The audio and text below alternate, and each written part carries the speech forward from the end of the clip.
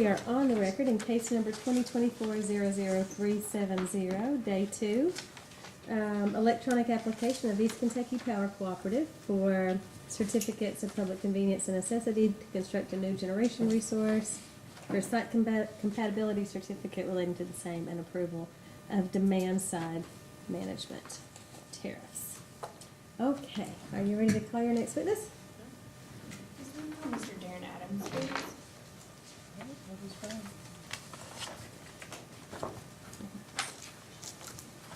Do you swear or affirm the testimony you're about to give is true and correct under penalty of perjury? Yes, I did. Please have a seat. Counsel?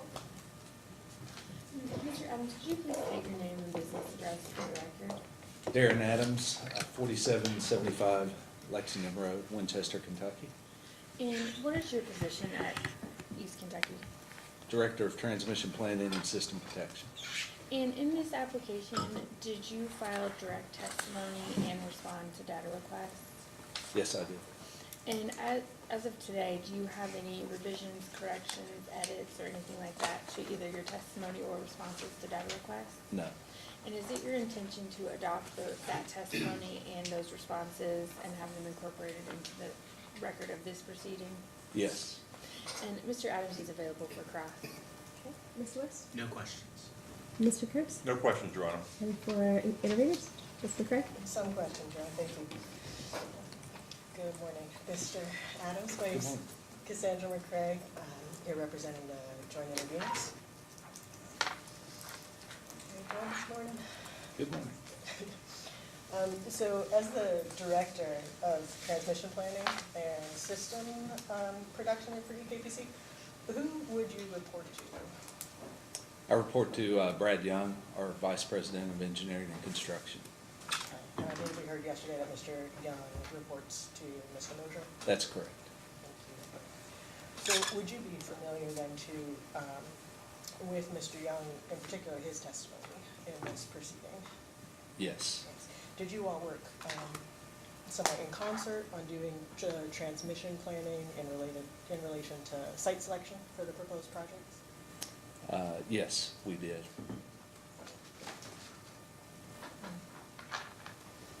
And generally that would be consistent with your ordinary responsibilities as the Director of Transmission Planning to oversee both your regular transmission planning processes and also specific needs for additional transmission analysis. That's correct. You work with a team of folks? Yes, we have a transmission planning team that reports to me. So there are, I believe, 5 engineers that work in that group.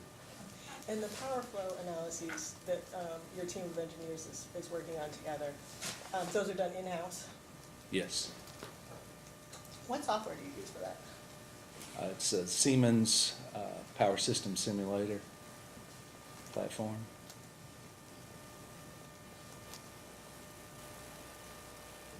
And we also use PowerGem's Terra as well. What's the difference? Terra is typically used for more intensive contingency analysis. It's a faster processor. It's the solution. The way they solve are a little bit different. So Terra is optimized to handle much larger contingency sets, produce results much quicker. Is there a difference in them also related to their ability to analyze power flows across larger or smaller geographic areas?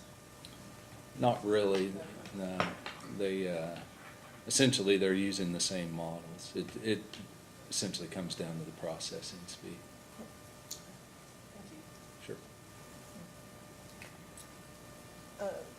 So,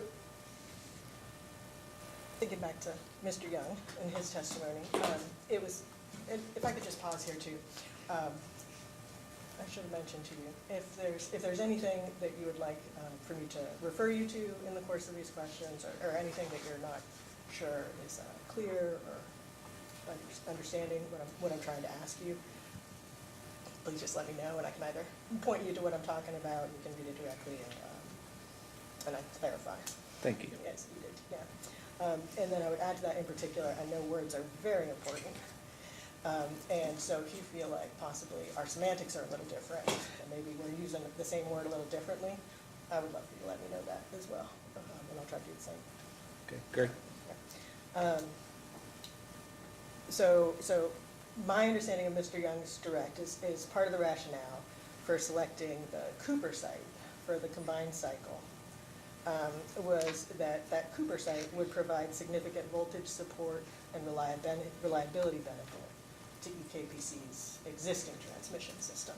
Is that your understanding of his testimony as well on that point? Yes.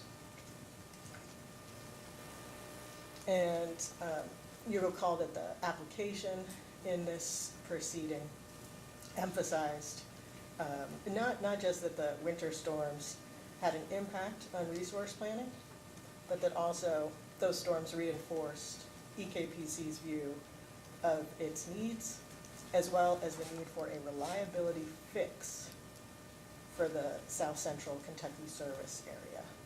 Is that consistent with your view that you need a reliability fix for the South Central Kentucky area, or South Central area of your service territory? Yes. Yes. And if we could perhaps turn directly to your testimony, if you have it in front of you, at page 14.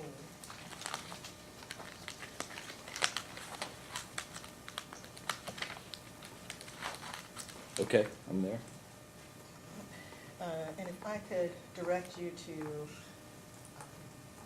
lines 7 to 9, where I read your testimony to say that when the generating units are not available at Cooper Station during high load periods, a heightened risk of needed load shedding is prevalent due to the lack of local generation that can support the load in the area. This has been a known problem for several years. That continues to be your testimony in this proceeding? Yes. Yes. And several years here means a known problem since 2017, or I'm sorry, 2007. That's correct. And that now known problem identified in 2007, that was not a reliability problem identified in the ordinary course, or in the course of your ordinary transmission planning. That's right. It was discovered in response to modeling that you did of particular scenarios where both Cooper Station units were offline as a contingency, as well as the Wolf Creek Dam units. That's right. Prior to that modeling, was EKBC of the view that there would be a reliability problem if both Cooper Station units were offline at the same time? So prior to 2007, Yeah. our process was only to take a single unit off in our analysis, which means we always had a unit on at Cooper, at least one in our models. And under that scenario, we did not see any significant risks of load shedding in the area.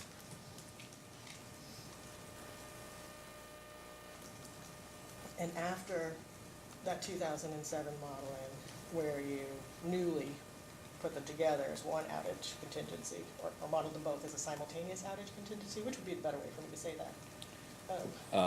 Yeah, we modeled them both, and we continue to model them both as a simultaneous outage. It's my understanding that you didn't continue to model them both as a simultaneous outage until some changes were made to related to pollution controls. That's some years later. That's correct. I believe the change was made sometime around 2015 as a result of the addition of the scrubber and the tie-in of Unit 1 to the Unit 2 scrubber system. Because at that point, with the tie-in of the scrubber system, there was more of like an actual operational reason that there was a risk of both unit outages. Exactly. But between 2007 and 2015, you weren't doing your transmission analysis in that way. Correct. And if we could continue, looking back to your direct testimony on this same page, a little lower down,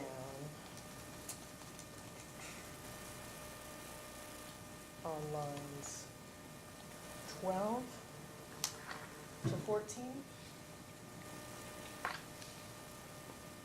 you state, current information regarding these reliability concerns was provided to the Commission in EKPC's last Integrated Resource Plan proceeding. That continues to be your testimony? Yes. And that would refer now to, you have a new last IRP now, but this refers to your 2022 IRP. That's correct. Okay. That information, then current in 2022, was not provided directly in the IRP itself, right? Yes, that's right. This was a detail related to reliability and transmission concerns that came to light through data requests and responses, correct? That is correct. Are you aware if you had any integrated resource plan between 2007 and 2022 that on the face of it discussed this known reliability problem in the south central portion of the region? Not that I can recall. Do you know if it's mentioned in your 2025 IRP? I don't recall. Were you involved in the 2025 IRP? I was.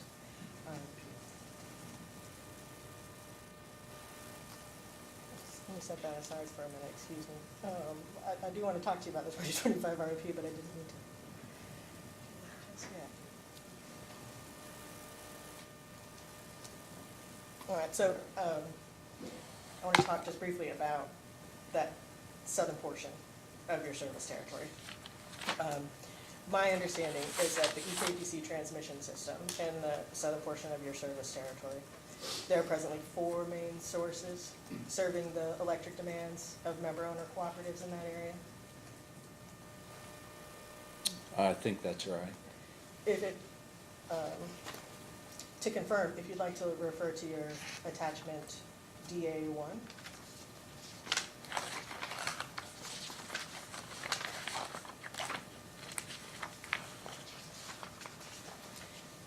And that would be the transmission impact study related to the addition of the Cooper CCGT addition, correct? Yes. Okay.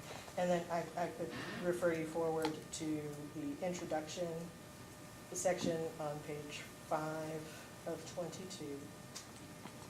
I believe you'll see a map, figure 1-1 of the southern portion. See that? Yes, I've got it. And then just below that, the first line reads, the southern portion of EKPC's transmission system relies on 4 existing main sources. Yes, So definitely 4 sources currently. that's right. All right, and that's the Cooper units.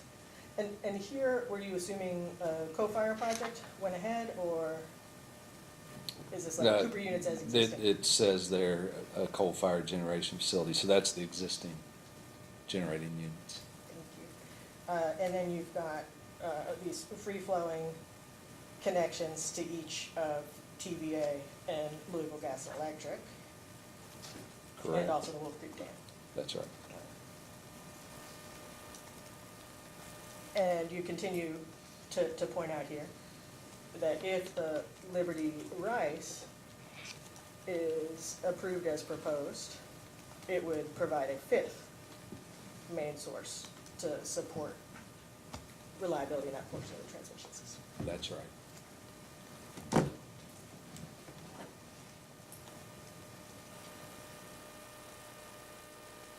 Do you have with you also there, Mr. Adams, your responses to joint intervenor data requests? I believe so. If I could ask you please to pull up an attachment provided in response to Joint Intervenor Request 1.23C.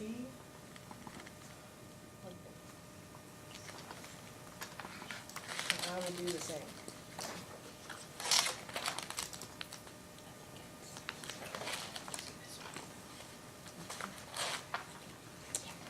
I'm not sure if I have it.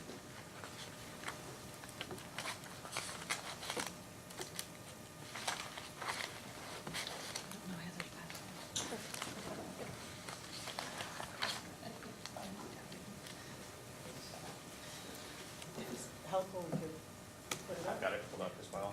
Okay.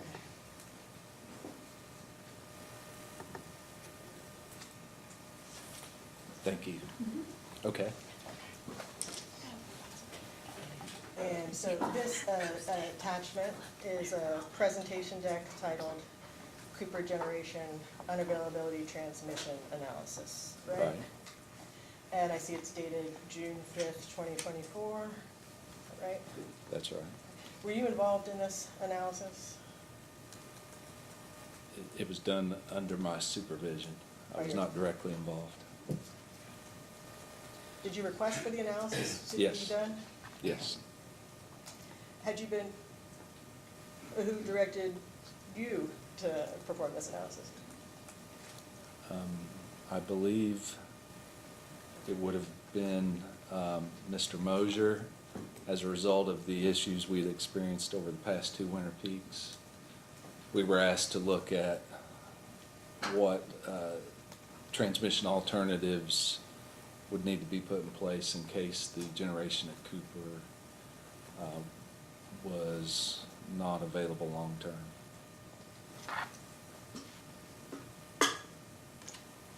Each of those 2 winter peaks, those 2 recent winter peaks, during each of those, EKPC did not find itself in the position of having a bulk power system failure in this area of your transmission system, right? We did not. Did not. Your transmission system was adequate to deliver energy load.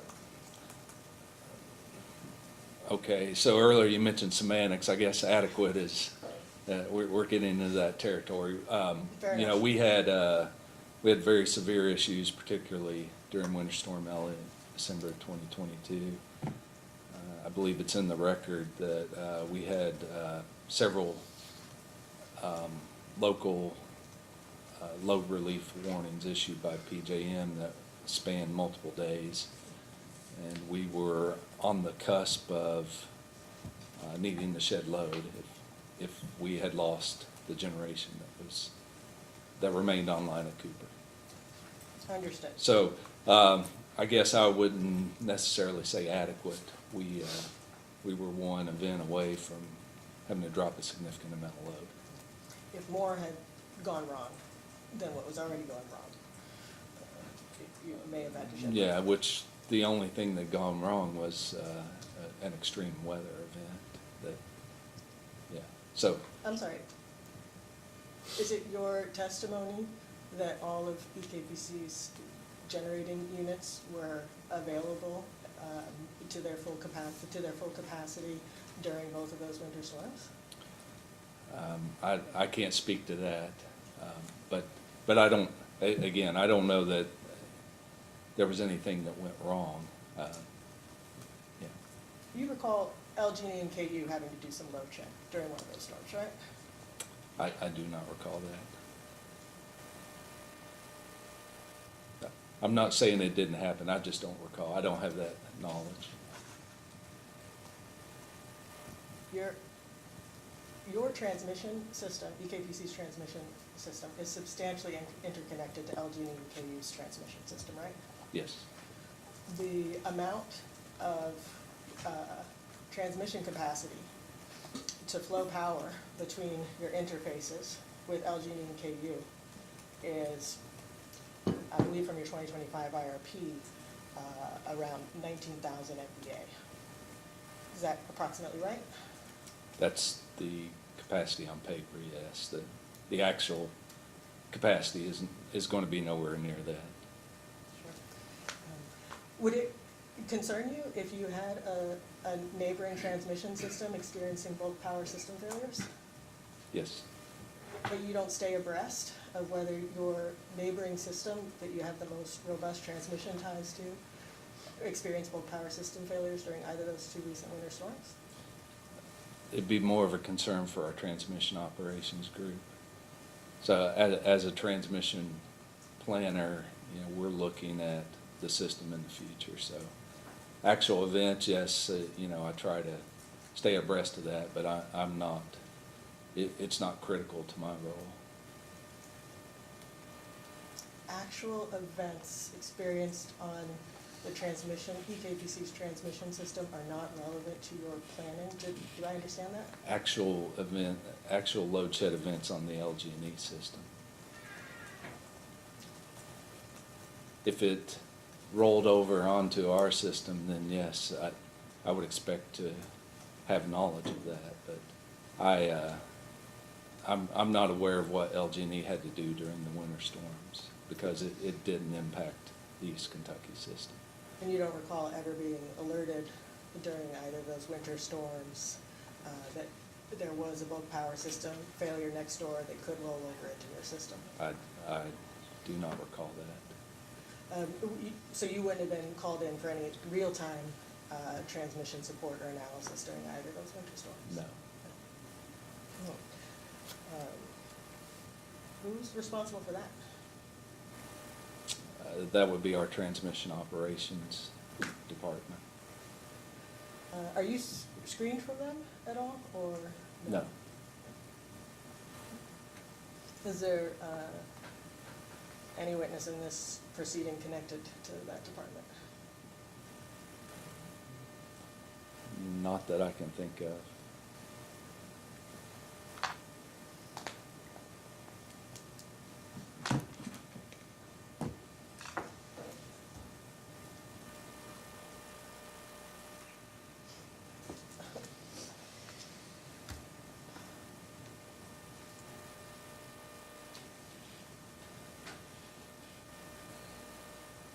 All right.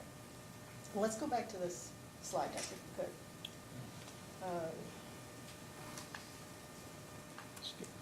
Hold on. Sure thing. Oh, I'm sorry. Oh, it's that password right there on that Post-it note. Oh, okay, thank you. Nope, I didn't need it, thank you. Anyway,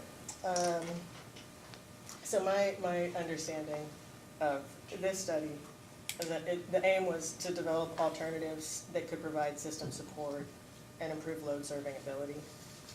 Does that sound right to you? That's correct. And flip ahead to slide 6. Is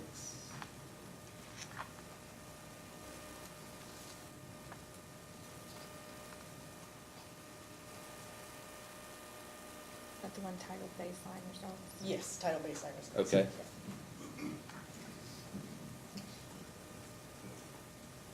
Baseline results would be before you added any alternatives.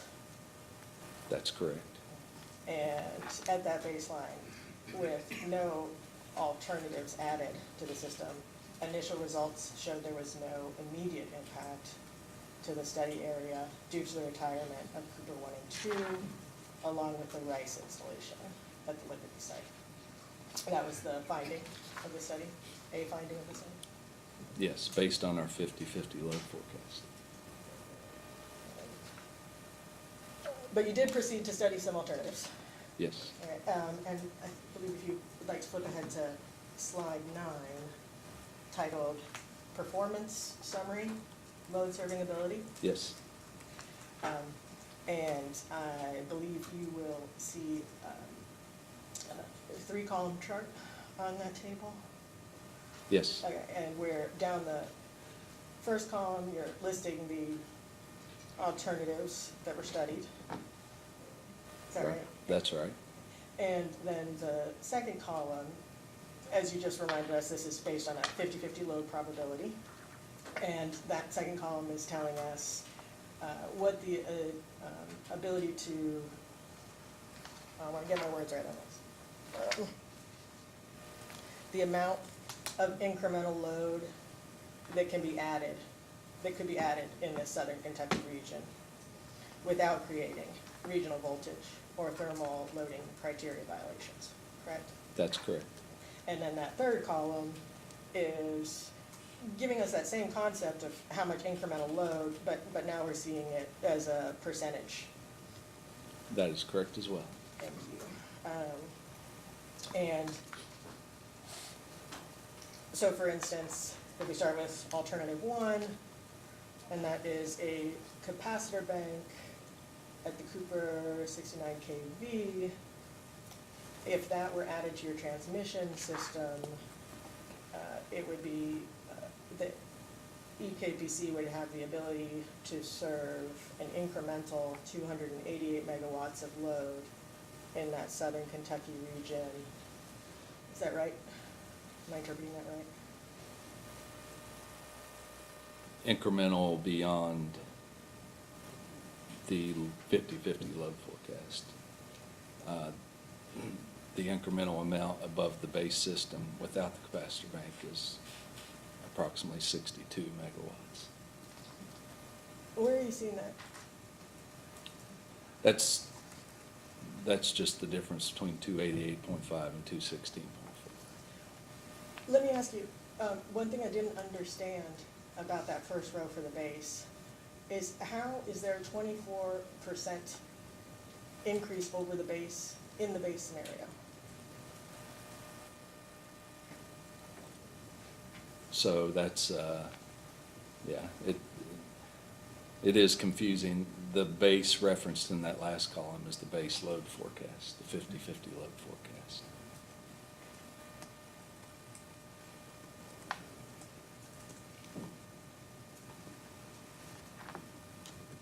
Okay, thank you. Sure. Okay, so that capacitor bank, alt 1, would be a 32% improvement over which base? So the 288.5 represents a 32% increase over the base load forecast, the 50/50 load forecast, which if you refer back to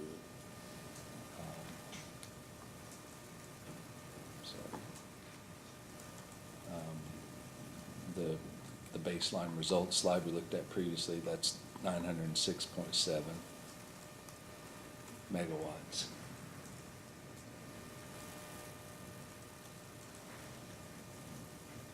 So similarly, the row above, the alternatives labeled as base, that 216.4 is a 24% increase over that 906.7 megawatt number. That makes sense. Thank you for clarifying that.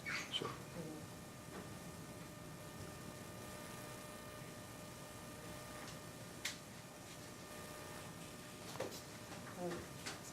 And then the highlighting of alternative 2, alternative 5, and alternative 6 here is designating the alternatives selected for further study, additional power flow modeling, is that right? That's right. Okay, so that capacitor bank was not advanced in this analysis as an alternative for further study. Correct.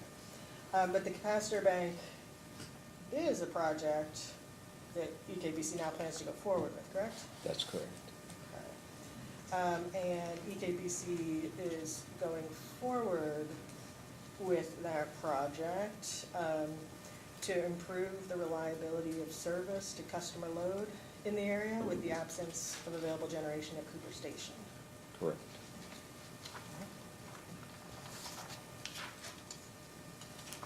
And the estimated project cost for you to install this capacity bank that'll provide a 32% increase over your base forecast, ability to serve load in the area, is about $1 million. That's right. And it will be completed by the end of 2026. That's correct. And that $1 million project that will take you less than 2 years to complete will provide additional reliability and reactive power margin for the region during high load periods when one or both Cooperative units are not operating, right? That's right.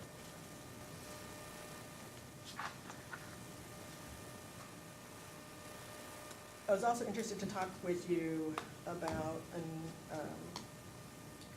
the possibility of planning a new 345 kV line to the LGKU substation that I'm sure I'm going to mispronounce. Could you pronounce it for me first? Alcalde? Alcalde? Yes. Okay. Please forgive me when I mix up those vowels again later. It's my understanding that you're not planning to move forward with that project, right? That's right. Okay, and that project would, you did get an estimated capital cost of about $70 million? Is that That's right. ballpark? Okay. And you did estimate the time to complete that project would be about 4 years, right? That's correct. Okay, and in addition of that, the 345 kV line, in conjunction with the Liberty Rice facility, your team determined that to support an additional 405 megawatts of EKPC load in the region? That's right, again, above the 50/50 load forecast. Above the 50/50. Yes.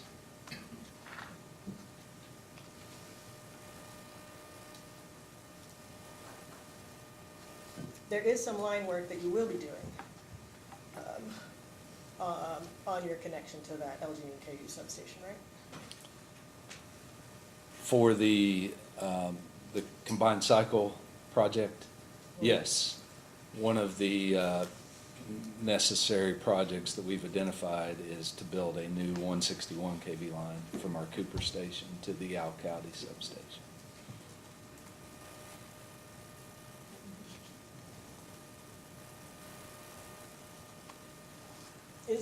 Was there a direct analysis performed about the possibility of the higher capacity line as part of your Cooper project? I'm not following what you mean by higher capacity line. Yeah, thank you. I'm wondering what analysis was done to compare this conceptual project of the 345 line to the Alcalde station to the new line that you are going to run to that Alcalde station. Were those ever head-to-head in an analysis that we have in the record? No. Okay, thank you. I think we're done with this attachment, but I would like to ask you a couple of questions about the 2025 IRP, which I don't believe has been offered into the record of this proceeding, but I would propose to just put it on the screen, and I just have some questions for you about information provided in the transmission planning section of that IRP, but we won't be planning to offer this as an exhibit.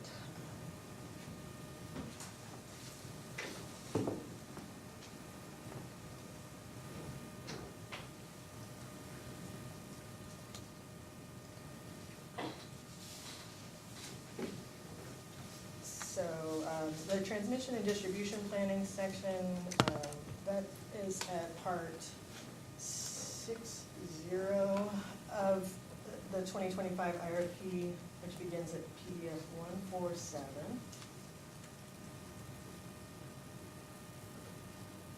Familiar cover page? Yes. Yeah. And if we move down into that section 6 to tables 612 and 613, which we will find on PDF 162.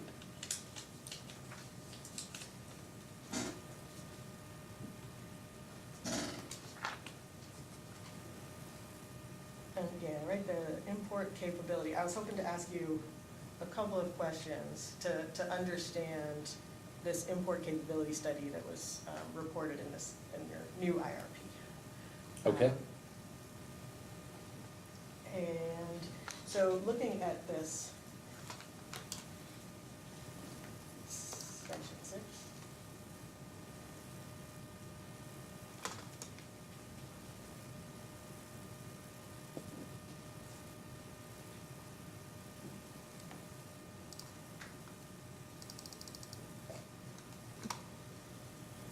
And actually, Mr. Adams, I'm sorry that I don't have this paper in front of you.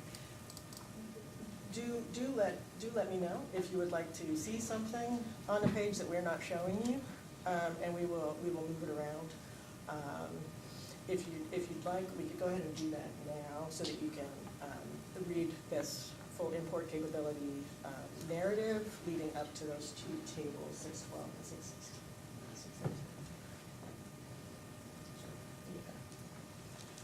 So looking at this second full paragraph, it states EKPC has performed an import capability assessment against various EKPC generation outage scenarios to identify possible limitations of importing power from the PJM market to meet EKPC's system peak needs. That sound familiar to you? Yes. Would you have written this section of the IRP? No, I didn't write it. Somebody that works in my department wrote it. And you would have reviewed it before Yes. submitted for inclusion in the Yes. IRP? Thank you. And the 2025 IRP assumes approval of all the currently pending CPCN applications, correct? That is correct. Okay, and so that's why in this first bullet point, we see Cooper Station reflected with a much higher capacity than it presently has. It's because it includes the combined cycle, correct? Correct. Does it also include Cooper 1? No, it doesn't. So this is just the combined cycle and Cooper 2? Unit 2, that's right. And so this analysis simulated an outage on an individual basis of each of those first 3 stations. All units down at Cooper, all units down at J.K. Smith, or all units down at Spurlock, correct? That's right. Okay, and you wanted to see, even without having any power injections from any of those 3 facilities individually, would prevent your, or would limit your ability to import power, correct? Correct. From your transmission system. All right. And then you did a 4th scenario where you wiped out, or, I'm sorry, excuse me, you modeled an outage of all EKPC generation. You simultaneously outage of Cooper Station, J.K. Smith, Spurlock, Liberty Rice, Bluegrass, every unit at every of those 5 plants. That's right. Okay. Is that an ordinary planning analysis that a utility does, simultaneous outage of all units at 5 sites? This was meant to be an informational analysis, so no, it's not typical. Have you ever experienced, or are you aware if the EKPC fleet has ever experienced anything remotely like that level of outages?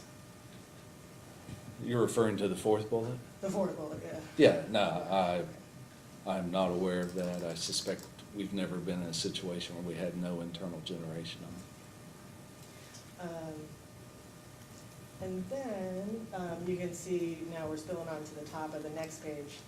And then you also went a step further and you're going to report what if all of that EKPC fleet was down and LG&E and KU's Brown 3. Correct. And LG&E and KU's Brown 3 is uniquely important to supporting your transmission system in the southern region of Kentucky, right? It provides some support, not as much as Cooper, but yes. And then, so we'll roll down, I believe you present the results of this informational study in tables 612 and 613. Were each of these models including at peak, at your summer peak and at your winter peak? These are peak models, yes. Okay. And what I understand, looking at table 6.2, thinking of your summer import capacity at peak, only one of the scenarios you modeled identified any transmission problem that would limit your ability to import power. Is that right? I'm sorry, could you say that again? Yeah, it was long, excuse me.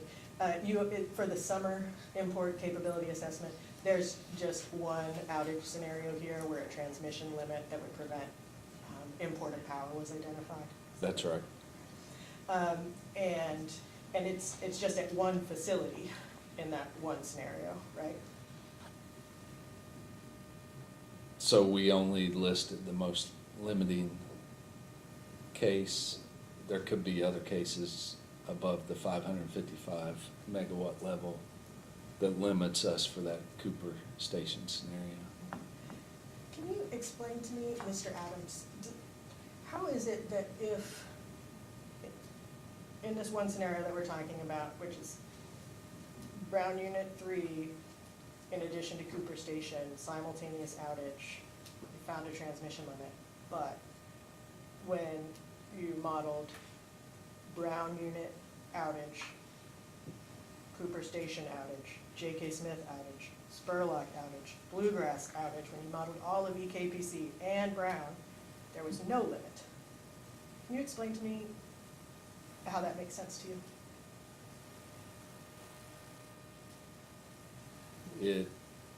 The most likely case is the fact that the J.K. Smith and Spurlock units are not on, reduce the flow on the Avon to Loudon line. Those two plants have connections directly to the Avon substation, so by reducing that generation, which is going to be over 2,000 megawatts, it probably reduced the flow on that line so that there wasn't a limit. When your power flow analysis is running, would it make the choice to reduce the power flow in the outage situation with just Cooper and Brown 3? No. So it would have assumed, so how is it that it assumed that in the Brown and all EKPC outage scenarios, but it wouldn't have assumed that lower flow when it just did the Cooper outage? I'm sorry, I'm not following your question. Fair enough.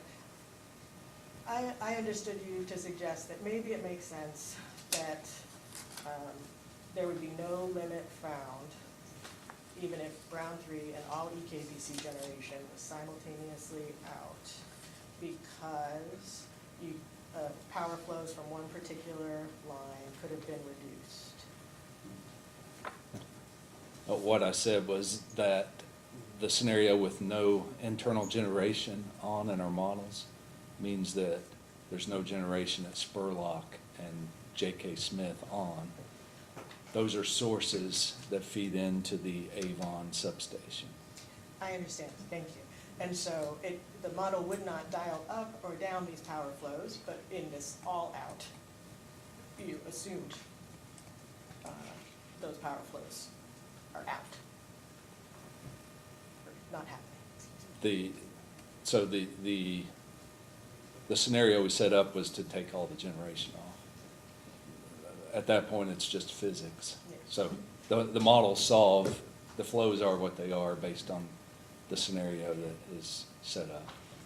Is it possible to extrapolate that some to like real-time operation, that like in real-time transmission operations, if you had an outage at Cooper Station, changing the generation levels or flows somewhere else on your system, it could help to avoid, say, a voltage problem or a thermal loop? No to the first one, yes to the second. So voltage is distinct, voltage issues are distinct from thermal issues. So thermal issues, you have some levers like that. You can redispatch to change the flows. A voltage issue, the crux of it is you need local sources to provide reactive power to meet the local load. So redispatch doesn't help unless you have a generator you can bring online in that area. Did you hear some of the discussion yesterday about synchronous condensers? I did. synchronous condensers can provide reactive power support, right? That's correct. The capacity bank project that you're going forward with can provide reactive support, right? That's correct.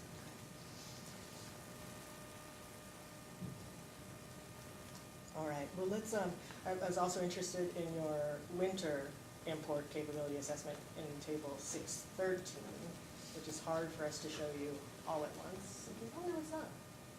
Oh, great, thank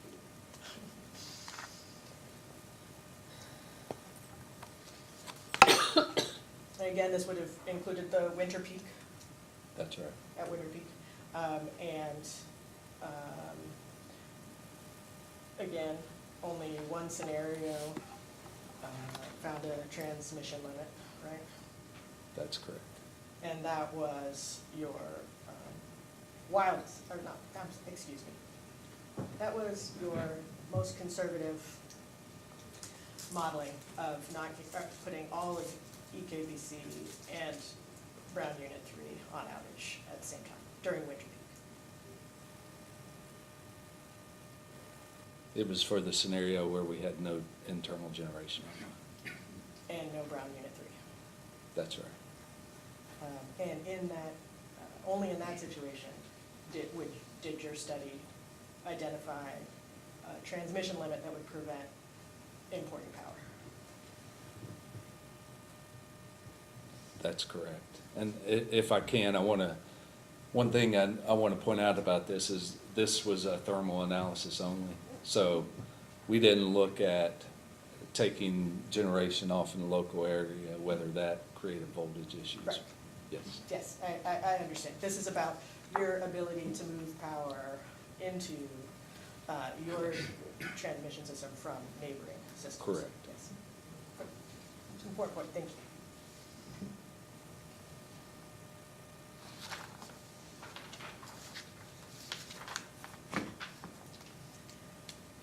And then if we could scroll just a little bit down to this narrative section.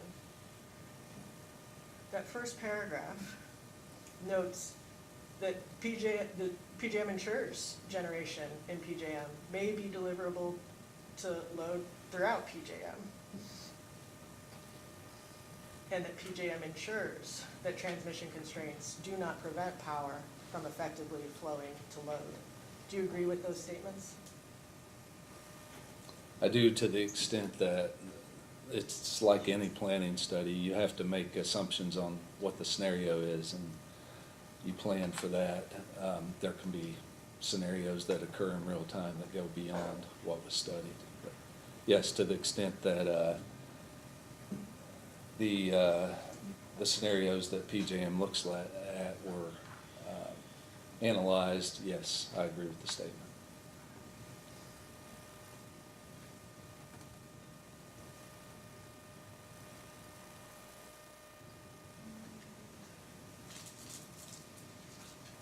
Moment.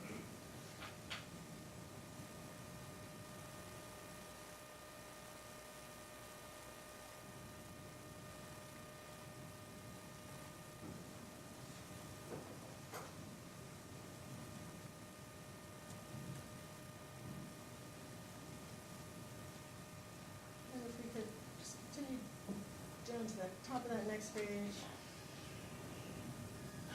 The IRP reported that EKPC does not typically experience import and export transmission limitations on an operational basis due to limited ATC, and ATC refers to available transmission capacity in that sentence? Yes. And you agree with that statement? Yes. So both on a planning and on an operational basis, EKPC does not typically experience import and export transmission limitations? Yes.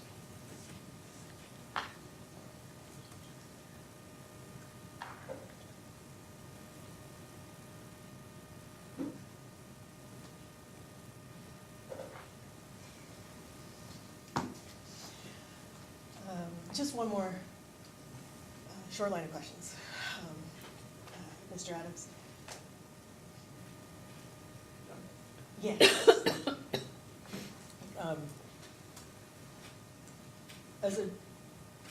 recalling your distinction between transmission operation and transmission planning. As the director on the planning side, is it necessary still for you to follow transmission-related proceedings at the Federal Energy Regulatory Commission? It depends on what the proceedings are. Transmission-related proceedings at the... Again, it depends. Yeah. If they're in the planning realm, yes. Okay, so FERC Order 1920, it's a long-term transmission planning rule. You're familiar with that? I am familiar with it, yes. Have you read all 1,000 pages of FERC Order 1920? No, I have not. Ah, me neither. You're familiar also with the order on rehearing on Order 1920? 1928? Yes, 1928. Yes, I am. Okay. And these orders established new regional grid planning standards and requirements generally? Yes.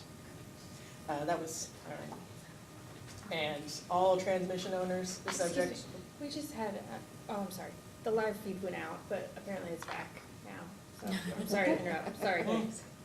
It was out, but it's returned. Sorry. I'm relieved that's all it was. Okay, so I was asking, all transmission owners subject to FERC jurisdiction must comply with orders 1920 and 1928, right? Probably the distinction, all transmission providers. How would you distinguish a transmission owner and a transmission provider? So we're a member of PJM. So PJM is our planning coordinator. So ultimately, they're responsible for the transmission planning standards that are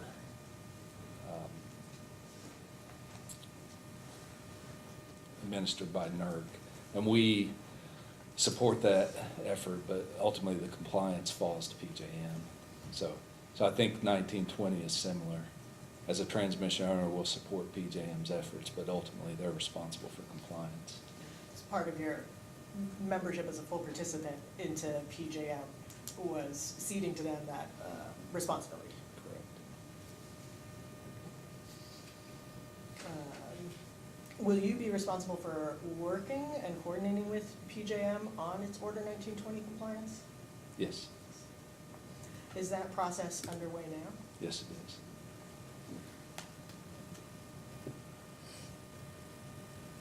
Can you tell me generally the status of that process at PJM? So PJM's been holding stakeholder engagement sessions, workshops, and so forth related to their plans to comply, and East Kentucky Power's been participating in those sessions. So they're open to all stakeholders, and we're just one of many participants in those. Has PJM established a timeline to conclude that process? They have.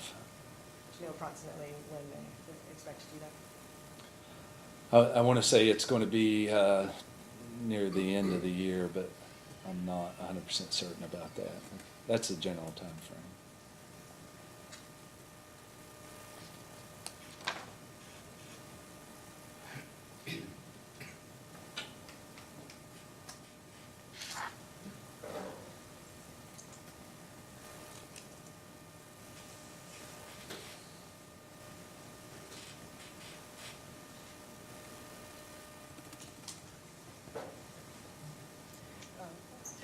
Mr. Adams, thank you very much for talking with me about these transmission planning You're welcome. details. And I have no further questions. Thank you. Steph? Yes. We just have one quick question, Mr. Adams. Can you refer to EKPC's response to staff's third request, item 1?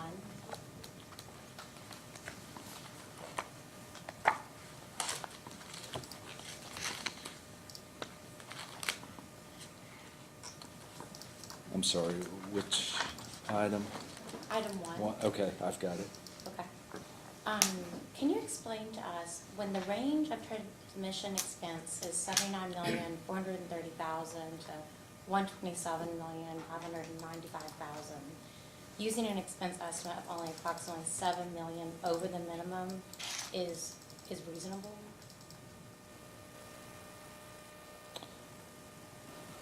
So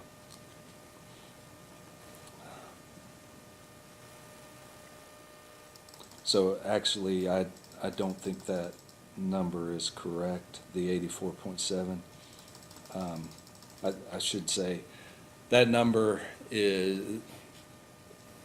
it's not consistent with the numbers provided in the question. The 79,430,000 and the upper range, 127,595, includes a combination of network upgrades that are required due to the flows on the facilities, as well as the physical interconnection requirement, which is the new substation at Cooper.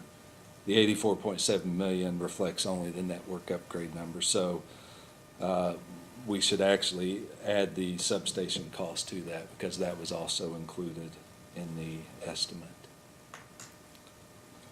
So in reality, the number is more like 110 million, because we've got an estimate of 36 million for the substation. And if we asked in a post-hearing data request, could you update those numbers and Yes. provide the corresponding data for that? Yes. Yeah. I think that's all we have. I don't. Just for clarification for me, what exactly about the proposed transmission needs PJM approval? So ultimately, it will all need PJM approval, because we've submitted an application to PJM to enter the interconnection queue.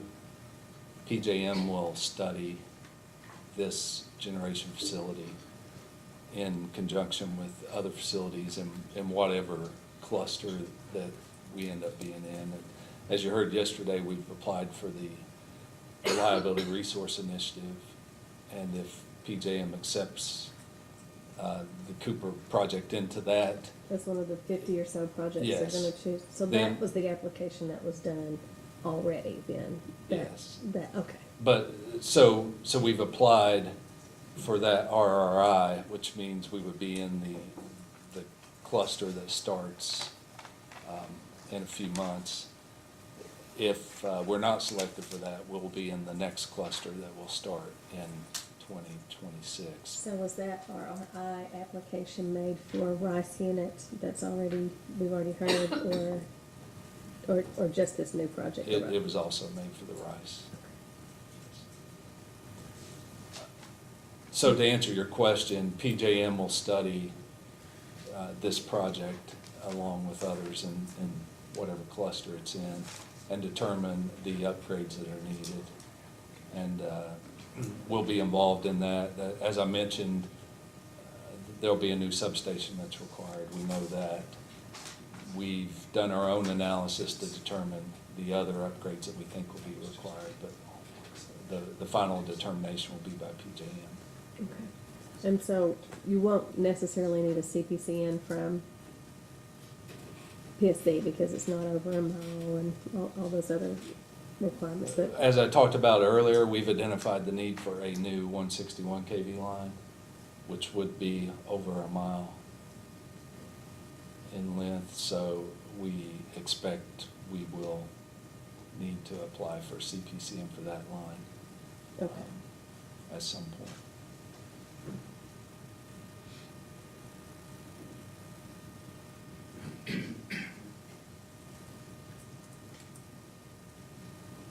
And what will trigger that application? At what point is it ready? I think we're in the process of doing some preliminary engineering, including routing. So once we go through our standard process to prepare everything that's needed for that application. Okay, that's all the questions I have. Redirect? Just a couple.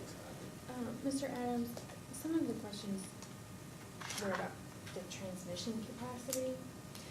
Could you explain the difference between transmission capacity and generation capacity? Sure, so,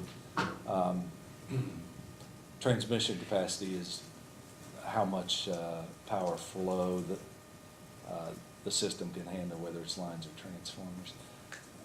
We can add a new line and add transmission capacity, that adds no capacity, to provide additional energy to serve a load.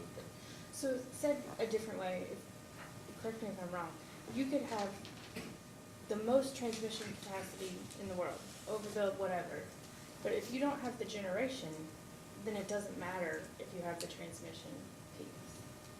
That's correct. We can build, 20 lines into the southern portion of our system, but without the generation behind that to serve load, it provides little benefit to the system. And the new generation proposed in this case is to provide the generation needed to serve EKPC's load. Exactly, and by locating in the southern portion of our system, that minimizes the amount of transmission we would have to build. And so there was also some discussion about even with all these potential failures of generation plants or whatever, you could move power in to the system, but that's not free power, right? So if Cooper was down and Spurlock and LG&E's generation units, you could still move power in from PJM, but you have to pay for it, it's not free, right? That's right, and it has to be there as well. Right. There has to be capacity available in the market. And also, just talking about the analysis that was run in the 2025 IRP, when EKPC reviewed the commission's order from the 2022 IRP, a lot of the analysis that was run was because of that, correct? That's exactly right. That was one of the recommendations that was made to evaluate our import capability. And specifically because of the winter storms that have been occurring. That's correct. I don't have anything else, thank you. Any requests? We have one quick follow-up. Sure. For the RI application for the RISE units, will that be one submission, not two? I'm sorry, I'm not following.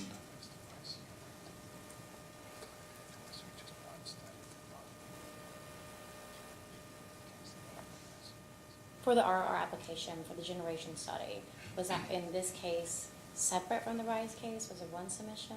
Or were they all included into one study, one submission? We submitted each project individually. Okay. The Cooper CCGT separate and from the Liberty Rice, but they've both been submitted as candidates for RRI. Okay, thank you. Okay, any reason this witness couldn't be excused? Yep. Thank you. Thank you for joining us today. Please call your next witness. Next we have Scott Drake.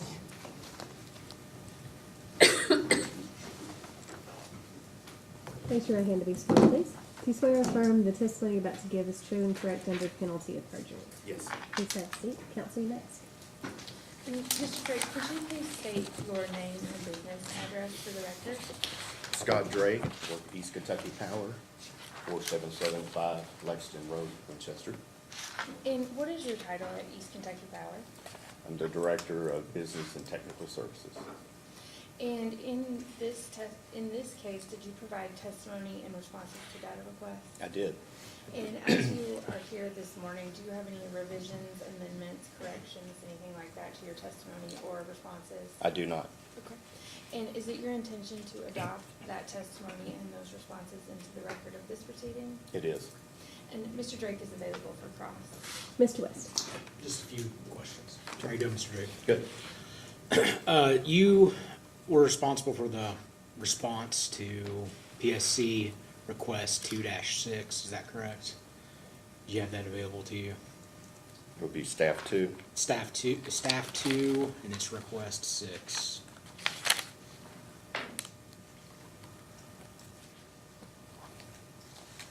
I have request 8. Unless I'm missing it. It's the second request for information from staff. It's request number 6.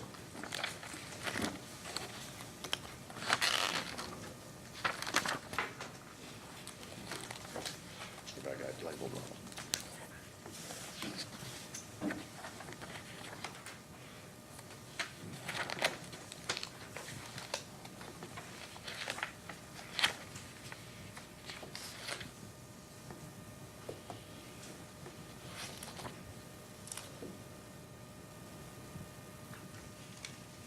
There you go. Yes. Okay. Can you just read that request and response for us? Referring to staff request, first request, item 4 of the response reiterates EKPC's goal to reduce greenhouse gas emissions by 35% or by 2035. Explain how and when the 35% reduction goal was established. Explain if EKPC estimated, when estimated, the potential cost to meet the goal, and if so, provide the cost, estimate the cost. Provide any update changes to the cost estimate since the goal was established. My response was around 2018, EKPC noticed increased scrutiny in carbon-based generation portfolio for credit rating from credit rating agencies and financial institutions. For this reason, East Kentucky considered a strategy to incorporate cost-competitive renewable energy resources into the generation portfolio. Generally, at that time, EKPC determined that offsetting some or all new energy sales load growth with renewable resources, typically utility-scale solar, was and still is with government grants a cost-competitive method to diversify the generation portfolio over time. With new generation resources from cost-competitive solar resources in the generation portfolio, along with purchasing low-cost power from PJM's lower carbon intensity supply, resulted in about a 35% reduction in carbon emissions for EKPC's energy delivery to the owner-member cooperatives by 2035. The EKP's Board of Directors approved EKPC's sustainability plan in November of 2020, which includes a 35% carbon reduction goal from cost-competitive lower carbon resources. And then the cost estimates were developed no cost estimates were developed at the time because any new lower carbon resources secured by EKPC through 2035 would evaluate individually as a cost competitive resource versus other supply side resources for CPCN filing. Okay.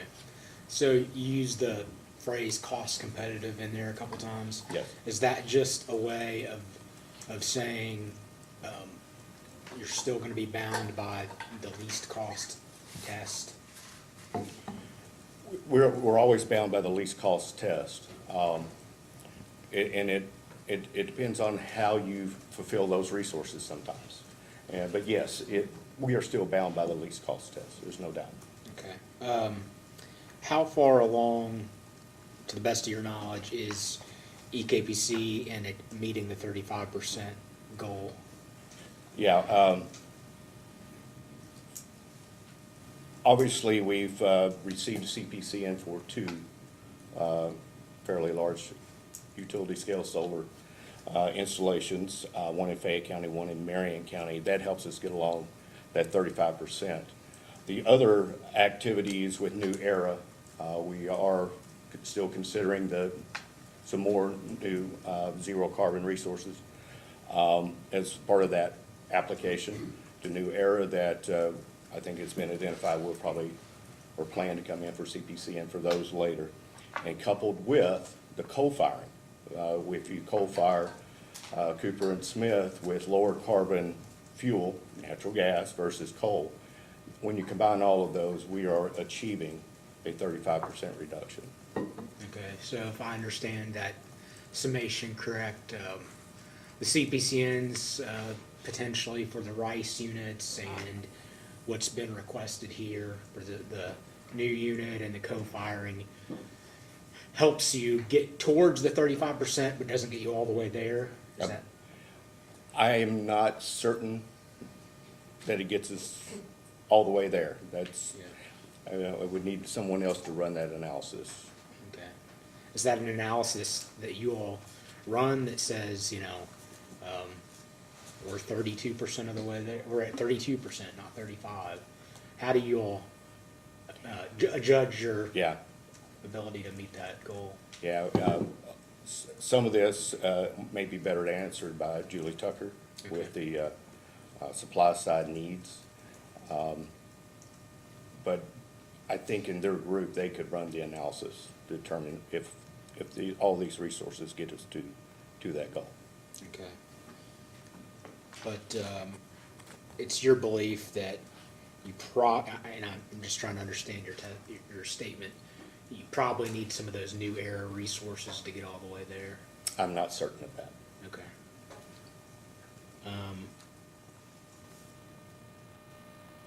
I think that's all I have. Thank you. Okay. Mr. Kurtz? No questions, Your Honor. Okay, and joint interveners? Yes, Your Honor. A handful of questions. Good morning, Mr. Drake. Good morning. My name is Cassandra McRae. I'm here on behalf of Joint Interveners, Appalachian Citizens Law Center, Kentuckians for the Commonwealth, and Mountain Association. The questions you're just answering for Mr. West, I find I am curious to add one more. In that calculation of achieved carbon emission reductions, would y'all include in that avoided carbon emissions from energy efficiency savings? We did not.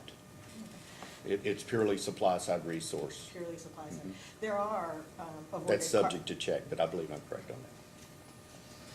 I don't know any differently.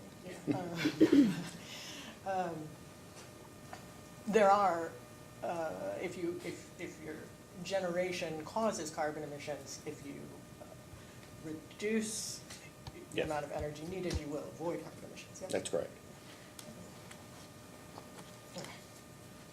Thank you. Provisionally, yeah, subject to check. Okay, so Mr. Drake, could you tell me who you, as the Director of Business and Technical Services for Power Supply, would you report to Ms. Tucker? I do. Okay. And do you work individually, or do you have a team that would report to you? I have a team that reports to me. Yeah. Who would that team consist of? I have 7 staff, 2 are engineers, and the balance are what we define as DSM program implementers, or managers, DSM program managers. So I understand that your responsibilities include leading the development of industrial power agreements, As correct? well, yes. Is it that same set of 7 staff who assist with the development of industrial power? That mostly falls on me. Oh, it falls on you. Yeah. And then you also lead the development of PERPA cogeneration and small power producer agreements, right? That's correct. And is that just you, or does that involve your team? Primarily falls on me. Primarily falls on you. About, what share of your workload does that work out to be? It's a little fun. It's a whole lot of fun, a lot of workload. Would you say it's, what, like, ballpark, like 2/3 of your time, 3/4 of your time? Contract's probably half my time. Half your time? Okay. And then in the last 12 years, you've also been responsible for the DSM Yeah. program development. Yes, that's correct. So there's just a few things that I wanted to talk with you about related to the DSM plan proposed here. And starting just with your planning process. So could you confirm for me, every 3 years, EKPC repeats a demand side management technical potential study? Correct. Okay. And that's to take a service territory specific look at how much energy and demand savings potential do we think we have? Correct. Okay. And GDS has been the contractor that EKPC used for the last 3 potential studies, is that right? Sounds right, subject to check. So you should, yeah, I could point you to page 5 of your direct testimony at line 18.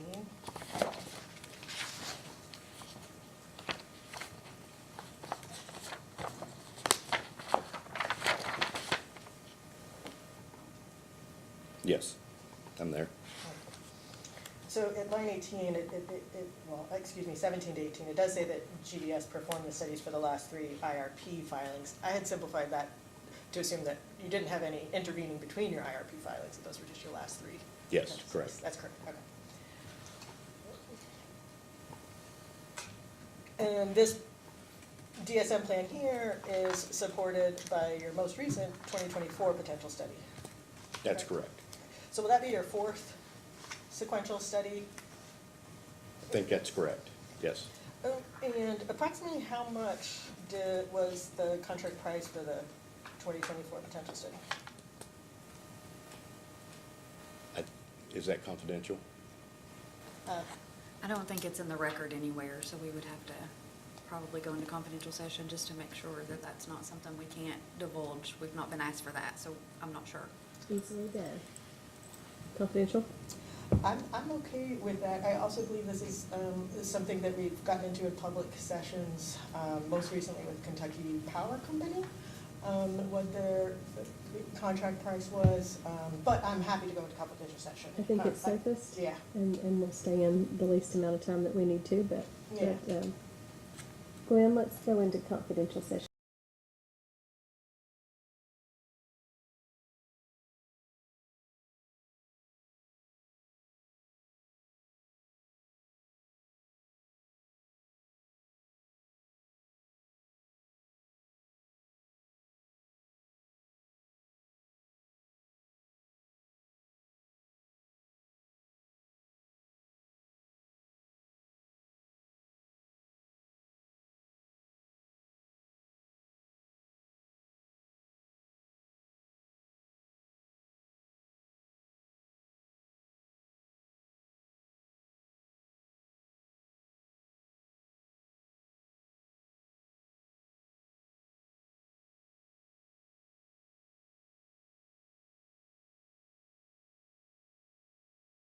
In the proposed plan.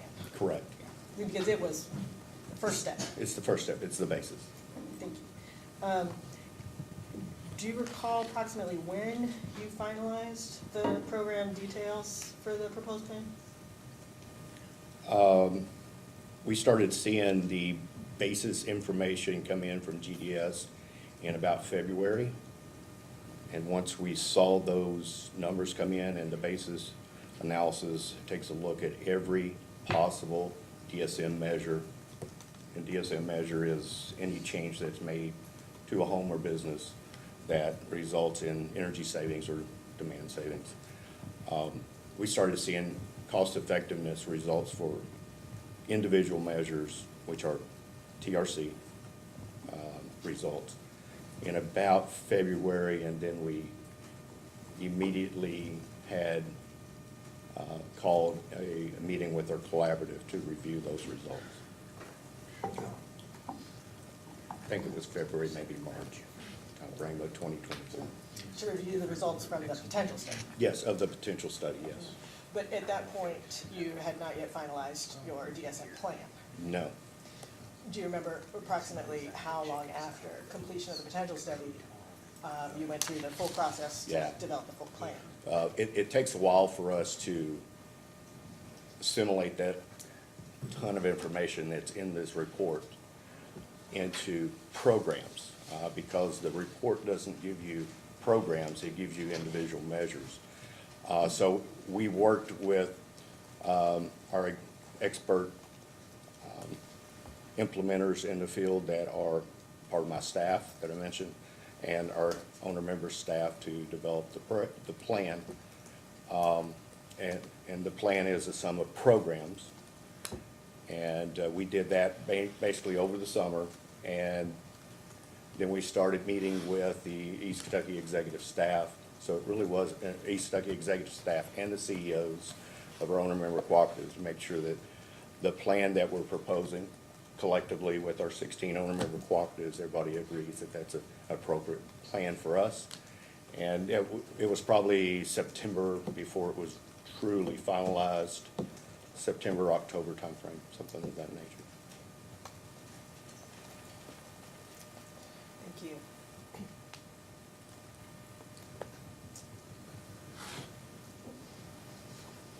Your testimony, maybe there, Mr. Drake? Yes.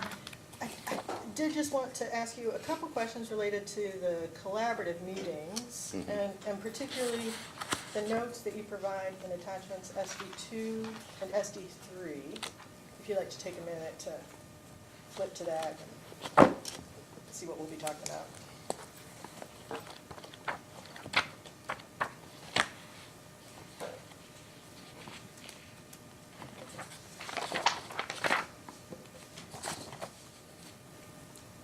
Okay. I'm in ST2. All right. And so this is a March 2024 collaborative meeting notes record? Yes. Would this have been assembled by you? Pardon, what was the question? Excuse me, would these notes have been taken by you? Taken by someone in the meeting, not by me. Did you review the notes after the meeting? Yes. And it was you would have made any changes you had to the notes as part of that review? If I caught something that needed changing.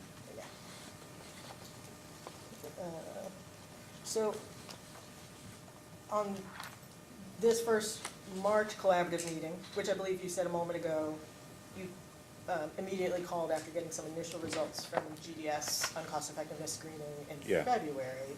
I This would- would have been that meeting? No, No? I will correct myself. This was a general meeting of the collaborative on 3/20/24, just exchanging information about the world around us that's changing, and talked about the IIJA and IRA fundings, and then the actual first meeting with the collaborative with results was the next one on 4/11.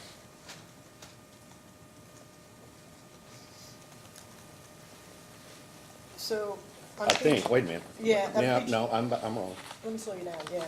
Look, read the final section of page 2 of SD2. Yes. It did appear to me that Yes, there was some there was. discussion of cost effectiveness Yeah, screening. you're correct. And you weren't doing two sets of cost effectiveness screening, this was just No, the no. one GDS cost effectiveness screening? This was the first look at it to have the collaborative give them time to take the information in, digest it, and then we came back the next month and had more detailed discussions with the collaborative after they've had time to review the data. Yeah, okay. So you were right. I was. All right. I corrected myself wrongly. So, looking at that cost effectiveness scoring section, the first bullet there says that EKPC is preparing a DSM portion of the next IRP, correct? There was no mention in these notes of a plan to propose a new set of programs. Our normal cadence of our DSM plans is we evaluate and propose changes or propose new programs along with our IRP filing. Because that 3-year cadence just makes so much sense. Because we need to review everything in detail, that's required in the IRP. When you develop DSM programs, you don't want to turn them on and off with a year, because it takes a couple years to get them running good. So the 3-year cadence makes sense. So, yeah, we are preparing the DSM portion. What we didn't say is, and any changes to the programs that we currently offer will be part of that planning. And also, there's no mention in these notes of EKPC having determined that it had a need for new generation? No, not at all. At this time, in March 2024, with Ms. Tucker as your direct supervisor, were you aware that EKPC had determined that it had a need for new generation? I was aware that we were absolutely considering it, yes. But there is no mention in these notes of a plan Not at that time. to propose new supplies of No. generation. No. And then if we flip ahead to when you came back and met the following month, on April 11th, 2024, those meeting notes are provided in your attachment That's correct. SE3. And these notes were not taken directly by you. Correct, You would have reviewed these notes shortly after the meeting? yes, If you had any corrections or additions, you would have made them to these notes at that time? that is correct. Okay. And so, just a couple lines down, I take from the notes that, actually, may I pause? Something like this at the front end of the meeting, where it's not designating the speaker. Were you leading these calls, Mr. Baker? Would that speaker have been you? I would have led this call, yes. Okay. It is a Teams meeting, it's online. I would have led this conversation, yes. Okay, so it would have been you kind of setting the table Yes. at the front end of the call. And so this was likely you who were advising the collaborative that you're going to take feedback into account Mhm. as EKBC develops the next IRP. Correct, Okay. And that this is the first step in your IRP process. correct. Okay.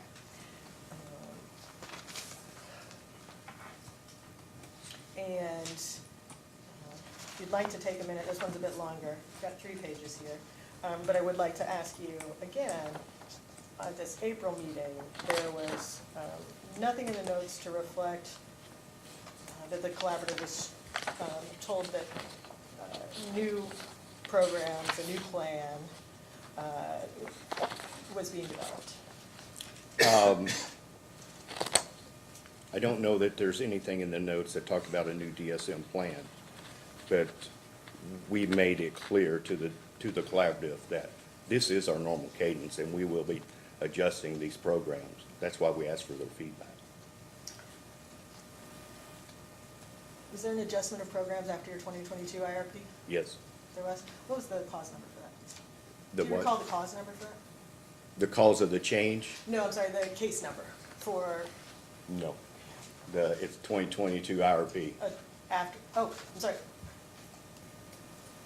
You can't submit changes to a DSM plan in an IRP. No, we submit the IRP, and then, based on the result of the IRP, we submit changes to tariffs for the DSM programs. Thank you. And also, to my eyes, I did not see any mention in these April collaborative notes of EKPC having determined that it had a need for new generation. No, we did not disclose that to the collaborative. And. I would have been fired. Excuse me? I would have been fired. You would have been fired for disclosing that to Well, the collaborative? I would have told everybody what our plans are before we had board approval or executive staff approval, so, or at least our plans that we're considering. Yeah. So I couldn't expose everything, yet I did because our avoided cost became our next capacity, which was the RICE engines. Where in these notes do you see a direct discussion about avoided cost changes? I don't see them in the notes. Is it possible you did not explicitly advise the No. collaborative that your avoided costs? I had recall been- explicitly advising the collaborative that our avoided cost was changing. But you did not make that addition to the notes when you reviewed it immediately after No. the meeting? And we also made it clear to the collaborative that the other changes that was happening is, for the first time ever, we included tax credits as a benefit, which also made more of the programs cost-effective. That's due to the fact that the IRA bill, normal tax credits for rebates or any type of tax credits that citizens of the U.S. are avoided or made available to by the federal government, usually on a 1 or 2 year basis, and gets approved by Congress, but it was never certain for a long period of time. With the IRA, we got a certainty of tax credits, so we discussed that heavily. That changes our cost effectiveness of programs, so it was exposed that our cost is changing. Costs and benefits were changing. But neither of these meeting notes that you reviewed immediately after the meetings reflects that. No. And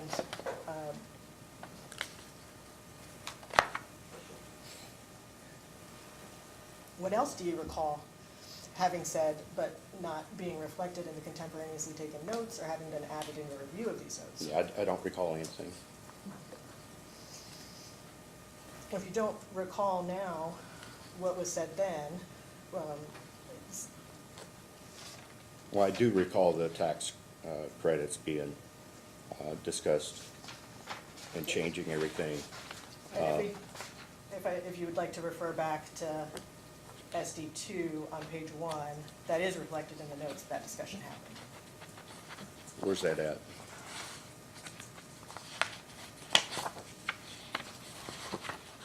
So on the first page of SD 2,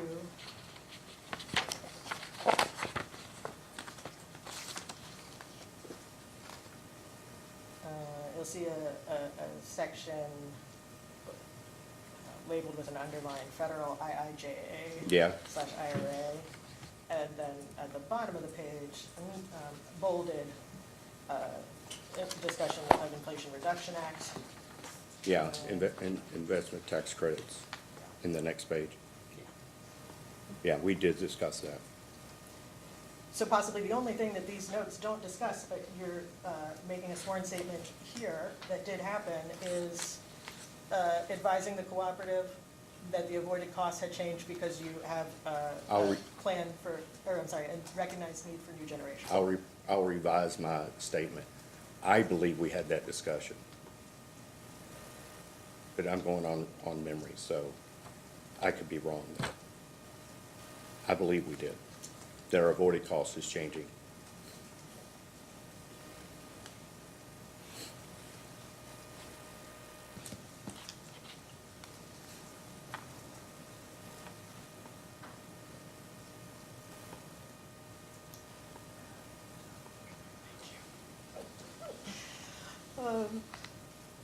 Thank you, Mr. Drake. We are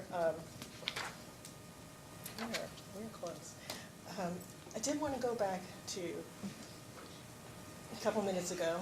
You suggested to me that if you had disclosed the collaborative in March or April of 2024, that you were considering adding new supply side generation later in the, considering proposing new supply side generation later in the year, you would have been fired. I was a little facetious there, but But you would have been, saying more than you should say publicly if the board had not yet approved an action. And you'd be saying more than you should say publicly if EKBC had not completed its analysis to support a Correct. decision to bring to the board.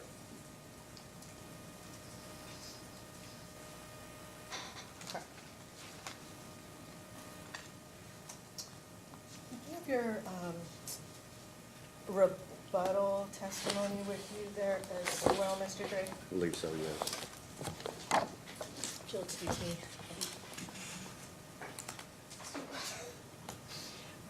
Your Honor, excuse me. May I just step away to grab my copy of your rebuttal testimony?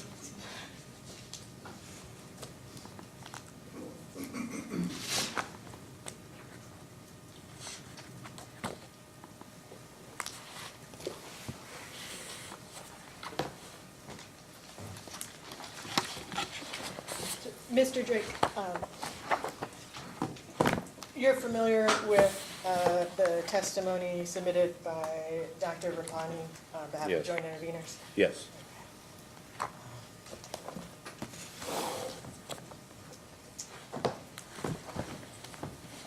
And your rebuttal testimony Yes. responded to several of the data responses sponsored by Dr. Rampani. Correct.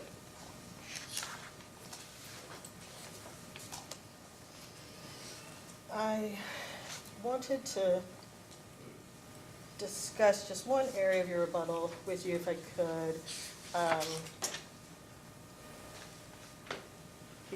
Beginning with your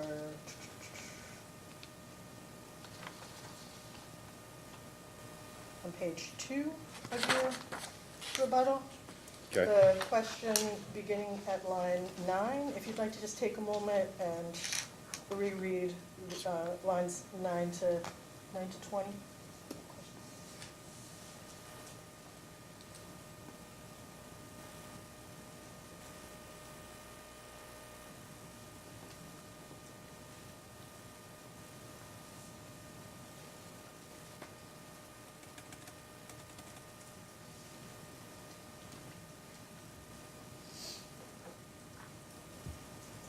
I have done so. And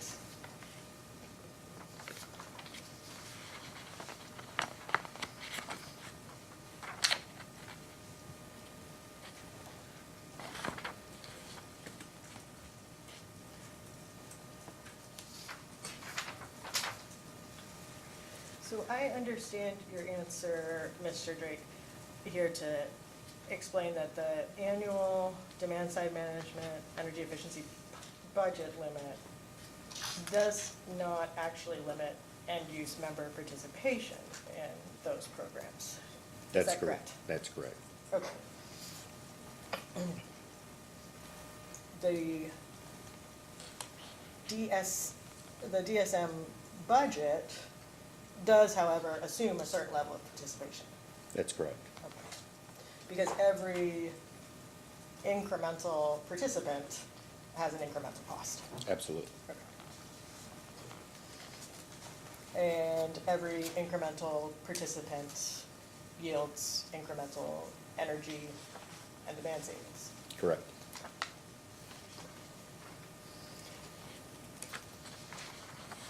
And part of how you developed the demand-side management budget was by estimating specific levels of participation in each program. Correct.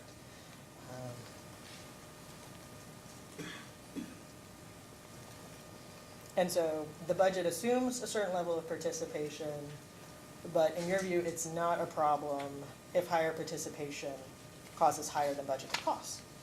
Correct.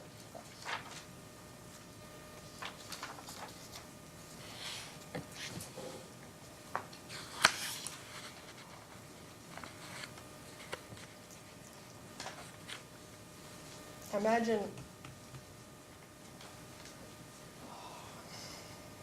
excuse me, strike that. Is the notion that it's not a problem to spend beyond a pre-approved budget unique to the DSM programs? Or is that generally how budgets are approached in KPC?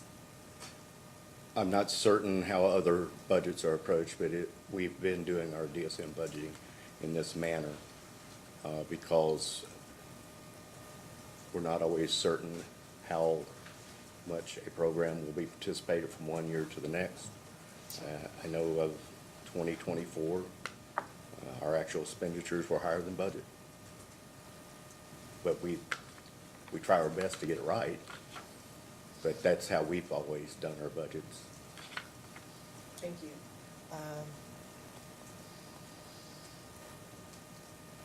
I don't imagine you have a copy of Dr. Rampani's testimony with you, do you? I do. We can share here on the screen as well.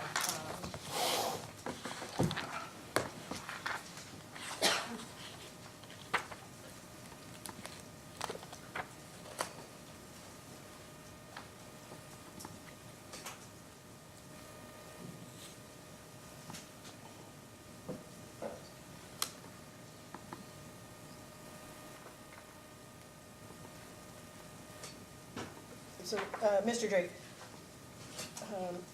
do you recall part of Dr. Rampani's observations and recommendations being that EKPC should go ahead and assign a budget level that could support higher levels of participation. I don't recall that specifically, but I'm not surprised if that was in there. Well, you did ask her a question about it in EKPC's first request for information, item 48.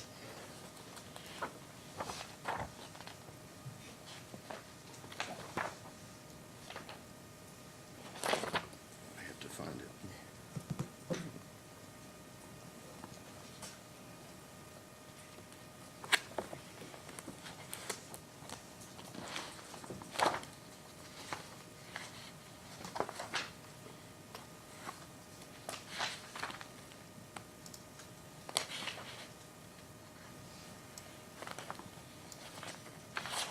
What number did you say, 48? Yes, sir.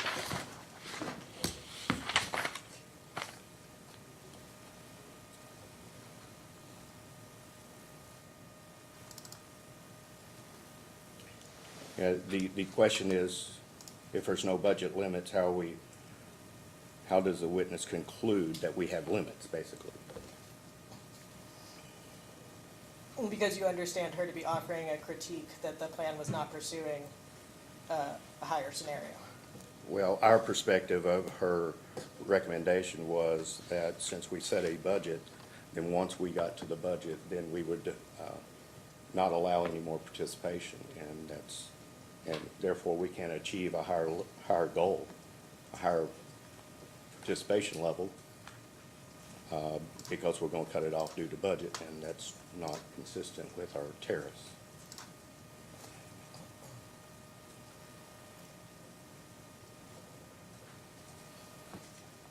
Did you consider, as part of this discussion, that the load forecast offered in this proceeding is net of your forecasted energy and demand reductions that would result from the DSM plan at the proposed budget level? Yeah. So that budget level may not constrain the actual savings that you achieve, but that budget level was used to determine how many energy and demand savings would be realized through your DSM plans, right? Yes, we take what we expect to be participation levels, and we're usually pretty darn close. And we built those savings based on those estimates, and yeah, that flowed into the load flow, and all of those were reduced from the load flow upfront. Not load flow, load analysis. I'm getting my engineering background with load flow. Darren's got me thinking about transmission lines. Imagine being an attorney with all these engineers around. Yeah. So I wanted to direct you to these figures from Dr. Rupani's testimony, which are up on the screen there, if Yes. helpful. This first figure 2, Yes, based on the data provided to joint interveners by EKBC, these graphs were created to reflect the difference of the maximum achievable potential, that's the MAP, reasonable achievable potential, and proposed plan, correct? Nothing in your rebuttal testimony disputed the accuracy of these graphs or that data that we received from EKBC. no, it did not. So these graphs are accurate. Not to my knowledge. We did not do the analysis to determine if they're accurate or not. Nothing in your rebuttal testimony questioned the accuracy of these figures. No, Okay. but I can't say they're accurate. Mr. Drake, as part of your job, were you responsible for assessing and responding to Dr. Rampani's direct testimony? There we are. Sorry. Yes, yeah, absolutely.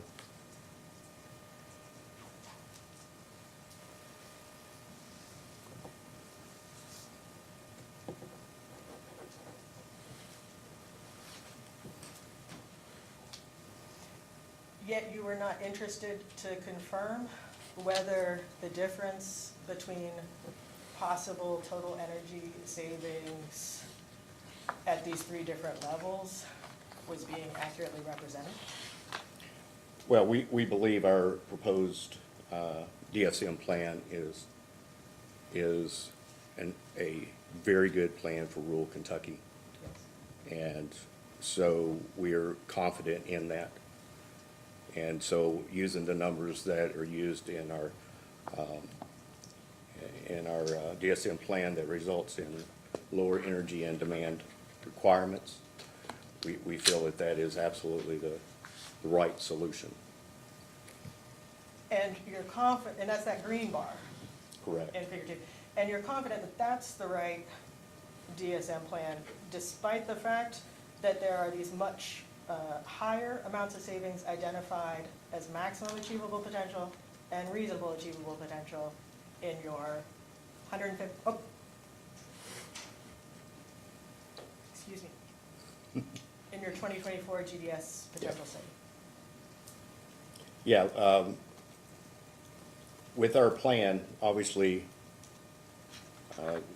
MAP is not utilized in our plan for obvious reasons. RAP, we are not trying to capture everything in RAP in our plan. We are trying to capture what we know is the focus in rural Kentucky. Winter Storm Elliott, I think it's well been said, rocked our world, as it's been previously stated. And with Winter Storm Elliott, we need to focus on what really caused us issues, and that's residential homes with heat pumps. And so our plan was to focus on those homes, trying to make the shell of the home better, less leaky, and trying to put in more, or trying to incentivize higher efficient, basically heat pumps, heating and cooling systems. That's our focus. We did not focus on everything in RAP because Winter Storm Elliott really taught us a lesson that needs to be our focus in rural Kentucky.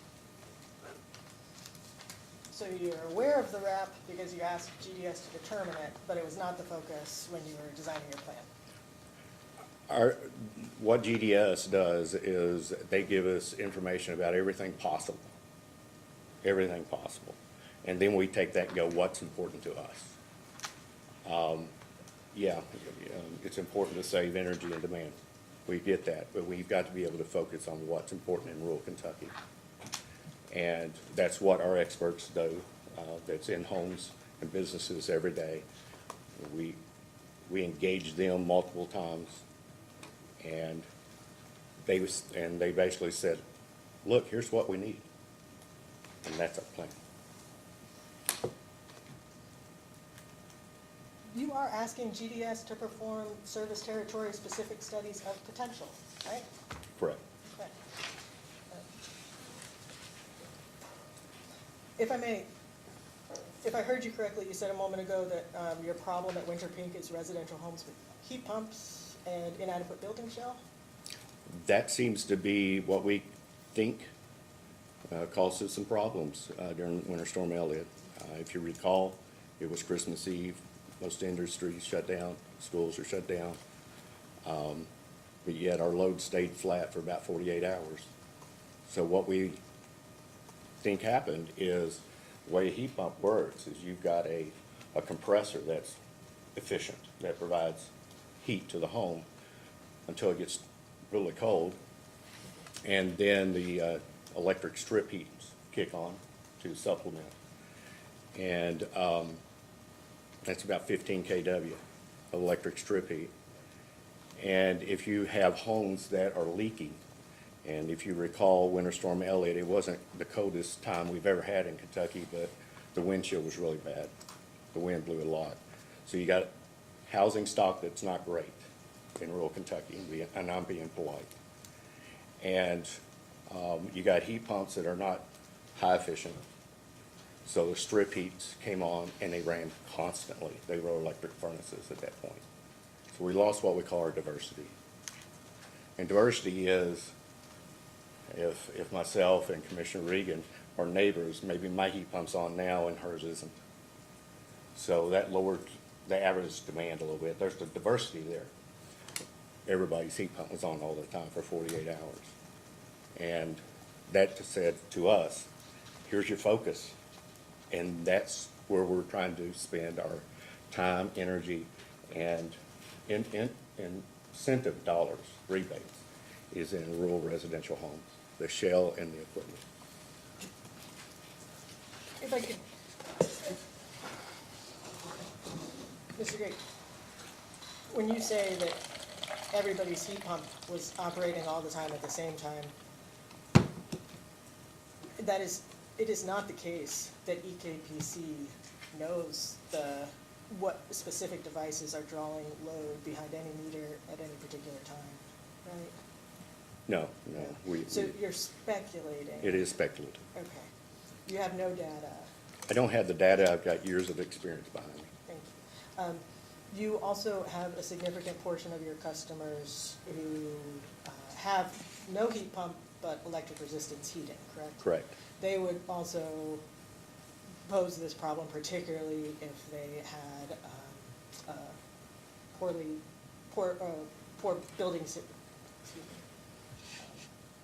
Poor housing stock. Sure, yeah, thank you. Yes, obviously, if they only have an electric furnace, that's their only heat source.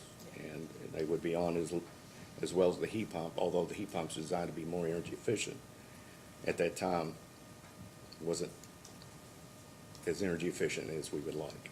I understand.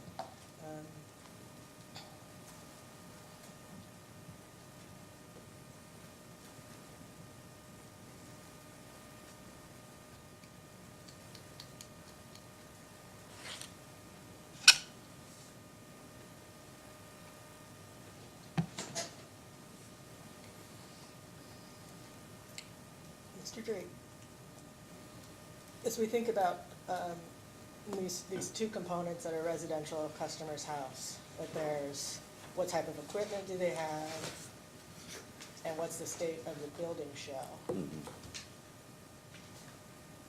Would you agree with me that there's a bit of a distinction that can be made in that case between the relative efficiency of their heating unit, technology and all that, and but the building shell side is more about eliminating waste? Yes, the building shell, improving, air sealing the building shell so it doesn't leak, improving insulation. That definitely reduces waste, but it makes the shell more energy efficient. And what that would, so like, if you have a customer who doesn't have a strong building shell, they're heating air that seeps right out of their home, right? It's a waste of energy. Waste of energy. That's And why that's why it's important to EKPC to focus on incentivizing measures that get at that housing stock issue and eliminate the waste before we even worry about how sophisticated is your heating technology, how new is your heating technology.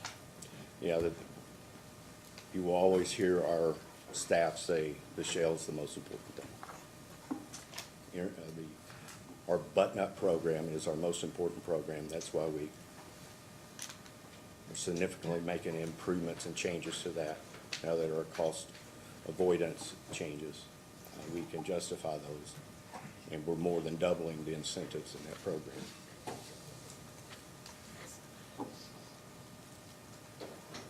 If you had assumed a higher level of participation and higher budgets for your button-up program, that would deliver a higher proportion of energy and demand savings at your winter peak, correct?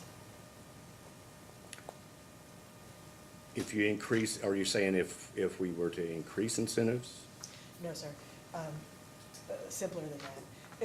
If we took the as proposed in your plan, the budget for your button-up program, and as we walked through before, that is assumed based on a certain level of participation. Yes. If you instead had assumed and proposed a budget based on a higher level of participation, that higher level of participation also would have returned a higher level of energy and demand savings at your winter peak. We could budget for more button-up program participation, but that doesn't make more people participate. It takes work to make people participate, right? Yeah, it's a program. People have to be aware of the program. Be aware and be willing to also invest. Because our incentives doesn't pay 100% of the cost for someone to put insulation in their attic. And so there's some correlation between how much work is happening at EKBC and your owner-member cooperatives to push participation and how much participation is actually realized. Yeah, and that happens on a daily basis because we get high bill complaints frequently from our owner members or our in-use retail members. They call the R16 owner members about high bills, and they have those conversations frequently with those individuals.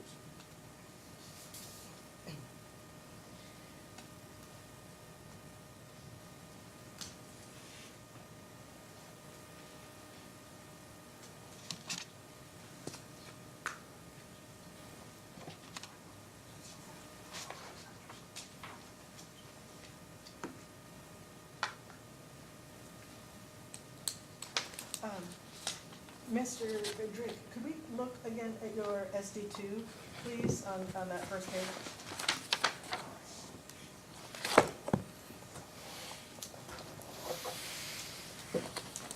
Give me a second to get there, please. Mr. Craig, are you almost done or close to a stopping point? Yes, I could also pause here very easily. I have just a couple questions here and a couple questions about CARES. They're easy to come back for after break. Do you mean a couple questions? Or do you mean maybe a lot of questions? I do mean more than two. I do mean more than two. I don't think it would be more than 15 minutes. Do you mind if we take a break? I do not mind at all, no, that'd be We're great. gonna do a couple hours, so, I don't want to stop you at that time. Let's take 15.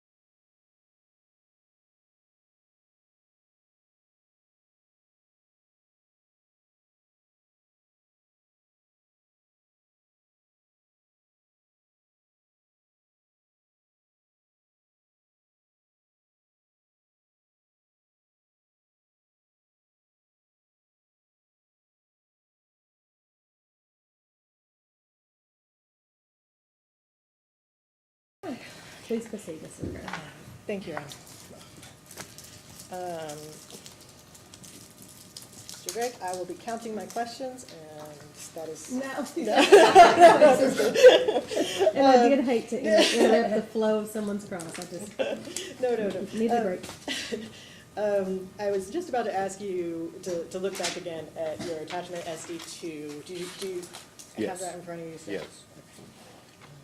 And you had mentioned before the internal experts for demand-side management, energy efficiency programs at EKPC. In your collaborative meetings, you have participation from multiple people at Mountain Association, correct? Correct. And so this reflects in March that Carrie Ray, Chris Woolry, and Josh Bills each participated in that March collaborative meeting. Yes. Okay, also Hope Rosa? Yes. Okay. You're familiar with each of these individuals? I am. Do you talk with them with some regularity? Maybe quarterly. Have you known them for some years? Yes. And you're familiar with the work that Mountain Association does with folks in your service territory? I am familiar. And so it's your understanding that Mountain Association does have employees who are going into the homes of your end-use customers and helping them with their energy saving needs, yes? Yes, they do. Would you consider these people to have expertise on who those end-use members are? I would have to, I would probably defer to some of the co-op staff on that works with them closer than I do.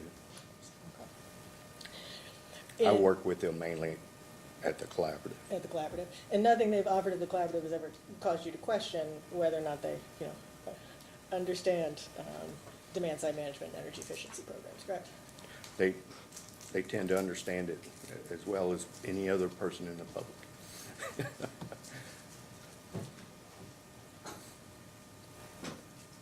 And Mountain Association, they do direct energy audits. They do. Of customers' homes. Is it your testimony, you think every member of the general public knows how to do an energy audit? No, they do perform energy audits in homes, or at least they do homes and businesses, from my recollection. They do perform those energy audits. Average member of the public has never heard of a blower door test. No. Everybody in Mountain Association knows what a blower door test is. Excuse me, withdraw. Chris Woolry knows Yes, what a blower door test is. Chris Woolry himself performs blower door tests. I would assume. And you would assume that he is not the only person at Mountain Association who knows how to perform a blower door test. I would assume that. To make sure we're clear, can you describe to me what's involved in a blower door test? Well, you're sealing up the vents and things of that nature for the HVAC system usually, and then sealing up a door, and you draw a vacuum on the home so that you can see where the leaks are. And you're measuring how leaky the house is.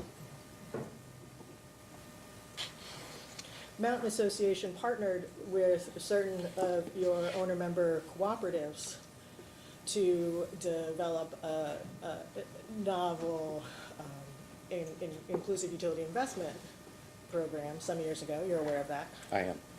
The average member of the public is not capable of helping to develop, design, or implement a DSM program, right? I agree. Mountain Association was a partner to your owner distribution members in developing and implementing that program. They were. Would you like to revise your statement that you think Mountain Association has no more experience with DSM than an average member of the public? Well, they obviously have some experience, but I would say, frankly, the experience of staff of 16 co-ops, over many of which are 30-year employees doing this, is exceptional experience. Have I said anything to impugn the experience of your staff here today, No, sir? absolutely not. And I didn't mean to impugn. I just want to state that our owner-member staff are exceptional in their experience and capabilities in this area. And that can be true at the same time that other people have considerable expertise in this area as well. That's true. I agree with that. And Mountain Association is an entity with considerable direct experience in the development and implementation of demand-side management in eastern Kentucky, correct? I don't know if they've created DSM programs, but they've helped implement DSM programs. I would agree with that. Mr. Drake, we did just speak about the inclusive utility program that they helped to develop with certain of your owner-member cooperatives. The program that they developed was a financial program that utilized our DSM program incentives and rebate programs. So it was a financial mechanism. So they weren't just capable of designing a DSM program, they were capable of designing a rate mechanism to offer you a novel way to recover costs of DSM measures. It is a financial mechanism.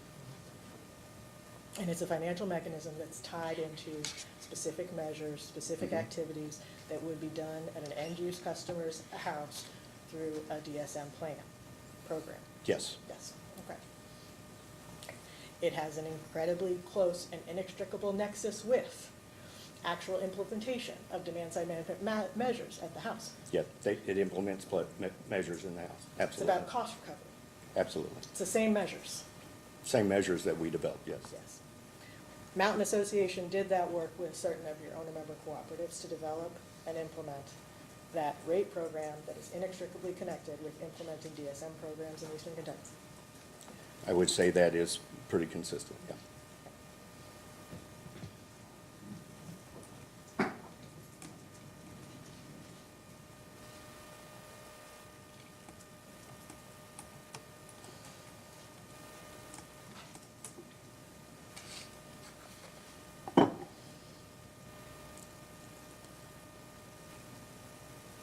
I did just want to ask you one more thing very briefly about your health and, about your community assistance resources for energy savings program. Also known as your CARES program. CARES, yes. You're familiar with that program? Yes, Familiar with the tariff for that program? yes. Okay. Your CARES program supplements weatherization and energy efficiency services provided by local community action agencies with funding from DOE's Weatherization Assistance Program, correct? Local community action agencies and other affordable housing organizations. Who are sub-grantees of the state's grant award under DOE's Weatherization Assistance Program, correct? I'm not certain if they're grantees or not. Does anybody get money from DOE's Weatherization Assistance Program if they are not a grantee? I would assume not, but I'm not certain that all affordable housing organizations are grantees. Okay. Let's go ahead and look at your tariff sheets. You can find let's look at the red lines in attachment SD11. Let me find the CARES.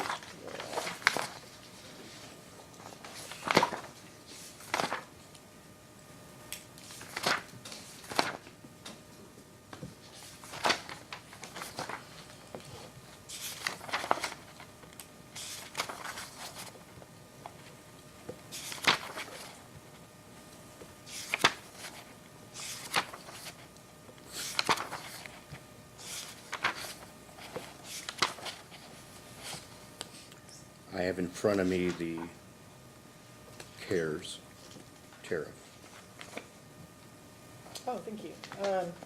And for folks following along, is that at the top right-hand corner, there's a header reading PSC number 35, first, second, revised sheet number 84, canceling PS sheet number 25, original first revised sheet number 84. You're looking at the same thing? I'm looking at that, it is the second, so it's not red line.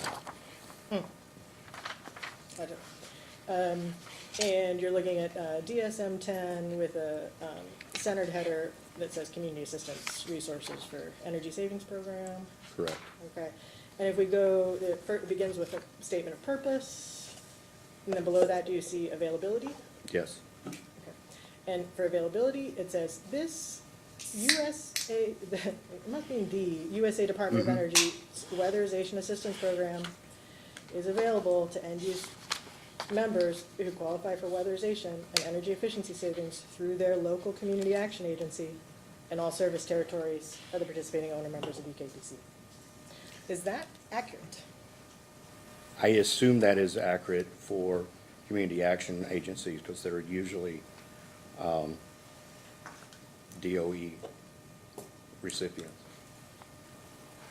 at least to my understanding. If you're also implementing your CARES program with housing associations, should that be reflected in your tariff?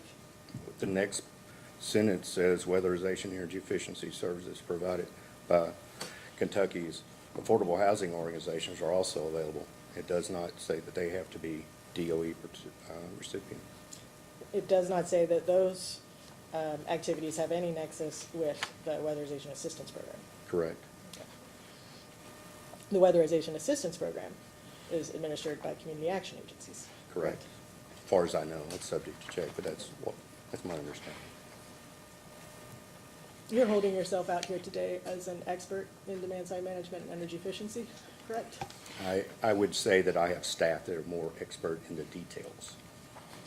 And the level, your level of familiarity with the Weatherization Assistance Project does not allow you to say one way or the other whether it's community action agencies that are the grantees under that federal program. That would be subject to check. Subject to check. You need more experience than you are able to offer to answer that question. I do not know for a fact. Okay. Do you know, have you ever read a Kentucky grant application for DOE Weatherization Assistance Program funding? I have not. Have you ever read any of the filings that are required of community action agencies to report on their activities under the Weatherization Assistance Program? What I know is under the Weatherization Assistance Program that the CAAs have a calculation they have to go through and forms that they have to fill out in order to receive their funding for the implementation in a home that qualifies, a low-income qualifying home. And we require a copy of that in order for them to also qualify for our rebate. Do you review those? I do not. I have staff that does. Or our owner members' staff.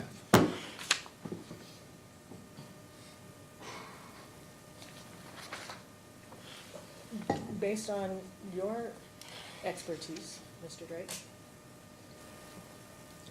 what are the authorized funding levels for health and safety measures under a Weatherization Assistance Program grant? I am not certain. Do you have any idea? Health and safety, for our program, health and safety doesn't qualify. I'm asking about the Weatherization Assistance Project. Well, I'm not familiar with what that is. You're not familiar with what the Weatherization Assistance Project is? I am familiar what it is, but I'm not familiar with the details of what qualifies and what doesn't. Your program provides supplemental funding to braid with Community Agencies Action's Weatherization Assistance Program, and you do not know the details of Community Action Agency's Weatherization Assistance Program? I would refer to my staff for that. Okay. You did confirm CARES does not allow any of the budget to go to health and safety measures, correct? That is my understanding. If helpful, I could refer you to the next page of the tariff. And if you look to the bottom of that page. Yeah, health and safety measures, yeah. That give you the confirmation you were looking for? Yes. Now you know that your program certainly does not No. fund health and safety measures.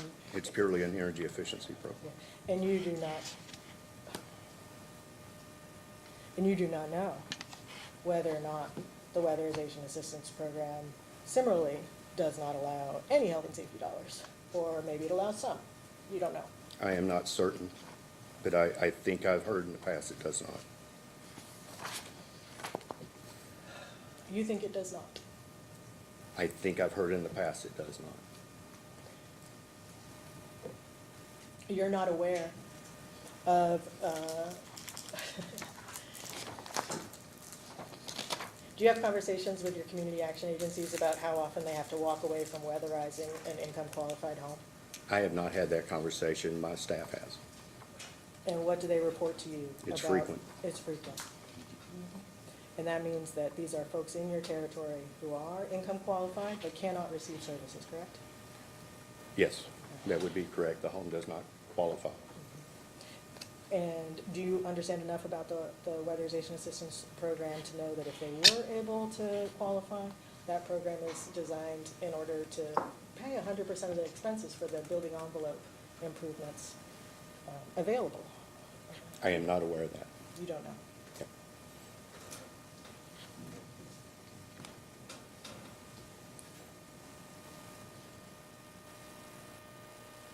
If health and safety dollars were available, would that reduce the number of income qualified customers who are unable to receive community agency action assistance with weatherization?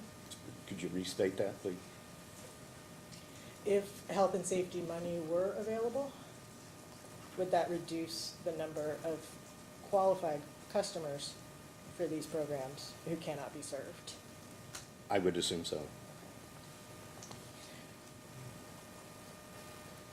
If DOE in the Weatherization Assistance Program, well, let me just submit to you. DOE's Weatherization Assistance Program does provide a certain level of health and safety funding per home. Do you have any awareness of whether or not the program would allow for supplemental funds from another source to contribute to health and safety? Your Honor, I think Mr. Drake has testified that he does not have much knowledge of this program, and at this point, Mr. Gray is testifying about what the program entails without any evidentiary support in the record. If I may, I did offer a fact to suggest that Mr. Drake assumed it to be true, but my question was specifically about how that would, if true, relate to their program. And then I might also say, I think it is relevant to a point to understand the limits of this single demand-side management witness, his knowledge of EKPC's own programs. What are we getting at besides testing his knowledge? The health and safety money is needed. They don't have a sense of how much is available through already to the community action agencies, and they are not contemplating or proposing supplementing that level of funding in any way through their button-up program. Sounds like something for your brief, maybe. Fair enough, yeah. Then Mr. Drake, no further questions. Steph? Thank you. Mr. Drake, I want to go back and pick up on a few things that you've talked about in addressing other people's questions first. I believe when Mr. West asked you about EKPC's ability to meet the 35% in the sustainability plan, you mentioned the co-firing of Cooper and the Smith station. Did you mean Spurlock, or did you? I did. I apologize. Well, I just wanted to clarify. Cooper and because I thought maybe I Spurlock. misheard, okay. Yes. And then, you mentioned that in designing the DSM proposals and accepting or deciding to propose certain programs, the certainty of the tax credits, I think were the words you used, were one of the bases for the choices. However, I think we've talked, and I'm sure you've heard, there's some uncertainty related to those tax programs and credits. Can you talk a little bit about what EKPC anticipates that impact being on the DSM programs, if any? Yeah, at this time, we can't say with even a small amount of certainty that there'll be changes. We think our program, our analysis is correct with the information we have today. Okay. And then for clarifying purposes, we've touched a little bit on the fact that there was a study filed in this case. There was a study filed with the IRP. Mhm. And it appears, and I easily could have missed something, it appears they're basically the same study. Yep. And it was prepared more for the IRP, is that correct? That's absolutely correct. As alluded to earlier, we take this 3-year opportunity cadence. And we were already starting in the process of preparing for the IRP when we started considering new generations. So the study that we did was for the IRP for this. It's all the same information. There's nothing in our IRP that's any different than what's in the CPCN here and the tariff request.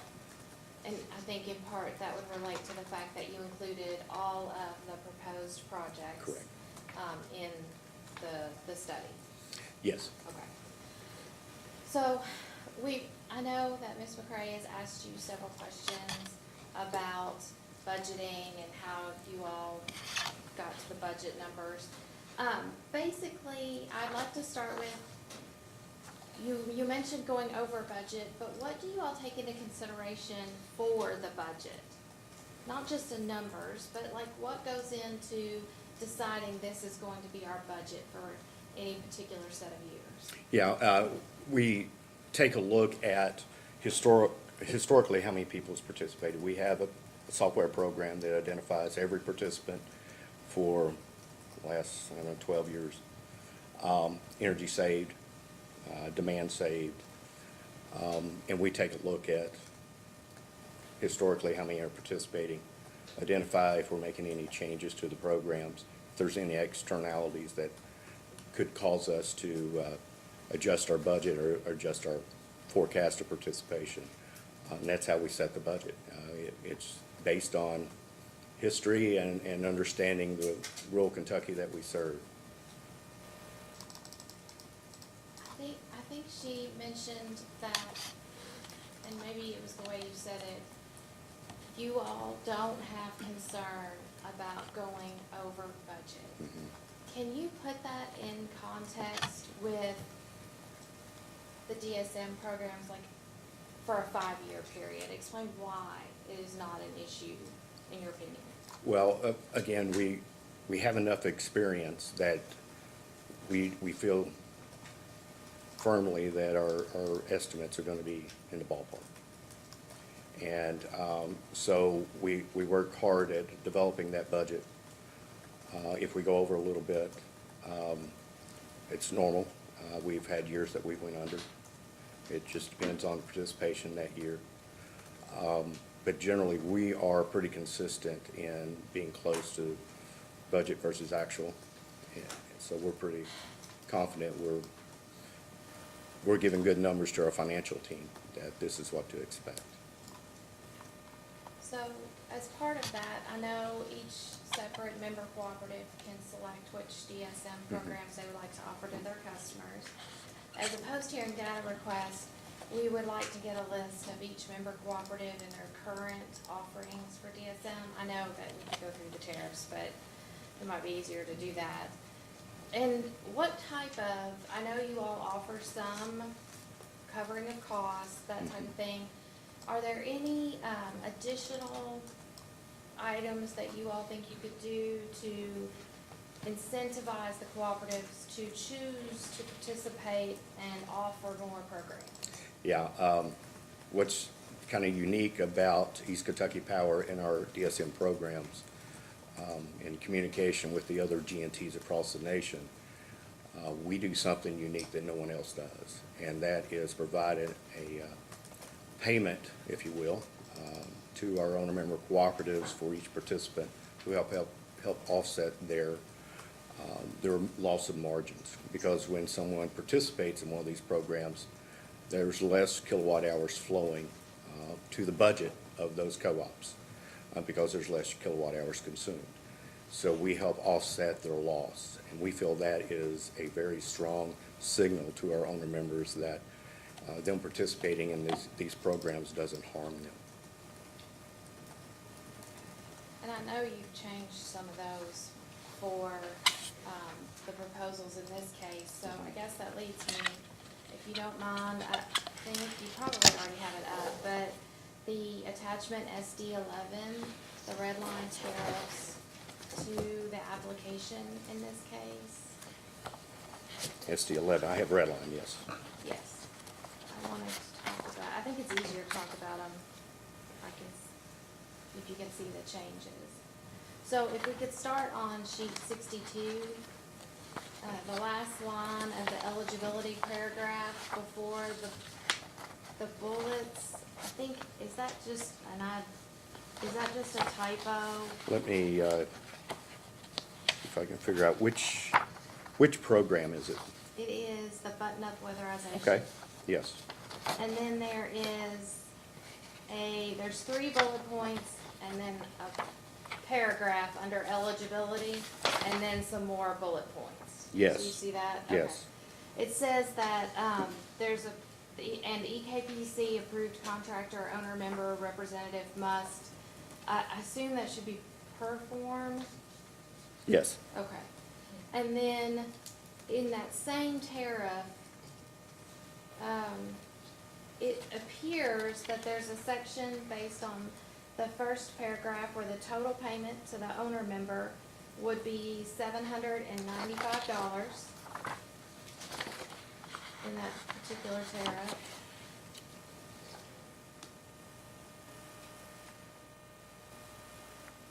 Yes, wait a minute, 700, how much? $795. It's under payments? Yes, if you go down to it's down in the eligibility on, Oh. I can't, it's PDF page 590, I'm not sure which. It's in the heat pump. Oh, the heat pump.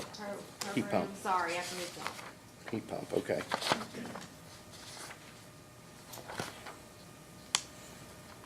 I think it's the heat pump one. In the eligibility? Scroll back. Yes, there's a conflict in the payment, and, oh wait, no, it's on the button-up weatherization program, I'm sorry. Down there were payments. Okay, If you add all of that up, it looks like the owner member would be $795 in one paragraph and $750 in the other paragraph. But these are 2 separate programs. yes, So I think you all say EKPC will pay a total transfer payment of $750 for the button-up weatherization, but then there's a maximum that's given that 1870. doesn't match, yes. Yeah, the top portion, the button-up pays is more on the shell of the home, and separately, the HVAC duct sealing paragraph is a separate measure.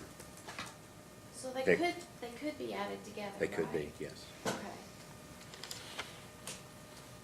I don't know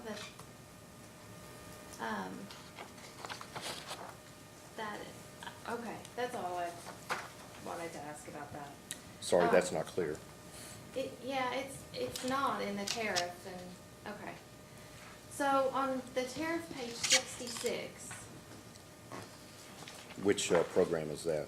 that is the heat pump retrofit program. Yes, And in this one, if you look at the tariff prior, it appears that all of those revisions in 62 eliminate the word retail. yes. But then on, and I have my pages wrong, this is actually in the CARES tariff. They've gone and you all added back in the word retail on all of the wording.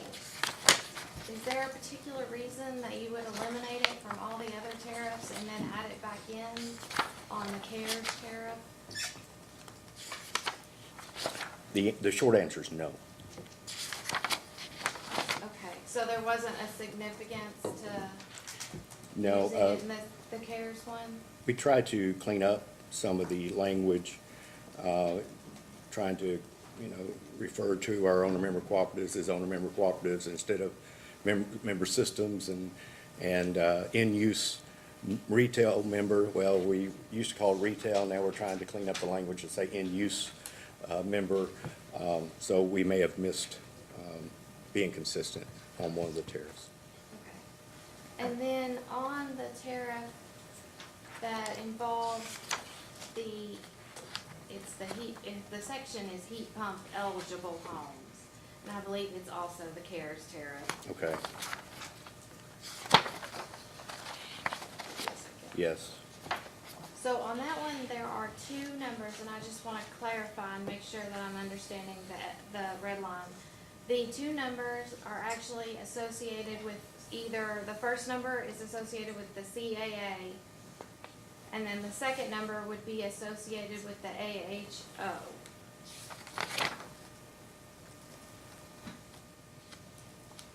Organizations. No, this is not typed in well. The second number that's red should be black. That's the new amount. If you look at the very first, the previous page, it talks about under heat pump eligible homes, the maximum incentive possible per household is 2,000. Then it says 3,000. We're moving it from 2,000 to 3. So one should be red line, the other one should be not. So on that same tariff, on the next page, there is now a new heading that's lost revenue and administrative costs. Yes. What happened there is the paragraph, the owner, that's under it, the owner member will receive the transfer payment. I think that was in the old tariff without a heading, and to be consistent with some of the other tariffs, we had a heading of lost revenue administrative costs, so we added that heading in to be consistent. Okay, and so if the owner member has somebody who is ineligible, then they will get the $100 for administrative costs and $50 for the lost margins? I believe that's correct. Okay. All right.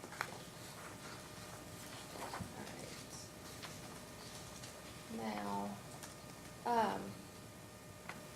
I wanted to ask a few questions specifically about the backup generator program. Sure. I don't know if there's like a good reference for it, but just generally about the backup generator program. I know that there's mention in the description in the study that the generator would be remote controlled by EKPC. Can you talk a little bit about how you all would accomplish that? Generally, the easiest way, and we're currently testing this right now, is we have a direct load control program where we put a what we call a switch on a air conditioner or heat pump, and we can install the basic same technology on a generator to basically switch the home off of the grid and onto the generator. So do you all have any separate contract that would be entered into with a participating customer in that particular program? We will create a contract. We have not created a contract for that. Would it contain then the provisions with regard to when EKPC might need to operate remotely? Yes. Can you tell us a little bit about, give us a hypothetical of when you all might need to? Yeah, the most important thing is with this program, we're going to aggregate these resources together and offer them into the PJM capacity performance DR market, which means that PJM can call and say, make those generators come on and move the houses off the grid to the generators, just the same as they do with interruptibles, like at Nucor. So the same call that we would get from PJM to have Nucor to reduce load, we would switch those homes off of the grid and onto the generator. That's the one time, so it's a PJM called event when PJM is, I guess, close to having trouble on the grid, on the transmission grid, and potential blackouts and things of that nature. Additionally, we would have the opportunity, there's a maximum number of hours per year that's in the tariff, and we could operate those during peak times in the winter and in the summer, peak hours. We plan to mainly operate them when PJM calls. Okay. Is it possible to expand this particular program to commercial and industrial customers, or have you all Yeah, it's possible, and we've considered it, but we want to walk before we run. And there are, when the utility gets involved in operating generators, rice, reciprocating engines, you know, they're this big right now for a home, right? About as big as this table. When we get involved, there's EPA regulations. And once you move to a commercial industrial, where you get larger backup generators, there's even more stringent EPA regulations. So we're confident we can do this at the residential size and not have any issues with the EPA from a regulatory standpoint and compliance. And we want to make sure we get that working before we move to a commercial or industrial setting and maybe incorporating those assets into the program. I'm kind of going to shift gears back to you mentioned how you would incentivize the member cooperatives. Mm-hmm. And I know Ms. McCray asked you some questions about informing the general customer of like what the options were as far as programs like the heat pump program. Does EKPC plan to share that knowledge by, like, of several programs at one time by coupling the information given to the customer, or have you all instructed customer service to focus on what sounds like the biggest issue for the customer? Yeah. We're obviously going to focus on the biggest issue first. All of our member cooperatives usually have a section set up on their website that identifies all the programs that are available. We offer an online energy audit. When that is completed, it identifies all the programs that would assist the participant that we have offered to them. So they would, at that point, they would get, you know, detailed information about multiple programs, not just the most important one. Would that involve a discussion in any way about the tax incentives that they may qualify for, or have you all decided to not mention those at this time? Yeah, our advice on tax incentives is talk to your tax accountant, you know. We don't want to advise them wrong on tax incentives. Do you mention that it might be a possibility and that they should go seek advice from? I know my staff tends to do that if they're in a home. I'm not certain if all of the customer service representatives, we call them member service representatives, if they're doing that or not. I haven't personally investigated that. You mentioned in response to several questions that you all chose the programs you felt were most useful to customers in rural Kentucky. Correct. And you kind of mentioned that sometimes those might not be the most well-built homes. Yeah. Can you elaborate a little bit about how you landed on these 7 as the most needed or the most useful, besides obviously the construction issues? Yeah, with housing stock being challenged, obviously your button up and your heat pumps. So that's 3 programs right there. They rose to the top as far as programs that are important to the public and also to us to help lower demand during peak times. And so we wanted to aggressively go after those. Then the other programs, we looked at demand response, what do we need to do in demand response that really can help us in the long term, winter. And that's where we went, the backup generator may be a program that we should consider. And then there are other demand response, you know, we have a pilot for EVs that is approved by the commission.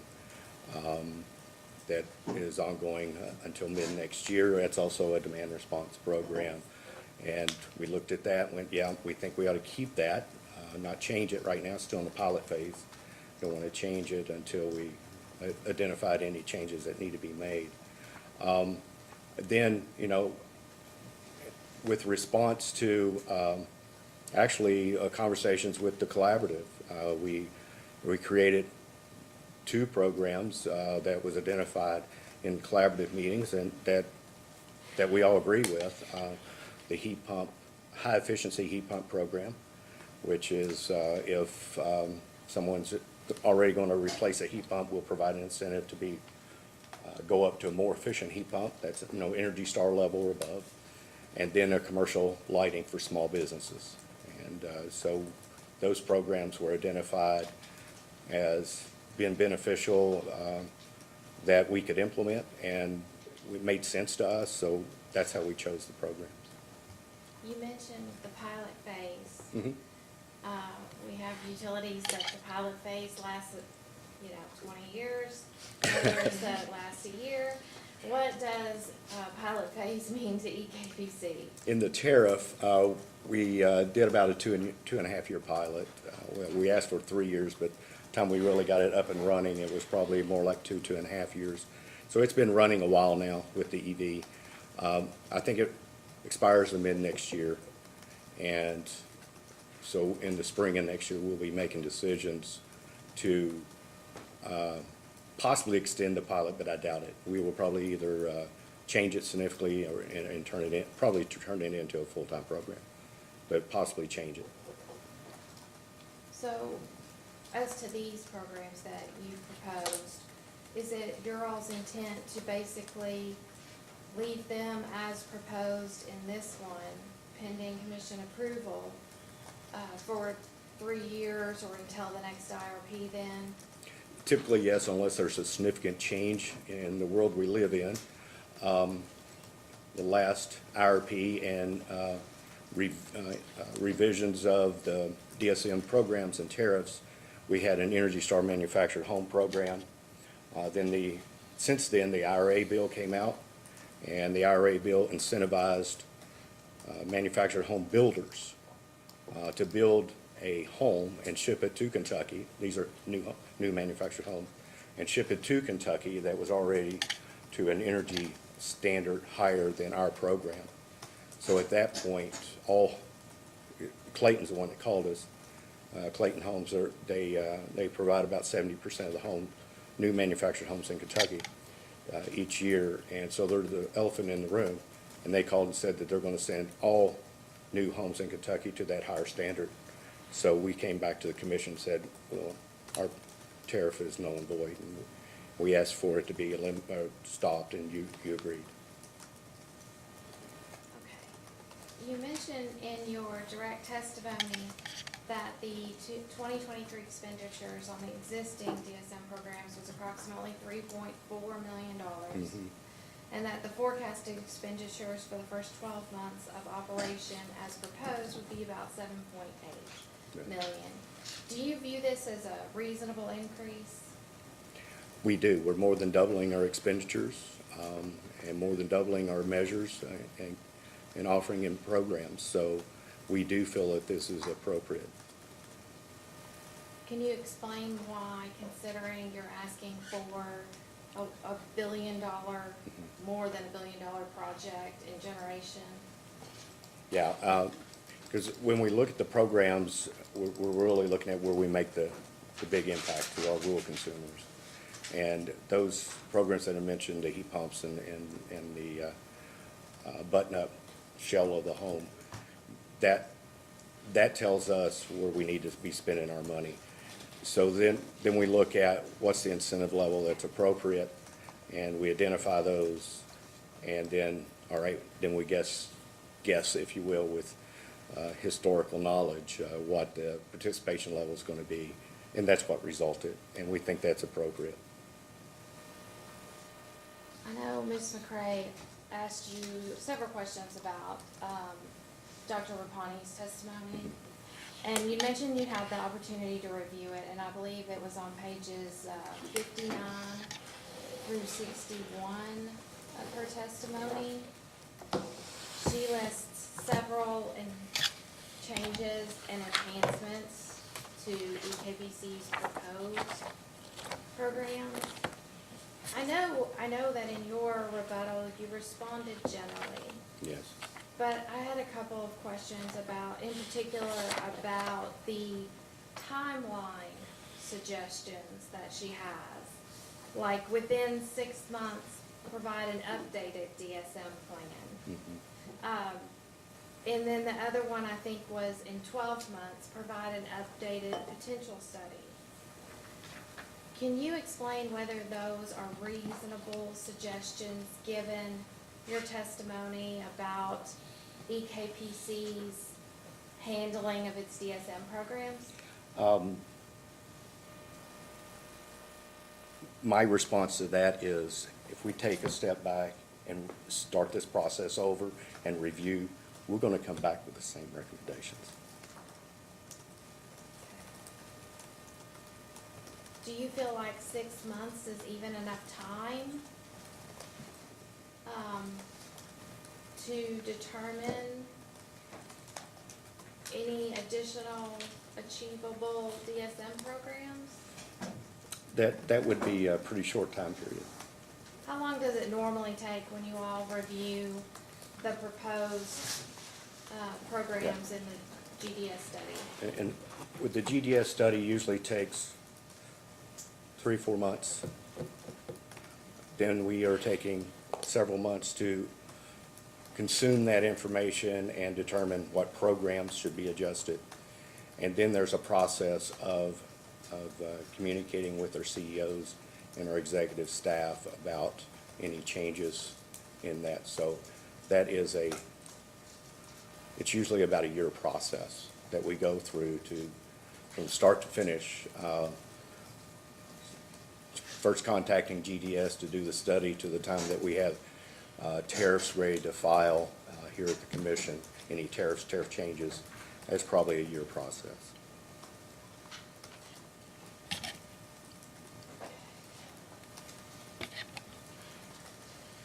I think there was also a suggestion from Dr. Rupani to increase the DSM budget by approximately $11.4 million.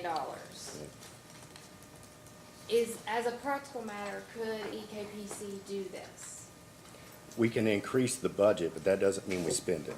'Cause we only spend money when we have the public participating. So the budget could be increased, but that doesn't necessarily translate to more participation. I think her overall recommendation was that EKPC, the commission should approve at least the planned programs as they were proposed in the application. And I assume you agree with that particular overarching recommendation? Yeah, I would. Okay. Do you think that based on just generally her testimony, that EKPC should consider expanding its DSM plan and increasing its level of reduced energy and demand? We think the plan as designed is right for us. It attacks and focuses on the areas of need in rural Kentucky while also assisting the utility with energy and demand impacts, specifically in the winter, which is why we're here for the CPCN. So we think it's right size for us. It's something we can implement from our size, capabilities. It seems, we think our plan's right. I have just one last question, and it relates to you've definitely mentioned the winter peak and Winter Yeah. Storm Elliott a few times and the lessons learned from that. Do you feel like this plan sufficiently addresses your summer peak as well? Yeah, there's definitely impacts in the summer. Even, new HVAC systems and shell of the home that's improved, that impacts summer as well. So it lowers our capacity, basically over time, payments into PJM for summer capacity. That's all I have. Thank you. Thank you. I just have one quick question, and I'm looking at page 6 of your testimony, that talks about the TRC test. Yes, And that, using that TRC test is from the California Standards Test? correct. Is that the only one that there is? No, there are 4 or 5 different tests, and we look at 3 in particular. The first test we look at is called a participants test. And basically that says if Commissioner Regan, you're a member of one of our co-ops and you participate in putting insulation in your attic as one of the programs, do you receive over a period of time more benefit, lower electric costs, than it does to cost you to put the insulation attic? So as long as you are receiving more benefit than cost, then you're interested in participating at least. If you're not, then you're not even interested in participating. So the first one we look at is participant. Does it make sense to the participant, Okay. to the end-use member? The second one we look at is TRC, and that says, all right, this is kind of an overall, we are part of the community, the utilities, not purely from a utilities perspective, but we are part of the community, and from a community's perspective, does that make sense from a cost effectiveness? And that's, the first trigger is participant, and usually you get past the participant, then you look at TRC. And TRC tells us whether or not it's cost effective. Third thing we look at is we look at the way that we have the program design and incentive levels. We'll say, all right, does that impact rates? And that's the rate impact measure, which is the third one that we look at. There are other ones that are evaluated, but that's the main one we look at since we're consumer owned. And we look at that to make sure that from a rate impact that we're not way over causing impacts on the rates. So that's the third and least important that we look at. Okay, and because that's part of the California test, I think my question is it similarly situated as the rural Kentucky test, using the California standards? The rural Kentucky test, Well, you're using California standard tests. that's just a calculation that was created in California. Okay, That is an international standard now for Okay. DSM programs. okay, all right, thank you. How are you? Good, how are you? Getting hungry. I'm sorry? Getting hungry. Oh, it is about lunchtime.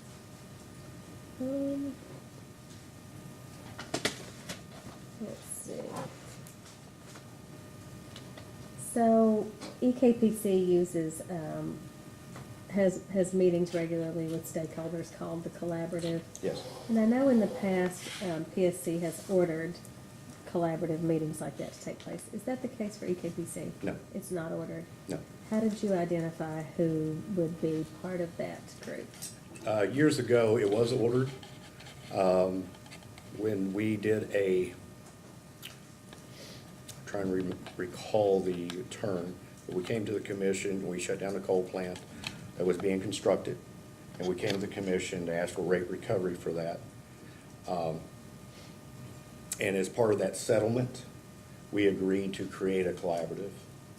And as part of that order, we did create a collaborative and identified stakeholders. We've completed that order. I think the order was to have a collaborative for 2 years. It's subject to check, but I think it was 2 years, and we completed that order. But since then, we've kept the collaborative going, not required by an order, but we think it's the right thing to do. And how do you decide who's gonna be part of that? It's basically the ones that were identified in the beginning that we've carried on. But it's generally public interest groups, Mountain Association, and Kentuckians for the Commonwealth that are joint interveners here. Plus some public interest groups. We have a, affordable housing organization that's on it. And we even engaged it's Kentucky's Department of Energy. Energy and Environment Cabinet is engaged. Kenya is invited as a participant. Office of Energy Policy. I guess, Energy yeah. Policies involved as a participant. University of Kentucky Center for Applied Energy Research is a participant. And so there's several different facets within the state of Kentucky that we try to offer for them to be a participant in the collaborative. Yeah, I was curious just because a lot of new groups have sort of emerged in the last few years talking about housing and affordability. And then you also talk to your owner members. Who are the individuals that are representing the owner members? On the collaborative, it is a blend. We have one CEO. We have a couple of like CFOs. Probably the most dominant, type of individual are the individuals that have experience going into the homes and businesses and implementing our DSM programs, member services type of staff. So are they all EKPC employees or are some of them just? It's one from each homeowners? co-op. One from each of our owner members set on the collaborative, as well as myself. I'm involved with the collaborative. I'm a co-chair. The other co-chair is a employee of the Mountain Association. Okay.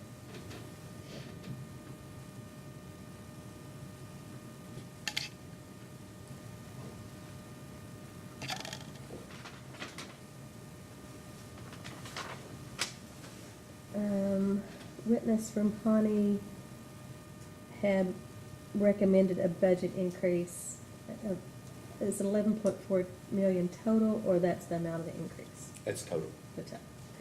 Okay. What is your current budget? For the first 12 months, it was 7.8 million. Okay. And your proposed? It's 7.8 Same. million. Yeah. So not increasing? Well, I'm sorry, let me back up. My current budget this year, without having the new programs, is 3.5 million. With the proposed programs, we will transition to a $7.8 million budget. Okay. And in response to a question a minute ago, you said you could increase the budget, but that doesn't guarantee that it would get spent or that people would participate. And at your current budget of $3.5 million, is there money being left on the table? Are people not participating to that level, or?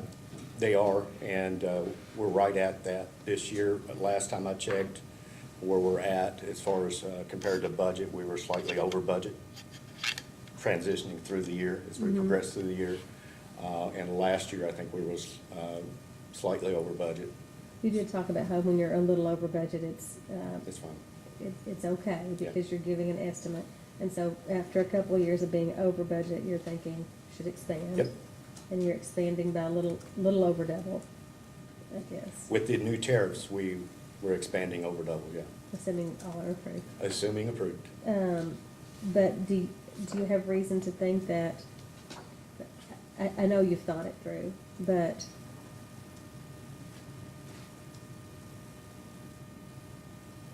everywhere I go, everywhere in this state, everywhere across the country, at various industry conferences and things like that, we're talking about customer affordability, and it's on every agenda, everywhere, not just in Kentucky, definitely in Kentucky, and definitely in your service area. People are talking about affordability. How will you gauge whether this is enough? As far as the budget, we'll set the budget the first year, and we'll look at the participation levels and adjust going forward. If the first year's budget comes in at 8 million, we'll adjust the budget for the following year. And are you looking carefully at how much how effectively you're able to get the word out about these programs plays into how much money gets spent. I don't know that we've really done a study that compares or surveys how one's found out about the program and chose to participate. I don't think we've done a study like that. It's maybe not quite as big an issue for a co-op as it is for investor-owned. Right. But sometimes the investor-owned, who have an incentive to sell more energy, and Yeah.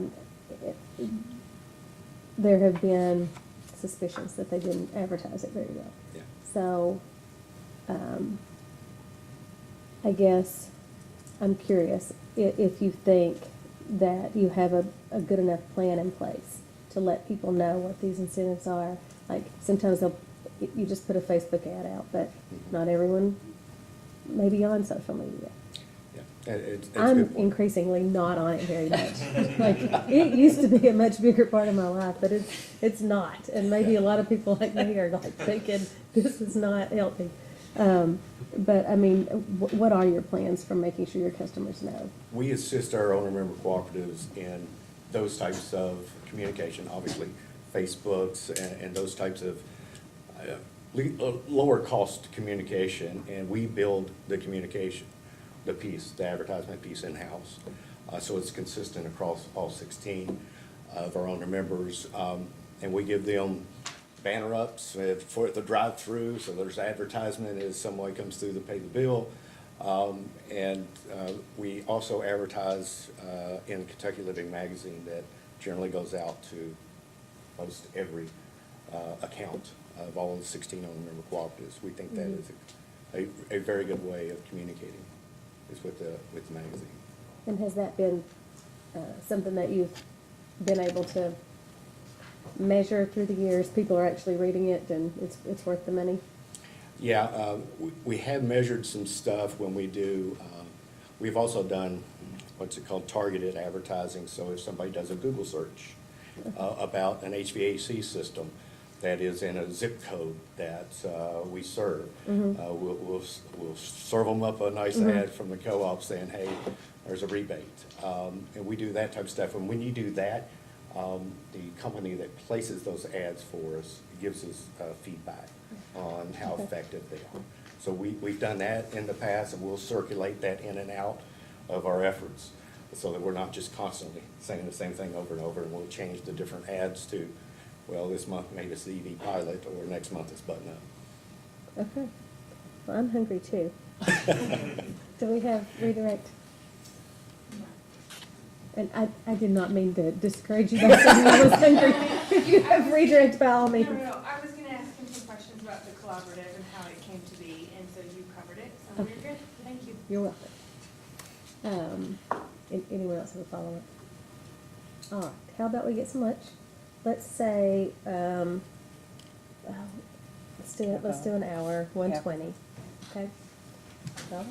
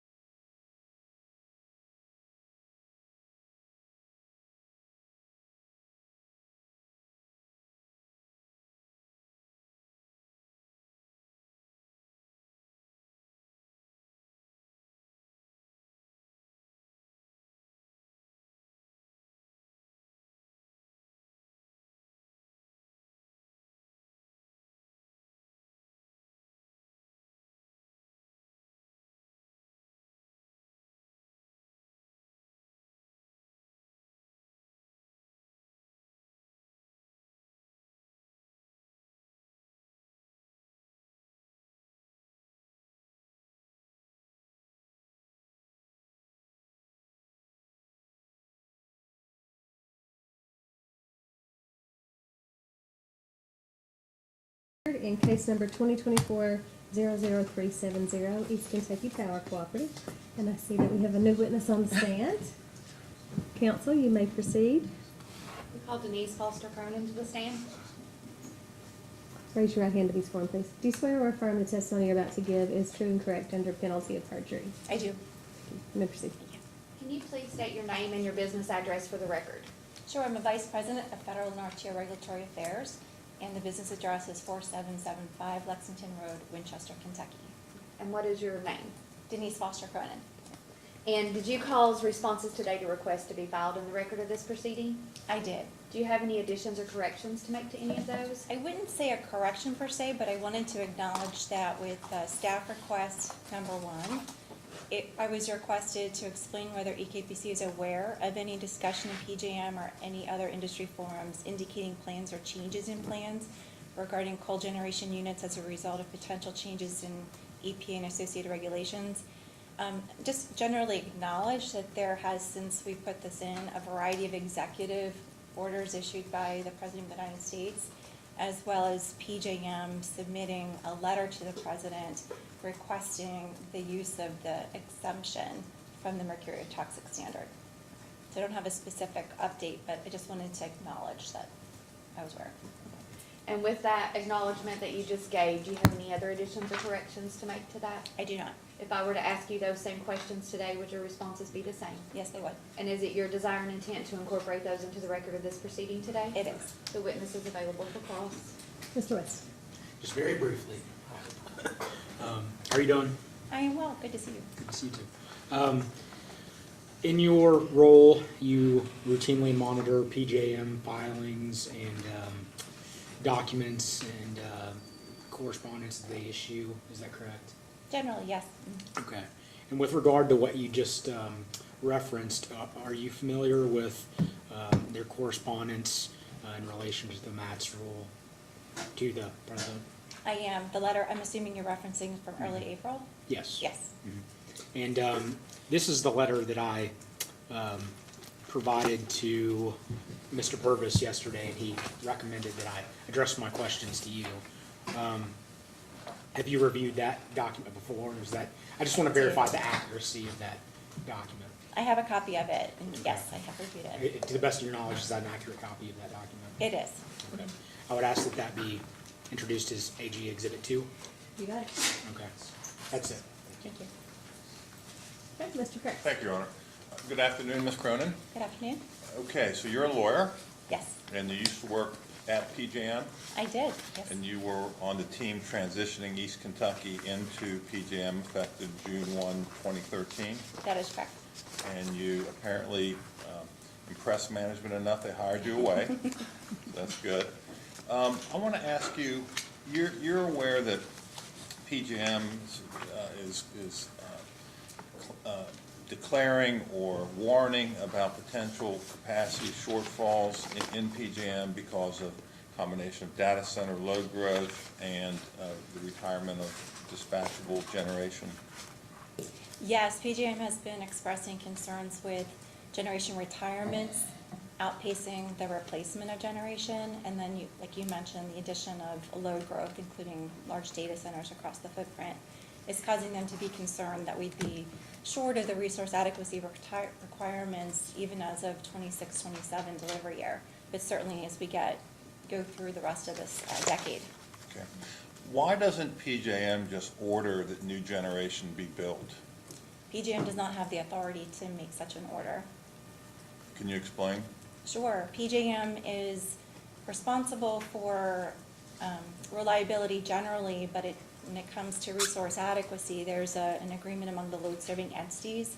PJM puts out the requirement that they all must satisfy, and the load-serving entities sign the reliability assurance agreement indicating that they will endeavor to secure the resources that are required to meet that reliability requirement, resource adequacy requirement that PJM determines. Are you aware that under Kentucky law, utilities have an obligation to provide adequate service, which means adequate capacity? Yes. Okay. Is it correct that PJM, if a unit announces that it wants to retire, PJM can offer a reliability must-run agreement, sort of give money to the power plant owner to keep them open, is that correct? Right, they would give them the cost of service through a contract, offer it to them. And the generation owner is not required to accept an RMR agreement, That's correct. so PJM could just, PJM's primary tool for getting new generation is price signals? Yes, and if I can offer too, those reliability must-run agreements are offered in the context of if the generation unit is deactivating and the transmission system wouldn't be reliable without the injection of power at that location, it would request the generator to stick around until the transmission would be constructed. It's not authorized to offer an RMR agreement just to satisfy a resource adequacy concern that they might have. Aha, that's a good distinction, just for a transmission, just until a transmission fix can be made. Correct. Okay. Is there a time limit, or is it a loose guideline, like, how long could they ask? Or is it always an ask and never a demand? They can only ask, and the generation owners have to decide whether they're able to agree to an arrangement. They could have a requirement that the Environmental Protection Agency, for example, might have on them that would require a violation of another federal law if they would have agreed to the contract to continue to operate. So PJM has found in the past that when it encountered those sorts of situations that it could request the DOE to utilize its authority under the Federal Power Act to require the unit to continue to operate, and then it would do so under an RMR arrangement. And those are typically time-bound. If memory serves me, I think the DOE orders are usually around a 90-day clock, and then PJM usually has to follow up and request for continued extensions until they would get the transmission in place. I could be wrong about the 90 days, but there's a time bound to what the authorizations are, and there's been a repetitive request from them when PJM would need the unit longer than the transmission solution would take. Sorry, Mr. Kurtz. So is it correct that PJM's primary tool for incentivizing that new generation be built is by sending price signals? Correct. And that means higher capacity prices and/or higher energy prices? That's correct. So does that make EKPC's hedging strategy for winter energy and summer capacity even more important in the face of rising prices? That most certainly is an important factor, wanting to be able to make sure we have the resources to protect ourselves against the higher prices of the market, volatility. So this, under state law, this commission has a requirement to provide, utilities have a requirement to provide adequate service, which means sufficient capacity. It's in the statutes. So is it your understanding that when deciding this CPCN case, the commission cannot rely on PJM for adequacy of service? That would be my opinion, absolutely. PJM does not have the ability to direct the generation, and the market participants may or may not bring the resources. You had asked me about PJM's obligations or what their authorities are, and I mentioned the Reliability Assurance Agreement. So while the load-serving entities are agreeing to satisfy the requirement, if they don't, they get charged a deficiency rate. And PJM has a market that's intended to bring incent resources to come so that load-serving entities that perhaps don't bring their own resources would be able to satisfy it, but there's no assurance. So it would be, in my opinion, unwise to just believe that there would be enough megawatts available for us into the future and not do more to protect our ability to serve our customers. Thank you, Ms. Cronin. Thank you, Your Honor. Okay, and Mr. Gary? Thank you. Just a few, and excuse me, I might follow up on something you just stated with Mr. Kurtz, and I get out of order, so I apologize if I get jumbled in my questions here. If anything doesn't make sense, let me know. Or if I'm using the wrong terms, let me know too, because that's entirely possible. Those deficiencies that you mentioned just a minute ago, were you referring to the performance assessment intervals? No, there's Another a separate, okay. But PJM does assess those performance assessment intervals as well, right? So if there is certain levels of emergency procedures invoked by PJM, and PJM is short of reserves, then it could be declaring a performance assessment interval. And if a supply or demand resource doesn't do what it's supposed to do in its commitment, then it can be assessed a penalty, Okay. performance assessment interval penalty. And those rewards or bonuses, those aren't like on an annual basis, those are for That during a particular specific event. event? Okay. And those are assessed on a unit-by-unit basis? It's not like EKPC's system as a whole didn't perform, it's Smith or Cooper or Spurlock? Yeah, so did. PJM looks at how much of your resource was committed to be capacity Mhm. and does an evaluation as to whether you performed to the level of your commitment for each resource Okay. in those events. And those penalties for PIA intervals, or this is new terminology to me, I'm probably misusing it. So for PIAs, there are penalties for units that underperform. There can also be bonuses for units that overperform, right? To the extent that there's other non-performing generators in demand response in the system, for PJM to have collected money from penalties to be able to disperse as bonuses. There's no guarantee you get a bonus unless Okay. somebody So didn't. during a PAI, if there is a penalty for some units, that gets distributed to other units that did perform. So long as they perform over their obligation. Okay, Or if they weren't committed at all as capacity and they performed. and then performed, Mhm. okay. So in the same event, some units on EKPC system could be assessed penalties and others could be one hand could be paying the other essentially, right? That could happen. Okay. And has EKPC received PAI bonuses in recent years? The Winter Storm Elliott event, there were bonuses distributed. Okay.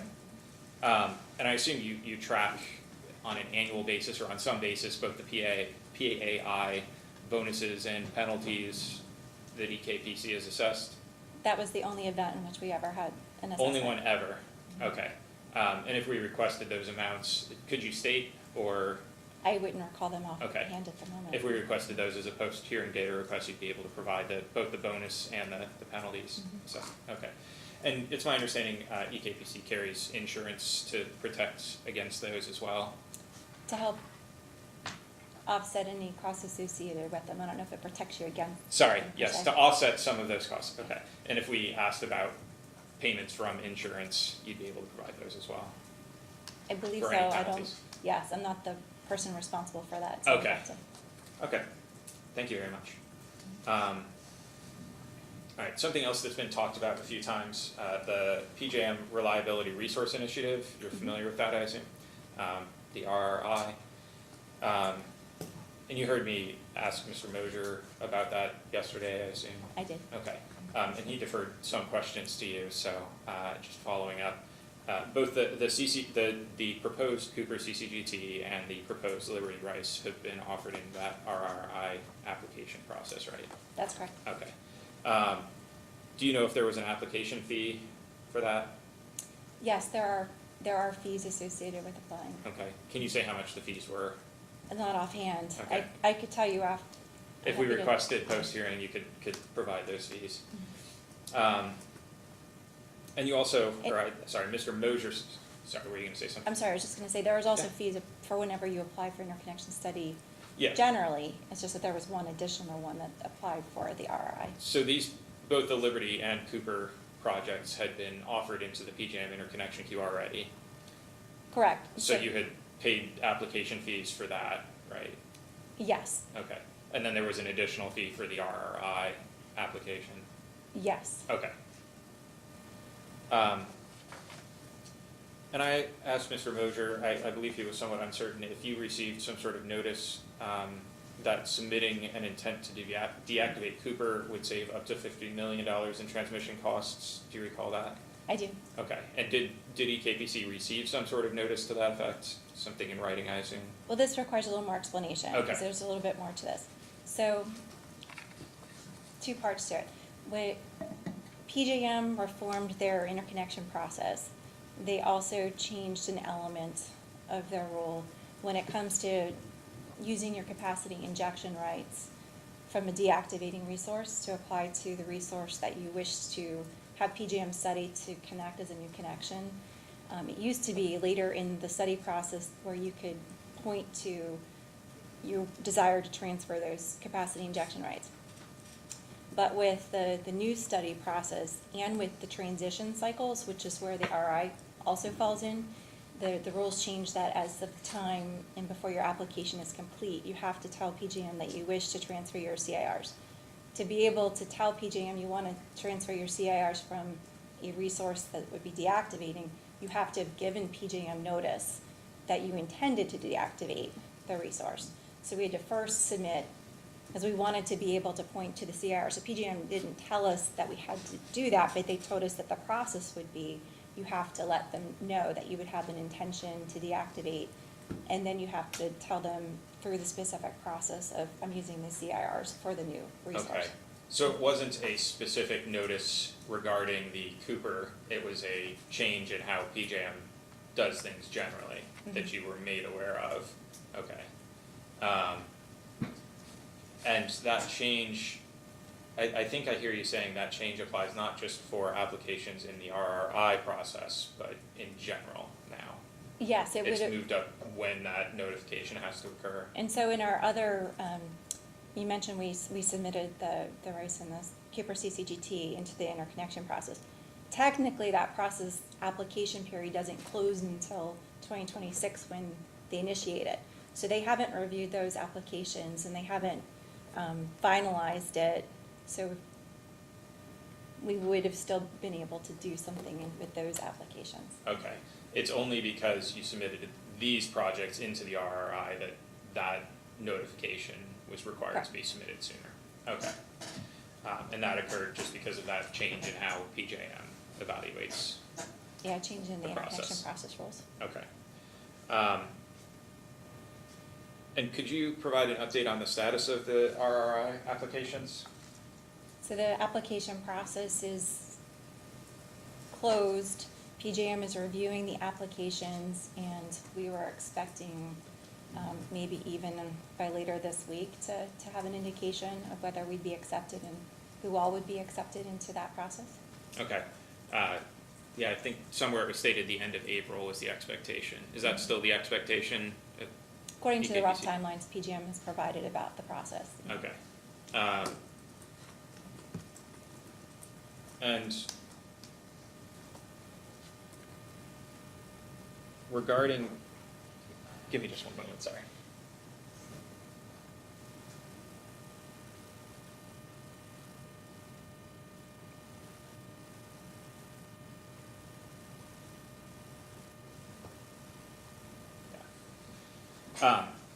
Just regarding the notice that was submitted because of the way PJM evaluates things. So as they're evaluating that RRI application, or if for whatever reason that were denied and they move on to just evaluating the Cooper CCGT and the normal interconnection. So under either scenario, as things stand right now, they would not be evaluating the interconnection process for Cooper 1, Cooper 2, and the CCGT being online at the same point.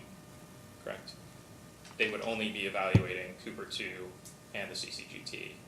So they would be looking to see how they could, okay. Darren will be the more accurate person to explain how PJM does the analysis, but my understanding would be if you're telling them that you intended to deactivate a unit, they're gonna not have that unit injecting when they're studying the pool of resources that are all seeking to interconnect when they're doing those interconnection studies. In that way, they can see how the use of the transmission system that was preserved for Cooper 1 could be utilized for the benefit of the Cooper CCGT. Okay. So Cooper 1 would no longer be a part of that interconnection study when it occurs. I don't want to go too far in that. I'm way over my skis. Last in answering question that on it, yeah. question. I honestly am too, but it sounds like what you just said is that by withdrawing Cooper from that process, Cooper 1 from that, through that deactivation notice, PJM's stated that they will study. So technically, they have to figure out the fact that there's injection capability of Cooper 1, that they're going to be looking to see how it applies to Cooper 2. So I don't know if they take it off to do that, but they're literally trying to parse what system capability that is being preserved for Cooper 1 can be utilized by the Cooper CCGT. So they have some analytics that I'm not adequately able to describe for you out of my expertise, if they do that. That's it. And that, to us, when our folks had done the analysis, was where that $50 million savings that we projected. PJM will affirm what the transmission reinforcements would be needed to support the Cooper CCGT, and they'll be able to evaluate that. Okay. Just one.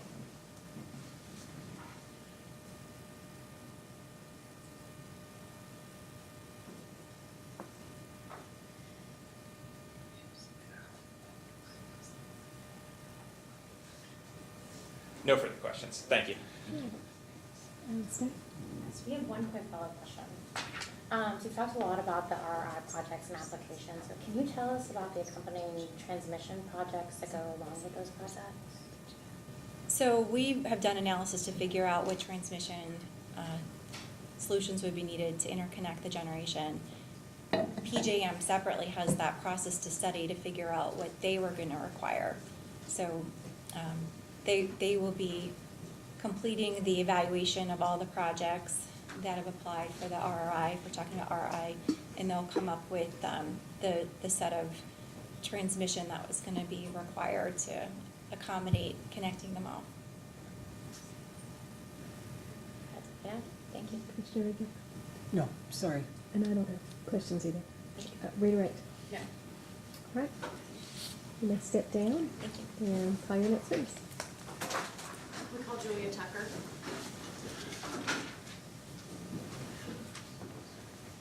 Good afternoon, Ms. Tucker. Good afternoon. Please raise your right hand to be sworn. Do you swear or affirm the testimony you're about to give is true and correct under penalty of perjury? I do. Please tell me. Can't see that. Good afternoon. Good afternoon. Can you please state your name and business address for the record? Julia J. Tucker, I'm Vice President of Power Supply and Planning, 4775 Winchester Road, Lexington Road, Winchester, Kentucky. And did you cause direct testimony, rebuttal testimony, and responses to data requests to be filed in this proceeding? I did. Do you have any additions or corrections to make to any of those documents? I do not. If I were to ask you those same questions today, would your responses be the same? They will.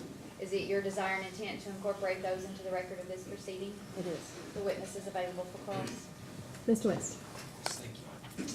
How are you doing? I'm good, thanks.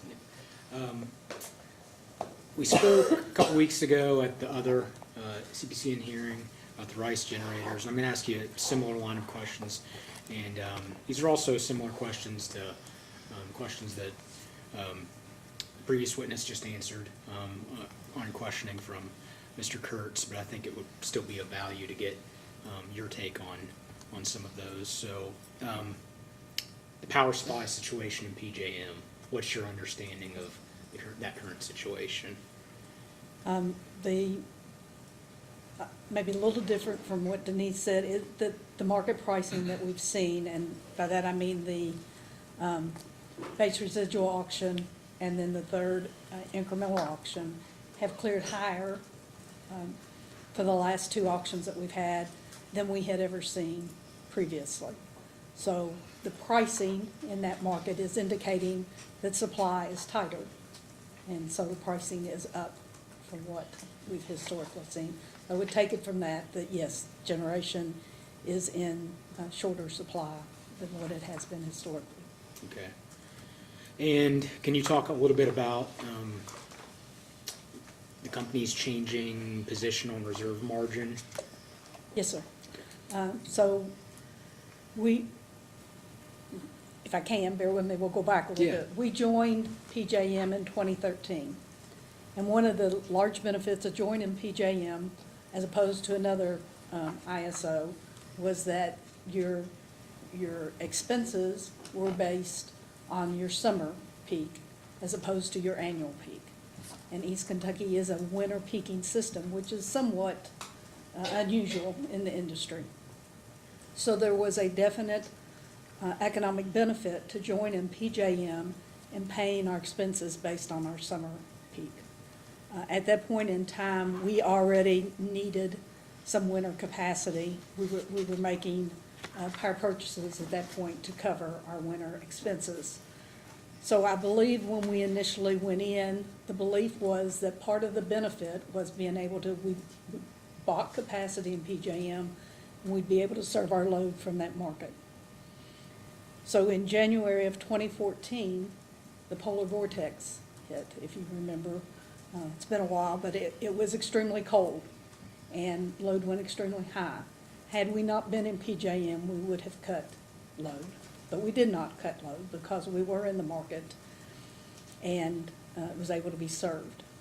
However, when we went then to recover our costs for serving that energy over and above what our generation level was, the commission denied our ability to recover all of those costs through our fuel adjustment clause. And and I'm paraphrasing here, so it may not be exactly what the order said, but what it meant was that the fuel adjustment clause said we could recover up to our highest cost unit. Anything over and above that then was an expense that had to go back to the utility. They did say it could come back in a rate case at some point, but at that point we couldn't recover, at least through the FAC. So that very quickly and clearly sent a signal that relying solely on the market for our winter peak loads was not an economic choice nor a good idea. And so we purchased an existing plant, the Bluegrass Generating Plant is in LaGrange, and we purchased that after that time to be able to cover our winter peak loads. So since then, we hadn't been covering with additional reserve above the winter. We just planned to cover our winter peak load and no reserves in it, and that's what we had in our 2022 integrated resource plan. As someone has already said earlier today, Elliott hit in December of 2022, and it changed the way we looked at everything. The loads were extreme, and they were much higher than anticipated. Again, we were able to serve our load only because we were in the market, and the market was tight, but we were able to serve our load from it.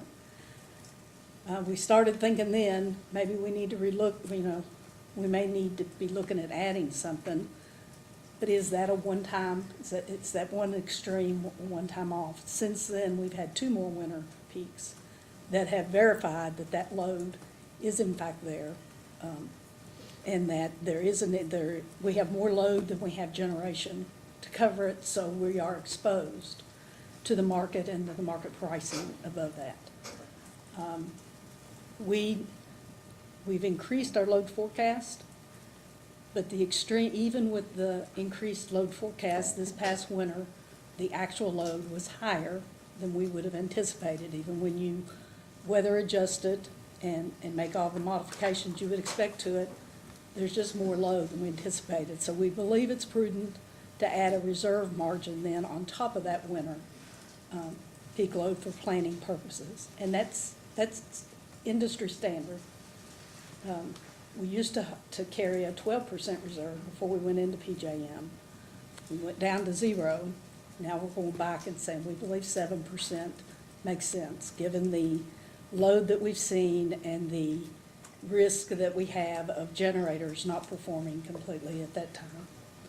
We believe 7% represents a reasonable reserve margin. Thank you for that description. Is it your understanding that the commission, based on its precedents, has an expectation that a company have generation capacity to serve its native load without relying on an RTO? We believe that we need to have generation and or a firm power purchase agreement from a resource that you can point to, not just a market purchase. Okay. Is there a risk to relying on PJM as opposed to not having your own generating resources? Certainly. The risk is whether PJM has enough, whether they've built in enough reserves. You hope they have. But the risk, the larger risk is the cost exposure. And during Elliott, prices were $2,000 a megawatt hour and higher. And when you're buying 200 to 300 megawatts an hour from the market, that adds up quickly, and it becomes millions of dollars very quickly. If EKPC does have a comfortable reserve above its native load, can it sell the excess capacity and energy into the PJM market? That capacity and energy would be optimized into the PJM market, and we sell all of our generation and we buy all of our load from there. So when we sell our generation, then PJM dispatches that generation and optimizes the use of it to the best of the market, to fit what the market needs. And to the extent there's a delta there, that would accrue to the benefit of the owner members? It would. If the PJM market becomes even more constrained as dispatchable resources retire, would this make EKPC's dispatchable resources more or less valuable?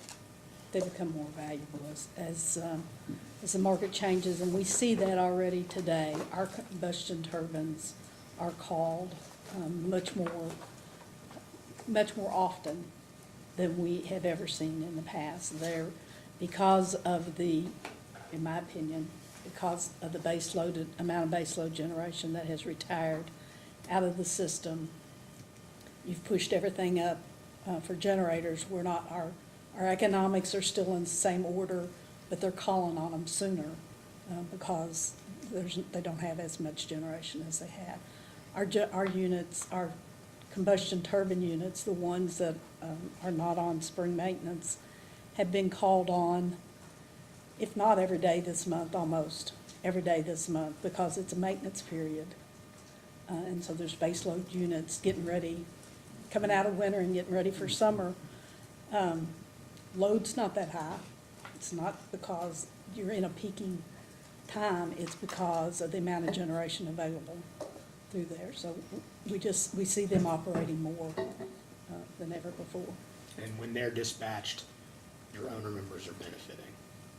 They are. Couple other brief lines of questioning. Did you hear my questioning of Mr. Drake earlier regarding the 35% emission goals? I did. Okay. Do you all do any modeling or measurement regarding progress towards those goals, or do you have any data on that? We do. The goal is set against the 2010 CO2 emission level. And at the end of 2022, and then the 35% was based on the 2010, so our goal was to reduce that by 35% by 2035. At the end of 2022, we had reached about 60% of that goal, the reduction in that goal. 60% of the 35%? 60% of the 35%. Okay. Do you have any idea, assuming the CPCNs are granted for the RICE units and the requests here, do you have any idea how that will impact the emissions profile moving forward? We will reach that 35% by 2035 with this plan. There's a little bit of margin in there, but not a lot. It takes all of the co-firing and the new gas generation and the new solar generation to reach that goal. So that was going to be my question. So this docket, the requests, the RICE generators aren't enough to get you to the 35. You need the 320 megawatts of solar. We have those modeled in and we've reached the goal. I don't know, Okay. I've not looked at how much each one contributes. Okay. And with regard to the solar, I believe you sponsored the response to commission staff request, second request 2, and that just relates, you don't have to necessarily Okay. look at it. It's the new era CPCNs, and I think, if you recall, you stated that you anticipated potentially filing application in the first quarter of 25. So obviously, can you just give us an update? Yeah, we're not gonna make first quarter of 2025. Right. There is still negotiations taking place of what counts and what doesn't for that financing. And so we're still looking at at the projects and what needs to be done.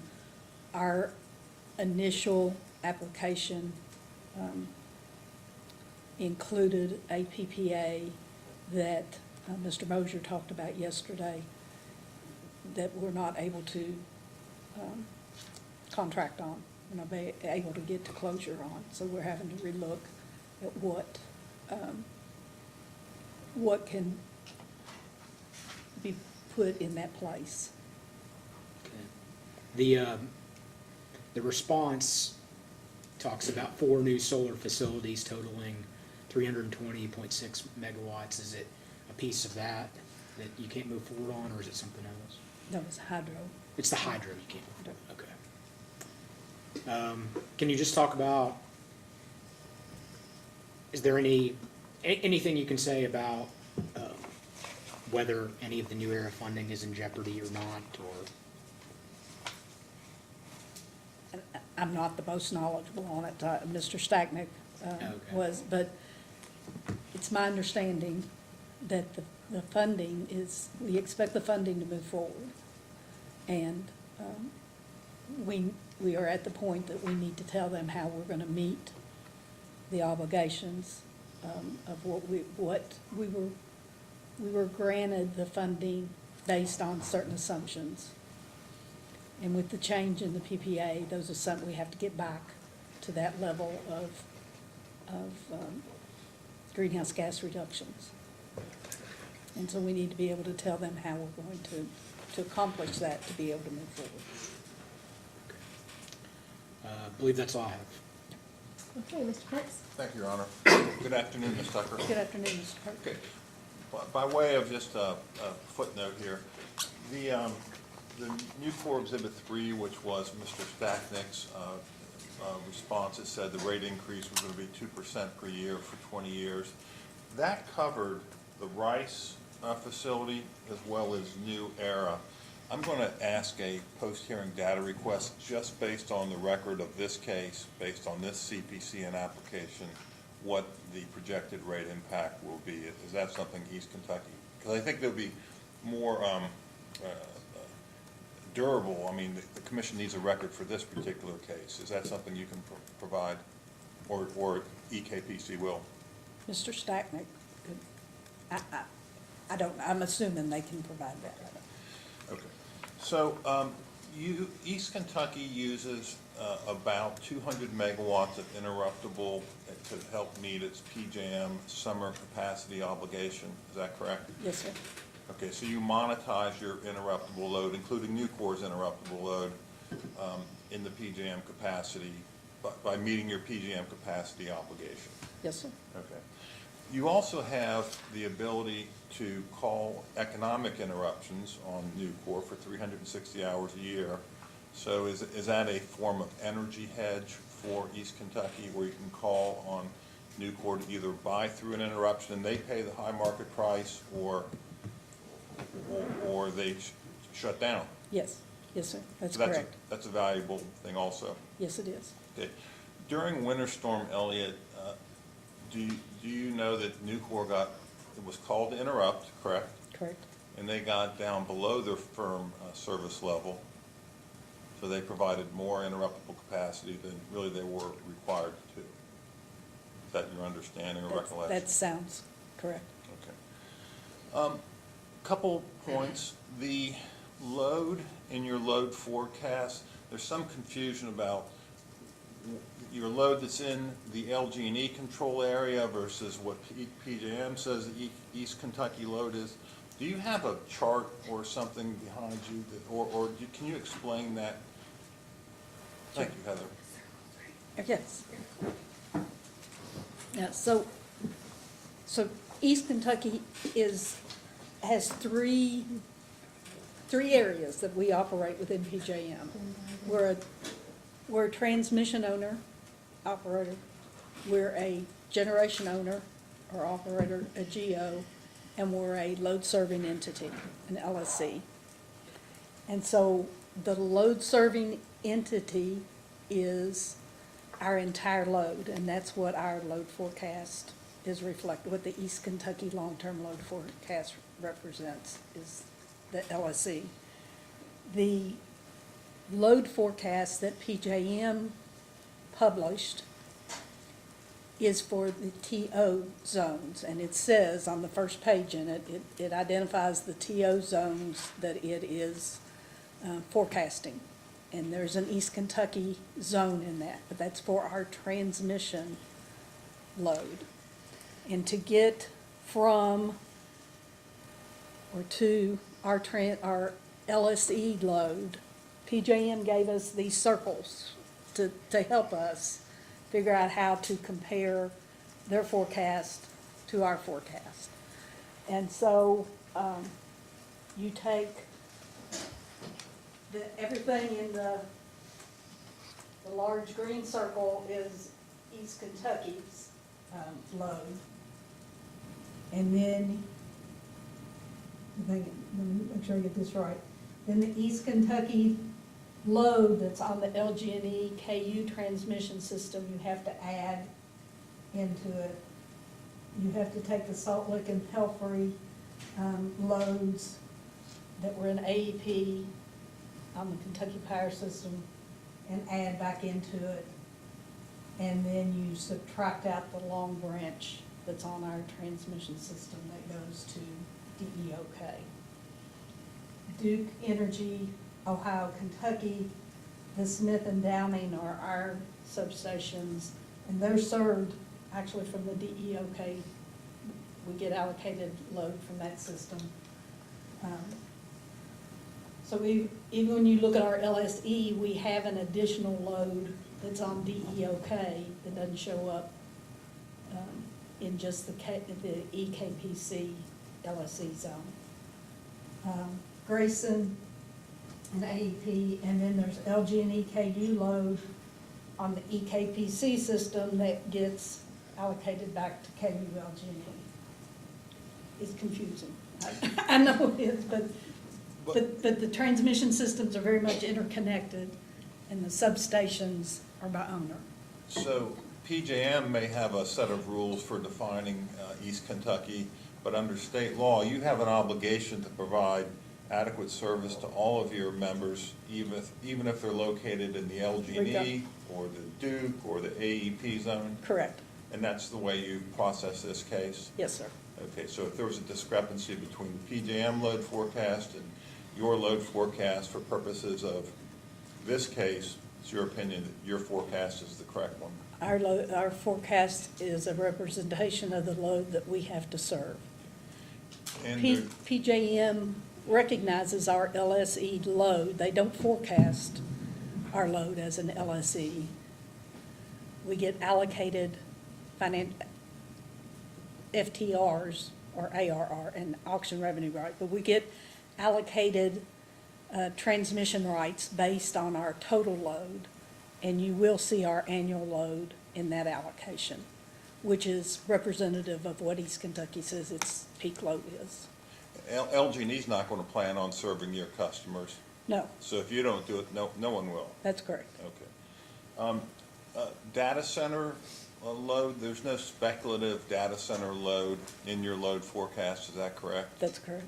Is there any update on the data center tariff you're planning to file conceptually? I know it is in process. It's gone through a management review, and I believe the board is reviewing it, and we're in final draft.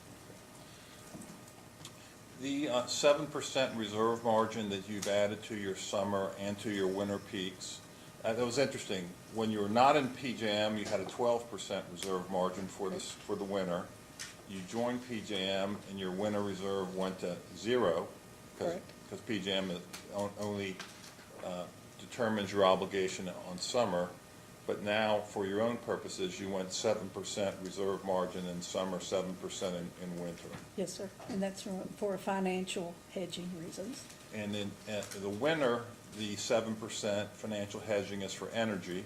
Correct. And in the summer, the 7% financial hedging is for your capacity obligation. Correct. You don't, if you're short capacity, you're gonna have to essentially buy capacity at these very elevated, high prices, and that's what you're trying to avoid. Correct. And as PJM sends more and more price signals to try to get more generation, that becomes even a greater risk. That's correct. And the reason we put the reserve on the summer is that the rules were changing as well. So we want to make, for financial reasons, we need to ensure that we sell at least as much or more than we have to buy from the capacity market. And the capacity was judged on the equivalent forced outage rates up until this past year. And it's changed to effective load carrying capability now. And when those rules changed, we lost about 14% of our accredited generation to what we had been selling into the market. So I don't know whether those rules will change again or whether, where we're going to be, but we felt it was prudent to put a reserve on what we expected our obligation to be so that we could ensure we are selling at least as much or more than what we're buying.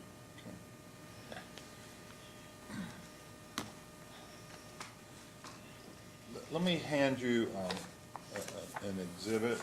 I think it should be marked as Nucor 4.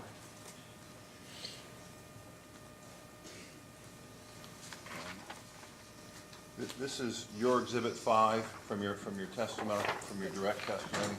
I did some hand calculations on it, but you can talk through those.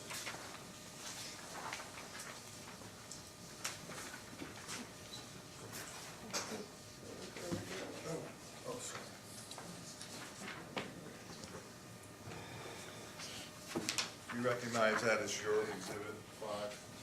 Yes, sir. So this is your calculation of the energy savings for each of the projects that you're seeking a CPCN for? Yes, sir. Okay. So let's just look at the Cooper, let's look at the Cooper CCGT, the combined cycle. You're projecting $1.116 billion of energy savings over the 10-year period 2030 to 2039? Yes, sir. Okay. And I assume you got the energy price forecast from ACES? I did. And what is ACES?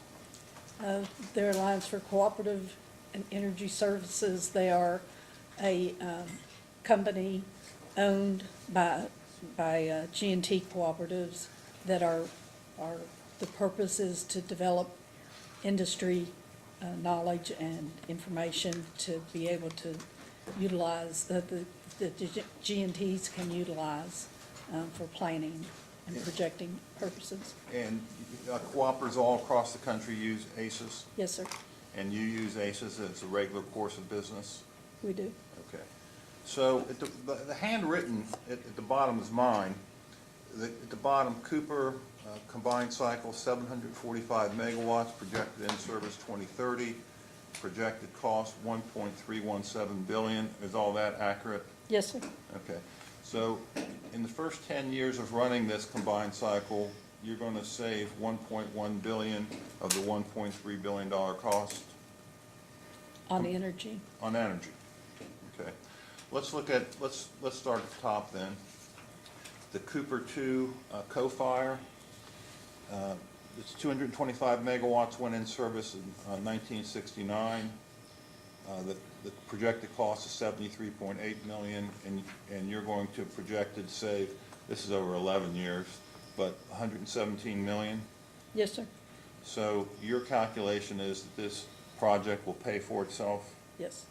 Okay. By the way, are you aware of Kentucky Power's co-fire of their Big Sandy 1 unit to natural gas? They converted it to 100% gas in 2016. Just in general. That was a 1963 unit, and they're projecting in their most recent IRP to run it through 2041. Correct.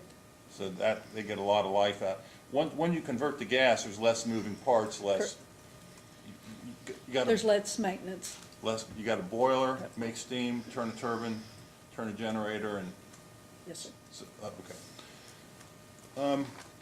Spurlock 1, 50% co-firing, $54 million cost, but you're projecting 11 years energy savings of $169 million. Yes, So that's 3 times the cost over that 11-year period. yes, Okay. Spurlock 2, $52 million, and you're projecting to save $304 million of energy over that 11-year period. that's the value of keeping that unit online, yes. And it takes the co-firing under current rules to keep that online. So generating your own energy versus buying from the market, your Correct. projection is $304 million savings. Yes, Okay. Spurlock 3, $42 million project, projected savings of $138 million over 10 years. yes, sir. And this is the circulating fluidized bed Yeah. unit. Yes, Okay. Spurlock 4, $39 million capital cost, and you're projecting $134 million of energy savings over a 10-year period. yes, sir.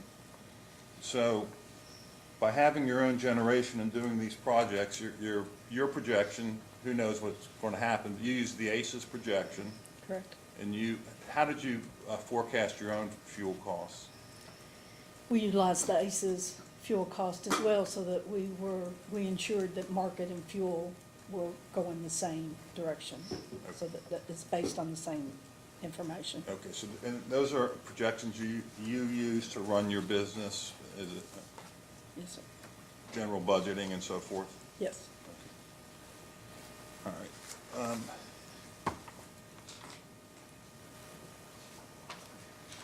One other exhibit, have it marked as new core 5, could. And I want to, this is a little bit more, this is, it'd be very simple for you.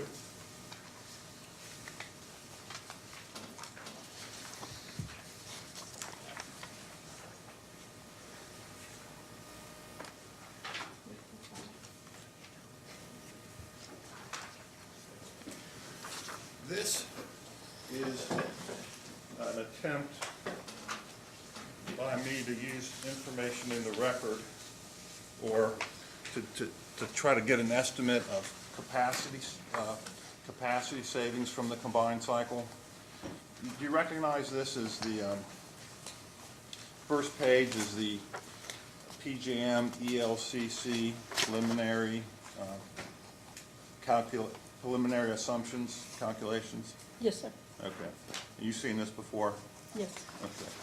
So in 2030, when the unit is, your combined cycle is projected to come online, you get an 83% capacity value projected, Yes, sir. then 85%, 85%, 84%, 82%. Correct. Okay. Now, the next 2 pages are your response to a data request from joint interveners asking about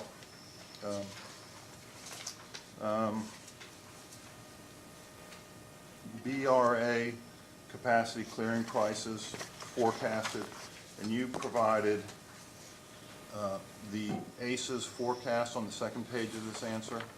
Yes. Okay. Now, tell me if I did this math correctly. So PJM planning year 31, 745 megawatts capacity of the combined cycle? Is that Yes. correct? Yes. Use the ELCC of 83%. The ACES projected capacity value of $404. And that's per megawatt day, Correct. times 365 days in a year. That would be a $91.1 million capacity benefit. Yes, sir. Is that's the math you use on this response, right? Yes. Okay. So walking through the next years, everything stays this, well, The ELCC went from 83 to 85%. We saw that on the first page, right? Right. The ACES projected capacity value went from $404 to $420. So you get a projected capacity value under your math of 97 million. Correct. Okay, if we just walk through the rest of them, it's 101 million, 107 million, 111 million dollar benefit, about $100 million capacity value per year from the combined cycle. Yes, sir. So this is the capacity value of owning your own generation versus buying generation from the PJM market. That's correct. So this would pay, in 5 years, the capacity value alone would pay for, I'm not doing present value discounting, but pay for more than a third of the combined cycle. Yes. And these capacity values capture are in addition to the energy savings that we looked at on the prior sheet. Yes, sir. That's all? That's correct. Okay. So,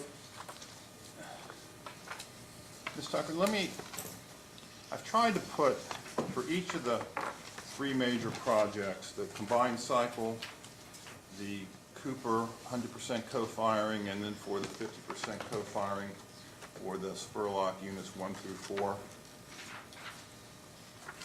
Based upon all the information that came in, I want to just read to you and highlights for each of these things and tell me if you disagree or if I'm saying something wrong.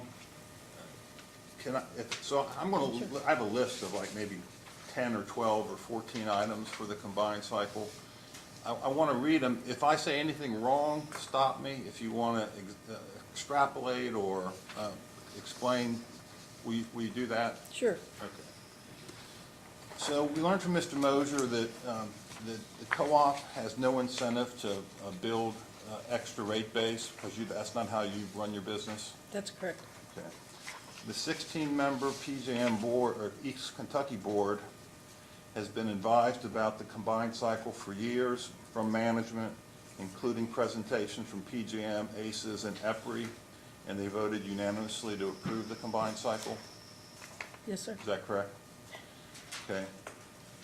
The combined cycle will provide needed voltage support in southern Kentucky. Yes, sir. Okay. The combined cycle will be financed with low-cost government debt at 1/8 of a point above Treasury. That's correct. Okay. You get a high ELCC capacity rating, which will provide a summer capacity hedge instead of buying capacity from PJM. Correct. Okay. This will be a state-of-the-art facility, 6,500 heat rate, which will produce low-cost energy, which will provide a winter energy hedge. Yes, will provide an annual energy hedge. Okay. All year long. And any fuel savings will run directly through the fuel adjustment clause. Yes. Okay. $150 million of the $1.317 billion price is for contingencies. I believe that's correct. Okay. That if you delay in building this particular project, there'll be a 30% increase in the pricing because it's just the way the market is worked out. That's my understanding. Okay. You're going to have 72 hours of backup fuel storage in case the gas pipeline is not, gas from the pipeline is not available. Correct. That will provide added reliability for your consumers, Yes, sir. as well as higher ELCC rating, Yes, sir. because it's a dual fuel unit. Yes. Okay. The 2x1 combined cycle design will allow one combustion turbine to run the facility, even if the other combustion turbine is down for planned or unplanned maintenance. Yes. Okay. You've applied for RRI application status to try to go to the front of the line of the PJM queue. Yes. Okay. There's 3 manufacturers of combined cycles worldwide, and I guess East Kentucky feels fortunate you were able to get a slot. Yes, sir. The load forecast to support the combined cycle doesn't include any data center load, but does properly include all of your load around Kentucky? Yes, Okay. We'll provide $1.1 billion in energy savings in the first 10 years. yes, We'll provide capacity value of about $100 million per year. yes, Okay. That you will operate this facility, if the greenhouse gas rule is affirmed, you'll run it at 40% capacity factor. correct, And if the greenhouse gas rule is vacated or set aside, you'll run it as a base load unit for whenever it's economic. correct. Okay. So, is there anything I left out about the combined cycle that's of note? I would add one additional thing to that is that with our queue on the gas pipeline, we've been able to secure gas supply to that project in this time frame. And if we delay and do not move forward at this time, then we are at risk of losing the ability to get that supply later. Will you explain that? So the gas pipe, the main lines are just like our transmission lines. There's a limit to how much gas they can move across that system because most, if not all the generation, most, at least dispatchable generation that's been added these years is gas. And so there's not been new main line, gas lines added of significant amount. And so you're limited to the supply that's available to be delivered to you. So the way you get in line for that is by securing a position to buy X number of molecules across that pipeline. And I believe you'll read, I know you'll read, in any of the industry that they're filling up and they're becoming constrained. And so the supplier that we have contracted with from the RFP and that we've chosen from that has supply available right now. There are people in line behind us that are also wanting to get that same supply. And what they've told us is that if we delay and choose to go to the back of that line again, we may or may not be able to secure the volume of gas that is needed to run this plant. Okay. That's an important point. One other thing, the $50 million transmission savings, if you get the injection rights from Cooper One to apply to the combined cycle? Yes, sir. Okay. Let's move to the Cooper Two, up to 100% co-firing with natural gas.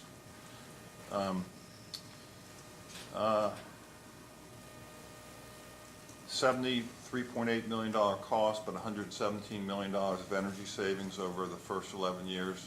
Yes, sir. Okay. You can finance that with low-cost federal funding. And it saves the investment that you have already made in that plant, so there's no stranded cost with leaving the plant behind. Any idea what the remaining net book value of the plant is, or will be when this? I do not, but we can find it. This, of course, also received unanimous board approval. Yes, Okay. This will have a high ELCC rating, which will yield a high PJM capacity value. correct. Okay. And this will be served from the gas pipeline that's being built to serve the combined cycle. Yes, sir. That same discussion you just had about getting in line for the pipeline would apply to this one too. Yes, If you go to the back of the line, you may lose the combined cycle pipeline gas as well as the Cooper 100% co-firing gas. right. Okay. If the ELG rule survives, this will be considered an existing gas unit with no capacity factor limit because the new greenhouse gas rule apply to new gas units, not existing gas units. That's my understanding. Okay. If the greenhouse gas rule is vacated, where you'll still have an energy hedge between coal and gas for this particular unit. Yes, sir. And this unit has a high coal cost supply because it's Central Appalachian coal, and it's all in by truck. Correct. As opposed to Spurlock, which is on the Ohio River and uses high sulfur Illinois Basin coal. Yes, sir. Okay. One last thing I want to understand, the Spurlock 50% co-fire, it received unanimous board approval. Yes. Okay. And I just got one, the modeling was done at 40%, because that's the minimum that the greenhouse gas rule required. The engineering then found that we could go to 50%. It makes, so there's more value here than what's modeled in these numbers is 40% gas. So the energy savings would be higher, Could be. it could be higher at 50% gas versus 40% capacity factor. Or Could- 40 versus 50% co-firing. Yeah. Okay. So the four Spurlock units have $187 million capital cost, but your energy forecast savings over 11 years, just do the math, $745 million. Yes, sir. Okay. A high ELC rating for a high capacity value in PJM. Yes, sir. Okay. O&M savings from running on gas, Mr. Johnson testified to. Yes. Okay. The technology for co-firing on the two fluidized bed units has been proven or agreed to, certified by Burns and McDonnell. Correct. Okay. So if the greenhouse gas rule survives, this co-firing will get you 7 more years of operation out of Spurlock by, instead of shutting down at the end of 2031, you run it through the end of 2038. Correct. Okay. If the greenhouse gas rule is vacated, you will have a gas coal energy hedge on this facility. Yes, sir. Anything else you want to add to this list? The natural gas supply is again the same issue here as it is at Cooper, is where we're at in the queue to be able to get that.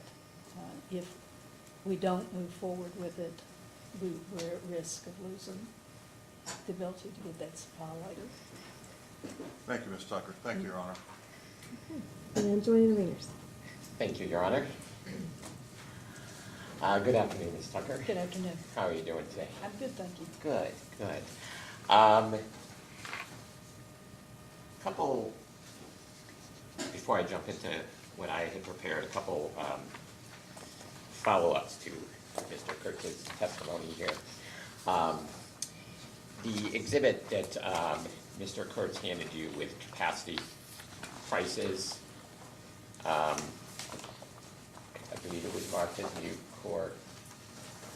Which exhibit? Sorry. Okay. 5, new core 5.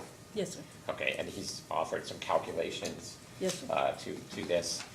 And since he doesn't have a witness, I'll ask you about them. Okay.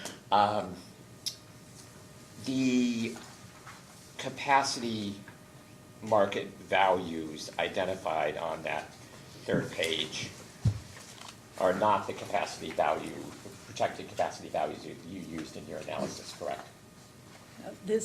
These are the prices that we were given from ACES at the time that we put this in. We gave a more conservative view of just what we've experienced, what we've seen in the market in recent years. We gave you the low end and the high end of what we've seen so far. And those historic numbers that you relied on reflects the fact that capacity prices tend to go up and down over the years. We gave a range of what the value would be based on what we've seen over the last few years. And would you agree that it's a market, so as It is a market. supply goes up, prices tend to go down, as supply goes down, prices tend to go up? They have. Okay. And conversely, this forecast from ACES that was not used in your analysis has prices just going straight up, correct? Yes, sir. Okay. And are you aware that PJM recently under significant political pressure about high capacity prices, proposed a cap on the capacity price for at least the next two auctions. For 2 years. Yes. Yes, Okay. And are you aware that today the FERC approved that cap? yes, sir. Okay. And that cap was a high of $325 per megawatt day? That's my, yes, Okay. And a low of 175? I believe that's right. Okay. And the 325 is below the capacity prices provided by ACES for the next 2 years, correct? Slightly, yes. So that would change, if the prices stayed at that level, obviously it would change these calculations that Mr. Kurtz has offered. What he's highlighted, though, is past the 2 years that cap is for. But at prices considerably lower than projected here, PJM was under such political pressure that they've agreed to cap their prices, correct? For 2 years. Okay. And so it would be compared to the 362 and the 377 in the first 2 years. So there's some difference there. It's not huge. And so at those levels, they've agreed to cap it. Would it be safe to assume that if capacity prices were to get close to $400 or $500 or $600 as projected here, they'd have even more political pressure to cap those prices? No, I wouldn't necessarily go there, but that would be a matter of opinion. All right, fair enough. And then just quickly, you agreed with Mr. Kurtz's statement, I believe, that the Spurlock gas co-firing at the CFB units, Spurlock 3 and 4, had been certified as feasible by Burns and McDonnell? They've been determined to be feasible by Burns and McDonnell. Okay. And have you seen that in writing from Burns and McDonnell? No, that's not I wouldn't. That's not my area.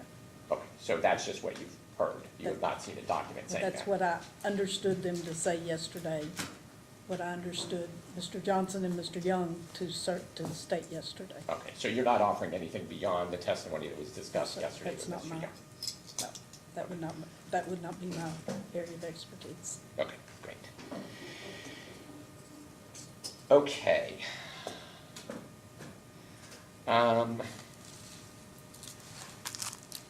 Let's turn to your rebuttal testimony.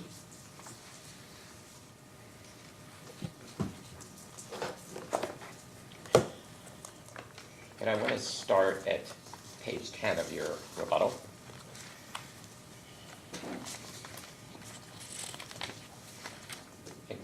And I guess just to take a step back, your rebuttal is focused on rebutting testimony that Dr. Stanton provided in this proceeding? Yes, sir. Okay. And starting on page 10, you contend that witness Stanton does not demonstrate a keen understanding of the electric load forecast. Do you see that? Yes, sir. And your explanation is that, starting on lines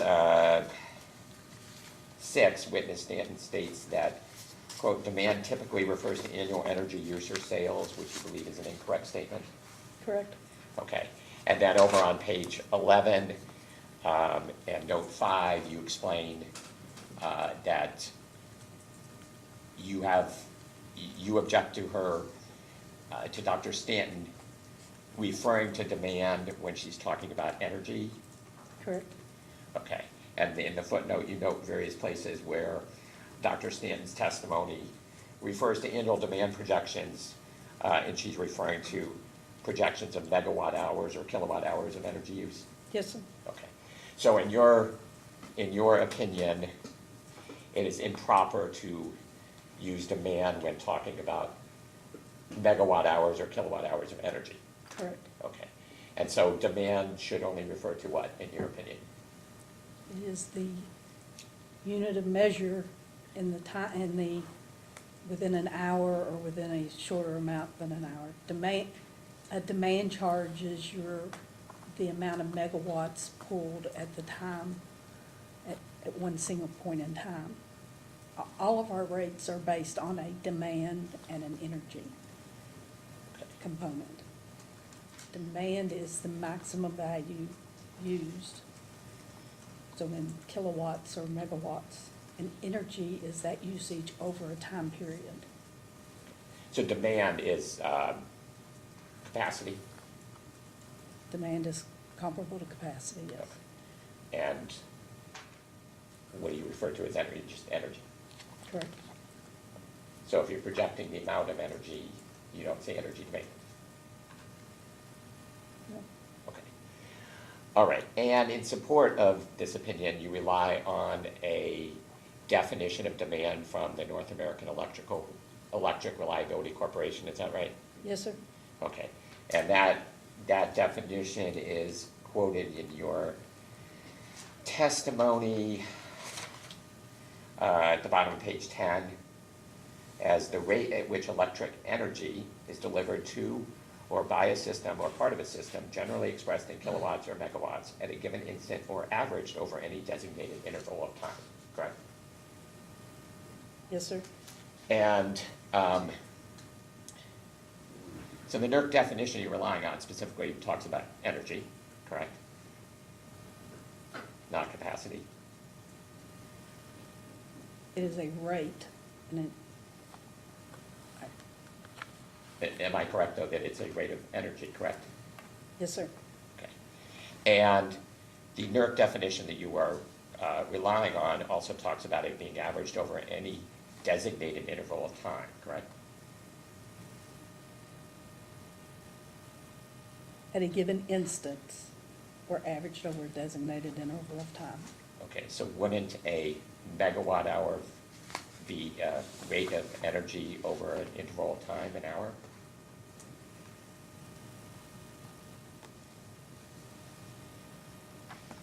For 1 hour.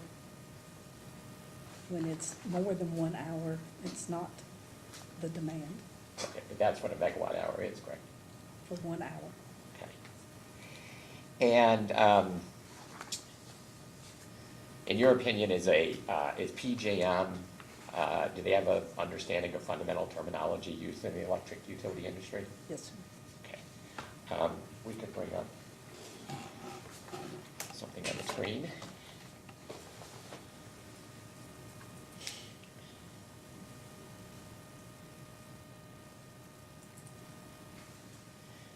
Okay. If I go to the top, yeah. So this is PJM's website. Are you familiar with PJM's website? Yes, sir. Okay, and you aware that PJM has a glossary? Yes, sir. Okay, and have you visited the glossary before? I've seen it. Okay, and if you scroll down to D, demand, PJM defines demand as the usage or consumption of electricity on a power system. Demand is generally expressed in kilowatt hours or megawatt hours, correct? That's what it says.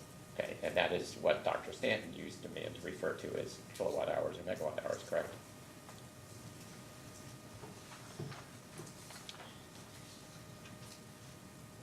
My interpretation of what she read was, what she wrote was discussing energy when talking about demand, but that's my interpretation. Right, okay, and that is expressed in kilowatt hours or megawatt hours, as PJM defines it, correct? Yes. And then you also state on page 11, starting at line 6, of your rebuttal testimony, as a result, by focusing on annual energy usage, her analysis ignores peaks. You see that? Yes. But Dr. Stanton's testimony discusses both energy use and peak issues, correct?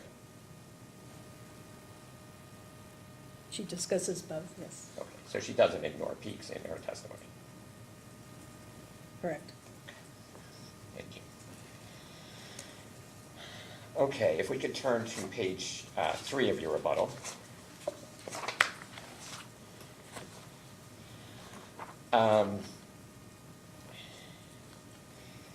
Line 6, and well, let me just take a step back, though there's a discussion actually that starts on page 2 of your rebuttal, starting at line 13, about large customer loads. You see that? Yes. Okay, that's referring to large commercial customers on the KPC system? Yes, sir. Okay, and there's been various issues throughout the proceeding about how to forecast those loads. Is that generally your understanding?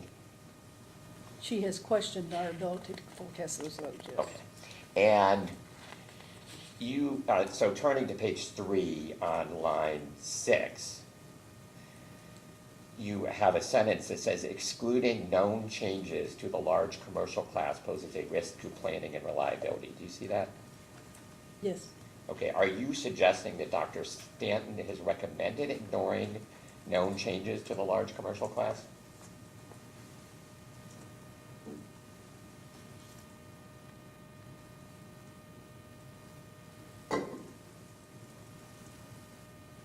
She has questioned the amount of large load that is in that commercial class, yes. Okay, but would you agree with me, she's not suggesting that you should ignore known changes?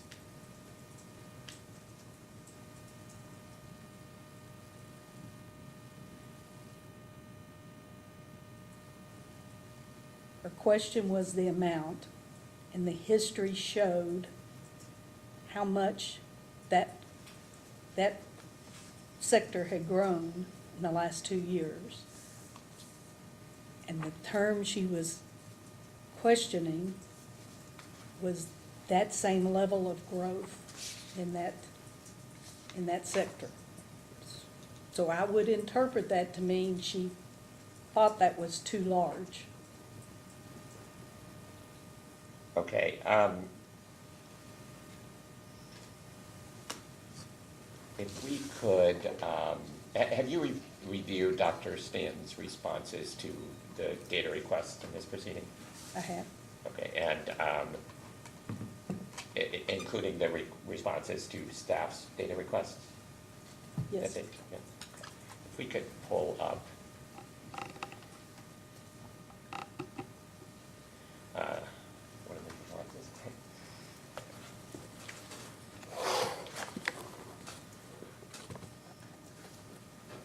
Okay, and this request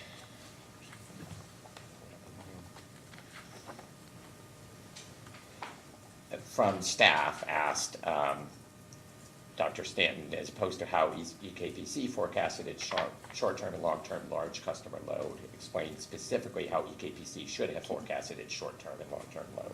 Can you tell me which one this is? This is the response to staff request 1.1 to joint interveners, and it's also up on the screen.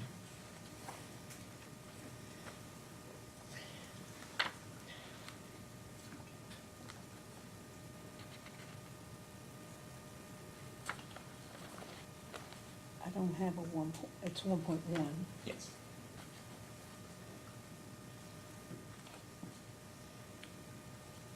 Okay.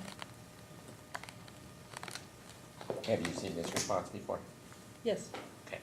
And in this response, Dr. Stanton explains that forecast should include new customer load that there is a high likelihood that will actually come online, while discounting or excluding possible large customer load is merely speculative or low likelihood of materializing. Do you see that? Yes.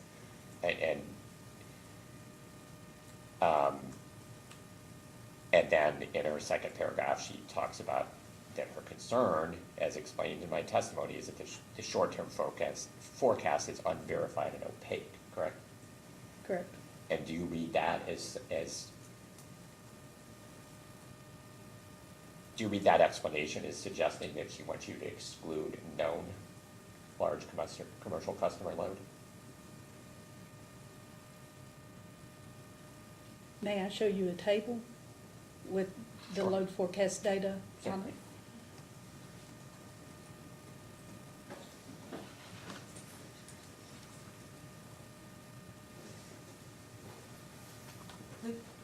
This is a table from the load forecast report that is attached to my testimony. Sorry. Okay. It is the large commercial class of customers. In 2022, it says the annual change was 353,000 megawatt hours for that class. That was actual, this historical data. In 2023, it says it was 503,200 actual historical data. In 2024 was a forecast that says 269,000, or less, right? 2025 is 565,000, very much supported by 2023 data. I fail to see how that's opaque.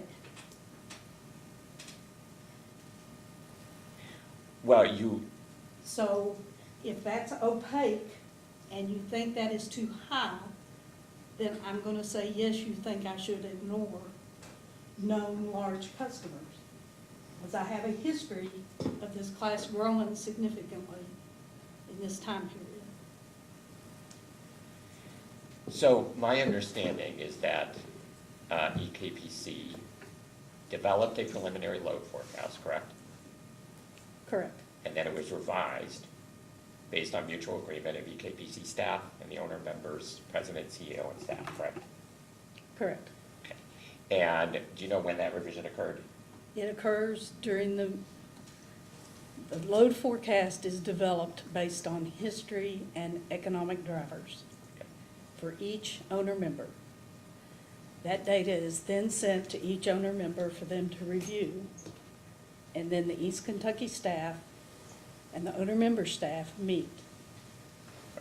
If the owner member knows of specific loads that are growing or coming into their territory, they will tell the staff at that time if that needs to be changed. Okay, and my question is, when did that discussion happen? It happens in the spring of the year, spring to summer of the year. Okay, So it would have been in 2024. Okay. So there was a preliminary forecast that was developed by EKPC's consultant, No, EKPC staff. EKPC staff, okay? And then that was sent to the members, and then there was discussions about revisions to it, Correct. okay?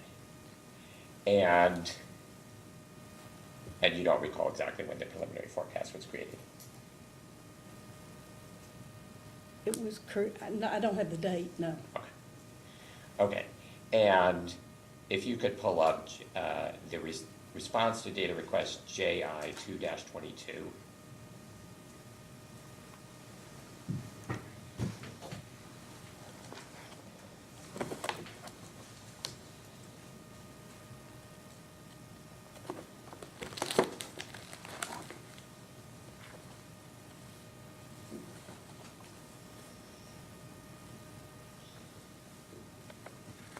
Okay. Okay, and so in this request, we asked EKPC to provide any documentation of revisions made to the preliminary forecast, including revisions proposed, an explanation of the basis for such revisions, correct? Correct. And the response in total is that the meaningful revisions preliminary forecasts are to the large commercial class related to expected growth during the short-term period through 2029, correct? Correct. And then claim that the information is confidential and did not provide any further information, correct? That information is between the owner member and the potential load. It's not East Kentucky's to give. Okay, and so this response also refers back to the response to Joint Intervenors 1-31. Is that correct?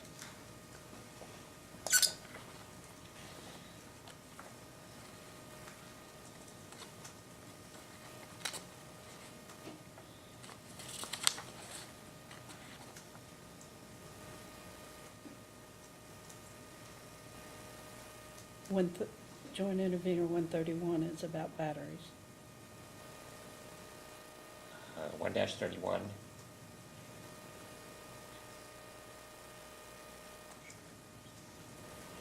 Put it up on the screen.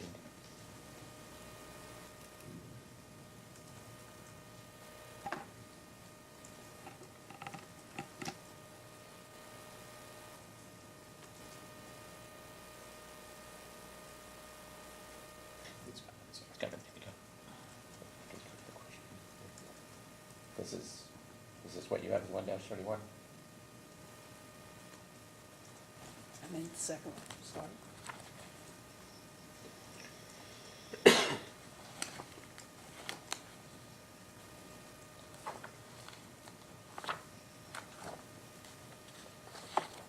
Okay.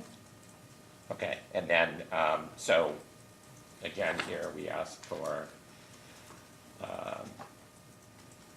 any written documentation of the input that the owner members provided regarding projected large commercial sales, correct? That's subpart B. Correct? And again, just told that that was confidential information. Correct. Okay. So twice we've asked for some documentation or support for the projections that are included here, and nothing was provided, correct? I'm gonna object, this is another discovery issue that came up yesterday. We responded that this is not EKPC's information to give them. This is confidential information between their 16 owner members and their large commercial customers. These responses have been in the record for a long time, and we're doing discovery issues again today at the hearing. I'm simply establishing why our expert thinks it's opaque. I'm not disputing whether we did not file a motion to compel, that's true, but So you're just asking her to agree that Yeah. she replied it was confidential? yes, and then information was not provided, and therefore that is where the opaqueness comes in. I'll allow her to confirm whether or not that was the response, but we're not gonna argue about whether it should have been the response. We provided, and I don't have right, but we provided headlines where you could see many announcements of new load coming into our territory that was made public announcements that would have supported any and all of this Yeah. load. Yes, you provided that in your rebuttal testimony, correct? Or Correct. after Dr. Stanton provided her testimony. Correct. So at the time, it was opaque to Dr. Stanton because there had not been any of that information provided, correct? The historical information was there. There was reason to believe there was growth in that sector. That was not opaque. That was actual growth that was shown. And this is in line with that continuing.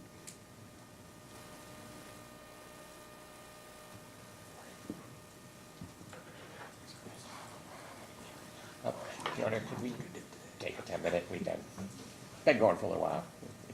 Sure. Sure, thanks. So no break. So that's a 3-2. No, that's all right.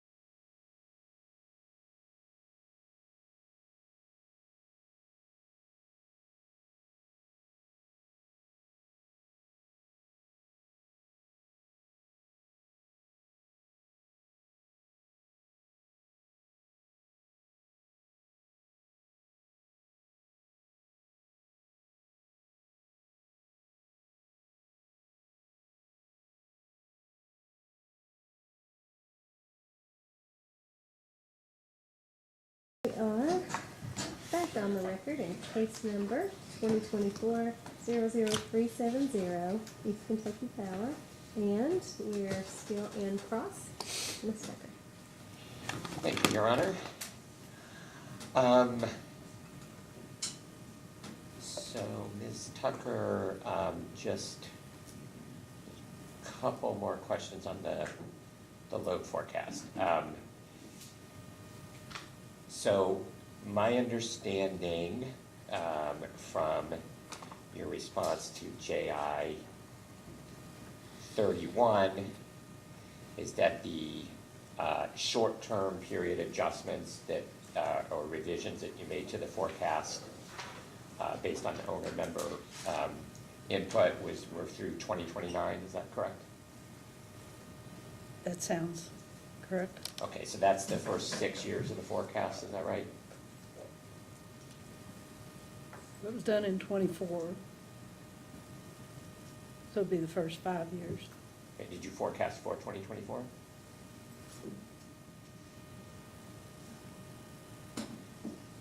It's a combination, yes. Okay. Somewhere between Okay. 5 and 6 years. Correct? Correct. Okay. And if you could pull up the attachment to your response to JI 1-30, which is your EKPC load forecast work plan. Okay. And what is this document?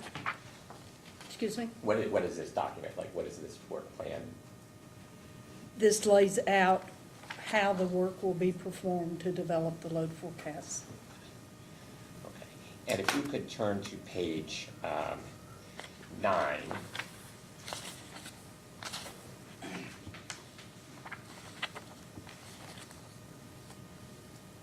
There's a discussion about a third of the way down it starts a third of the way down the page, large commercial industrial sales model. Do you see that? Yes, sir. Okay, and it talks about how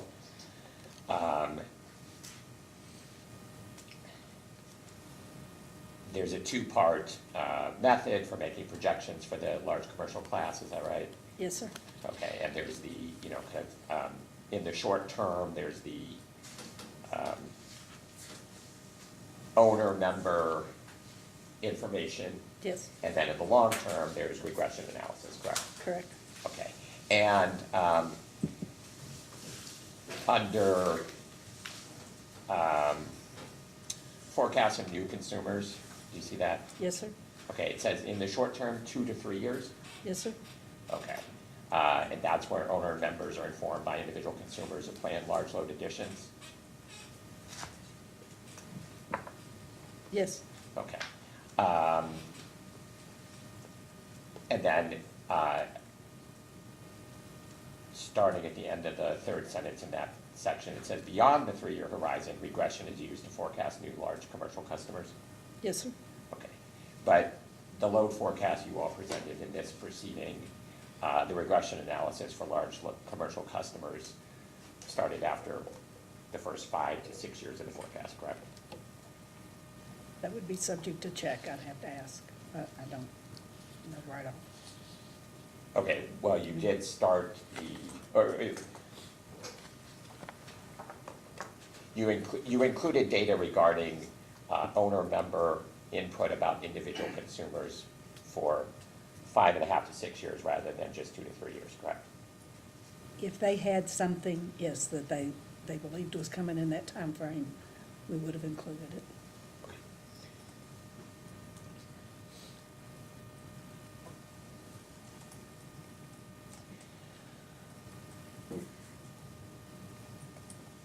Okay, and you referred earlier to the press releases that were attached to your rebuttal testimony, as I think it was rebuttal attachment JJT1. Is that correct?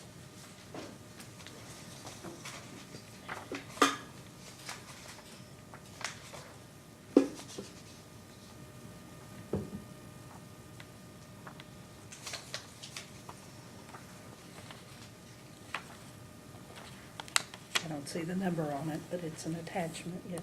Okay. And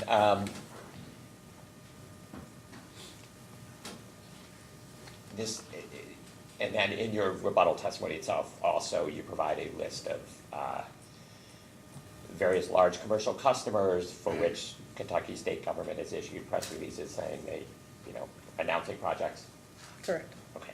And have any of the customers in that list signed power service agreements with EKPC or their owner members? Besides, let me add, besides Nucor, which is the first press release, which is from 2018. Correct. And that was quite a large addition, and they definitely put a new line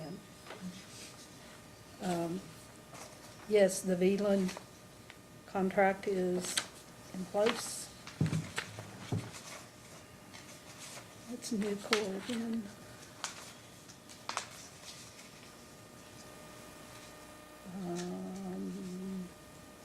Not positive on that one. Pernod Ricard, yes.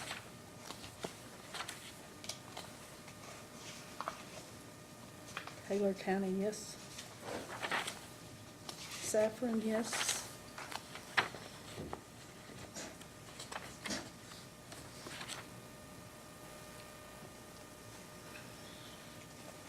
Whiskey House, I think, but I'm not positive.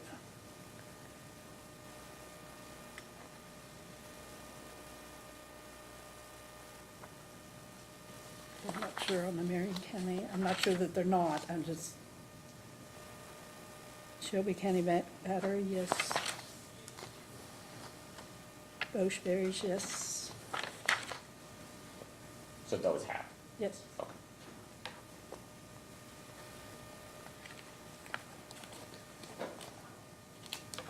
Right.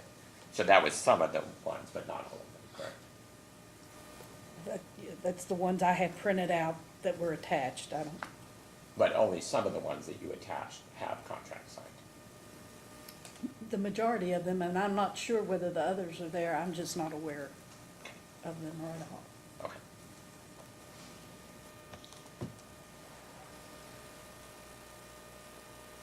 Okay, if you could turn to your rebuttal at page 7.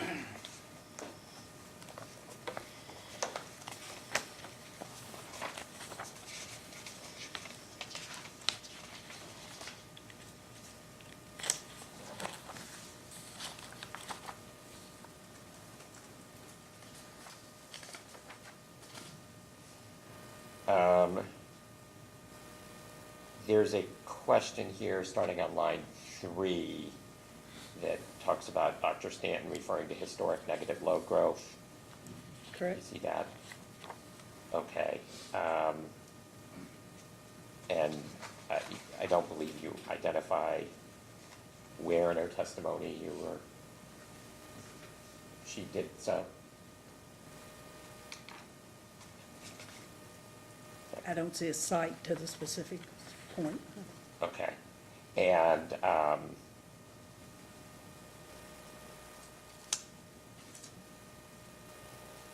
so would I be correct in that the testimony that you're referring to is at pages 8 to 9 of her testimony?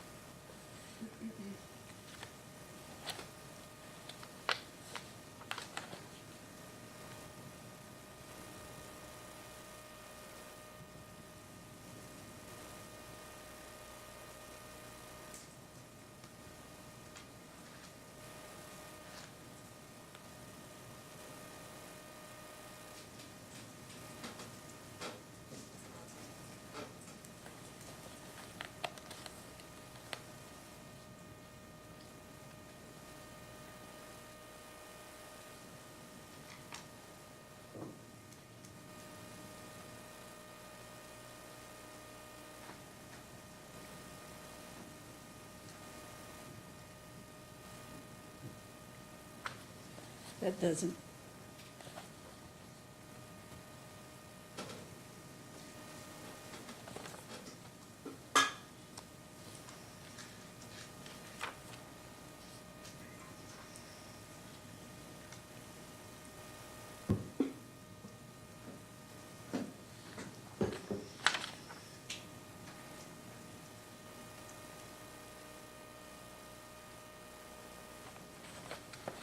I guess, especially reference the discussion that starts at line 10 on page 8.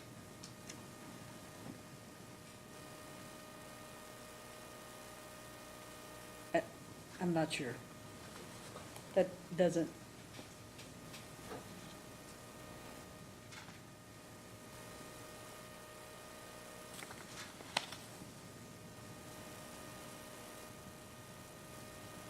I'm not sure that that's the same, but I can't find it right off.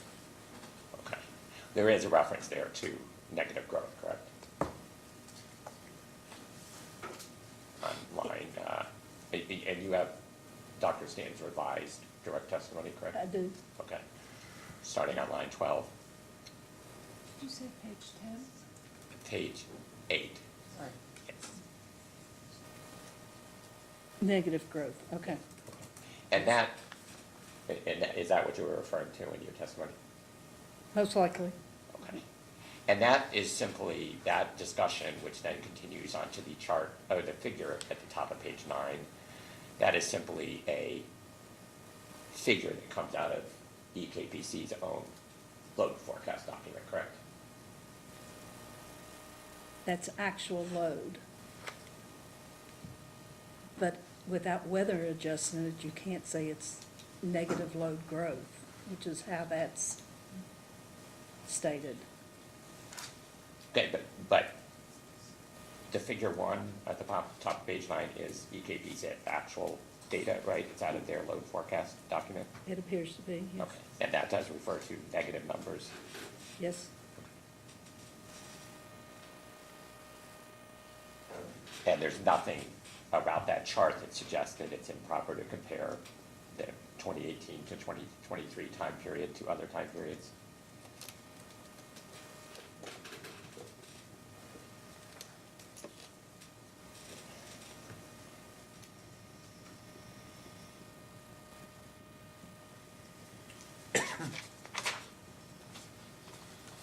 I feel like there was discussion around this in the forecast, but this table is probably there.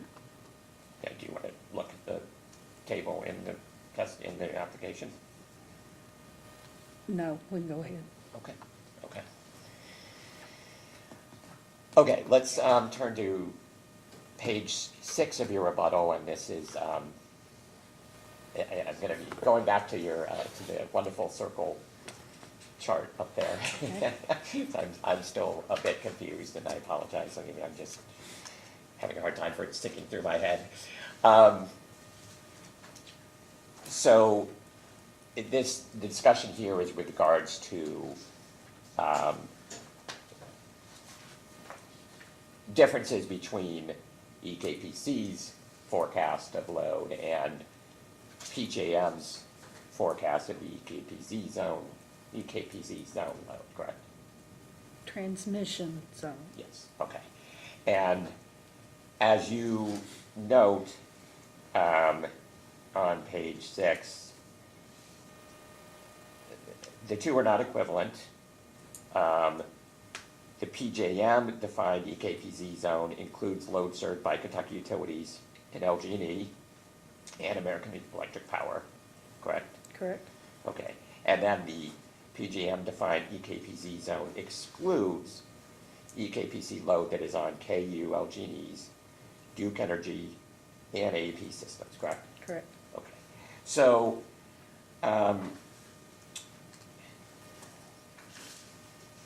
so this the load that is the load that is excluded from the PJM defined EKPZ zone, though that amount should be added into the PJM forecast to make it more equivalent to EKPCs, correct? Yes, you have to do several calculations to get from one to the other. And if I could refer you to a document that you produced in a post-hearing data request in the Liberty Rights proceeding, and we can put it up on the screen.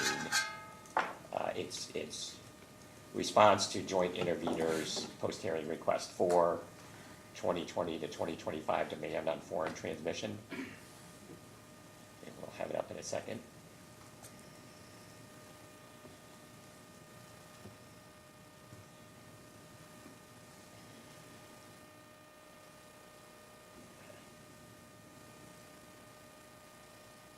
Okay, and you sponsored this document, correct?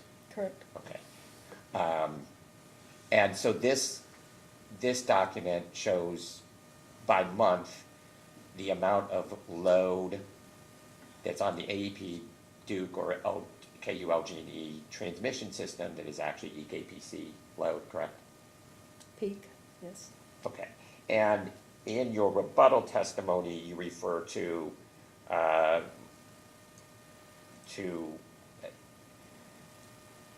struck that. The numbers in this exhibit JI for, is that what constitutes the load referenced on line 16 to 17 of your rebuttal testimony Of which page? on page 6? Yes, should be. Okay. So those are the amounts that should be added into the PJM forecast to make it closer to what EKPC is forecasting, correct? Correct.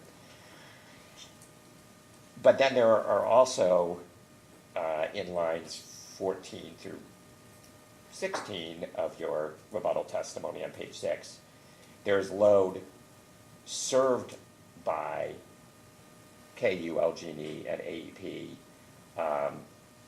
that is included in PJM's forecast that is not in EKPC's, correct? Correct.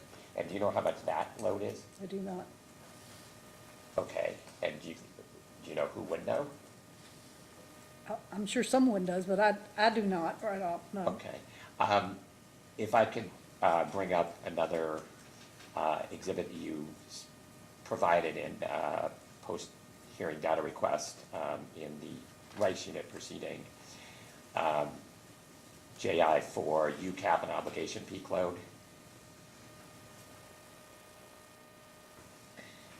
And you've seen this document before? Yes, Okay, so this has, it says EKP Smith and Downing, EKPC load in the Duke zone. And then Duke Long Branch, which is Duke load in the EKPC zone, and then Crimea Falmouth. right?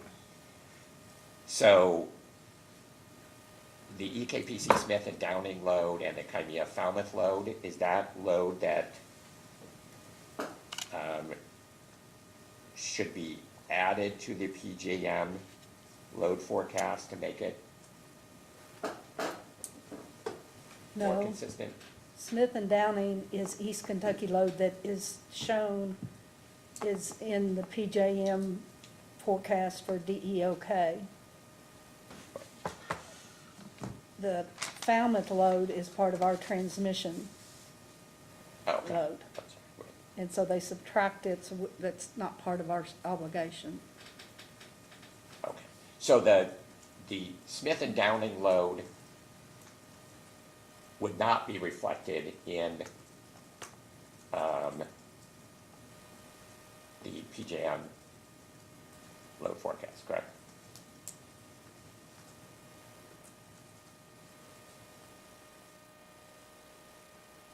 I don't believe, UCAP obligation is what the base residual auction is cleared on. Yes. That's how much load we have to buy from the PJM auction. We have to buy the obligation for the East Kentucky transmission zone, plus we have to buy the obligation for the DE, portion that we have in DEOK, but they show that as two separate purchases. Okay. within the BRA data. Okay. I see, okay, thank you. So for going back to your rebuttal for lines 14 to 16 on page 6, the only load in the EKPC zone that is served by other utilities is from KU, LG&E, and AEP? Correct. Okay. And if we submitted a posterior data request, would you be able to tell us how much load that is?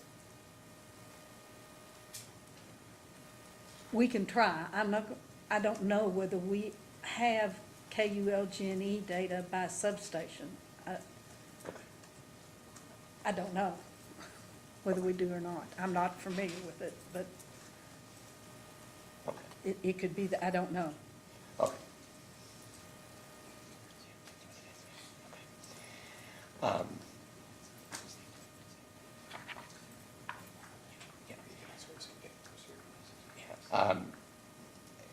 I guess we'd like to mark the JI for 2020 to 2025 demand on foreign transmission as exhibit JI3. It's already in the record, It's from the Liberty Rice record. Oh. Yeah. The rights proceeding's been included into this proceeding. This is from after the date of that, These are the yeah, post-hearing so this data is a request. post-hearing data request. So, I'll figure out how to mark that. okay, okay. I So, have confidence that I'll figure that out. okay, so we'd like to move it in however you want to do that. Any objections? Okay. Are you done with those? Okay.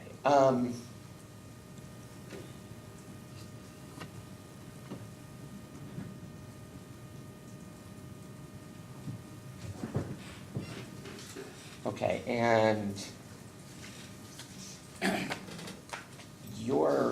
the EKPC long-term load forecast projects a 0.8% growth in winter peak demand per year, correct? That sounds right, yes.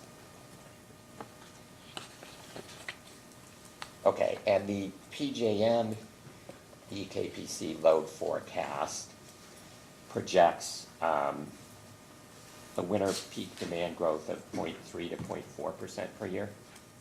Does that sound right? Okay, You bear with me a minute. sure. East Kentucky's load forecast is developed from history.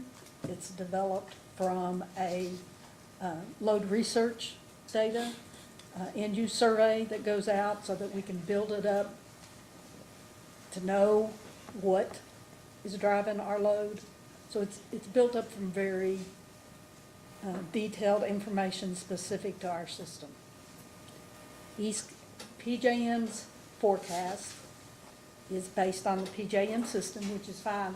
They forecast the whole system and then give us our load ratio share of that. They don't try to figure out how much growth is in East Kentucky per se. They're looking at their entire footprint. They're not going to near as much detail, but it is, they're close, but they're not the same. Okay, if we could pull up, Sure. yeah. We can. She should have Liz's. Oh, yeah, do you have Dr. Stanton's testimony? I do. Okay, do you have, if you could go to, it's the attachment with the PJM load forecast. Okay.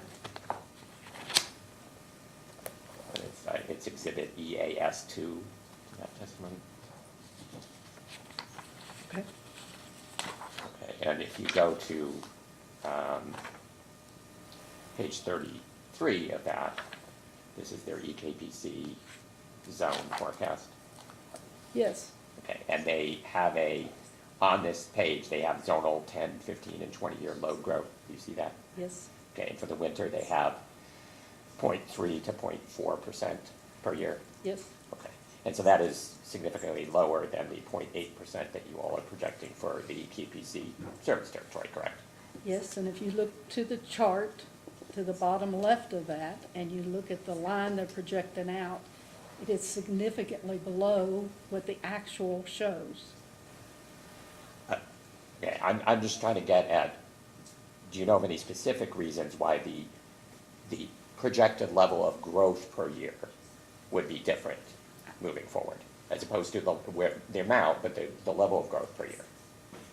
When I look at their summer forecast, it's smooth. You've got jagged lines based on weather, but it makes a smooth transition out.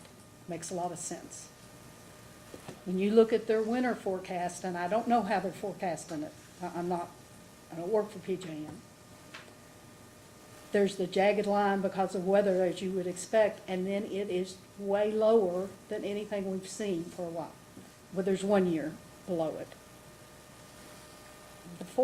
The chart doesn't make sense on how they're forecasting it. So no, I don't know how they get the 3/10 and 4/10. I don't know how they're calling this a reliable forecast. Okay. Okay, new topic. Were you either in the room or watching yesterday's hearing? Yes. Yes, okay, and did you see the cross-examination of Mr. Stachnik? Yes. Yeah. Okay. And during that discussion, there was focus on EKPC's 2024 financial forecast, is that right? He's responsible for the 24 financial forecast, yes. Yes, okay. And, yes, and he is, my recollection is he testified that you provided some inputs to him for the financial forecast, correct? Yes, sir. Okay, and what did you provide him? Provided him the output from our production costing model from Anything else? RTSIM. Sorry. From RTSIM, and that's been provided in the first data request in this case. Did you provide any other inputs or documents for the 24 financial forecast? We probably provided it at the hourly level for 20 years, and we put it in here at the annual level, but that would be it would roll up to the same thing. Okay, could you explain what you're referring to? The output from our model goes to his model in an hourly format. Okay. The data doesn't get changed, but the table gets turned into the format that they need to read into their file. Okay.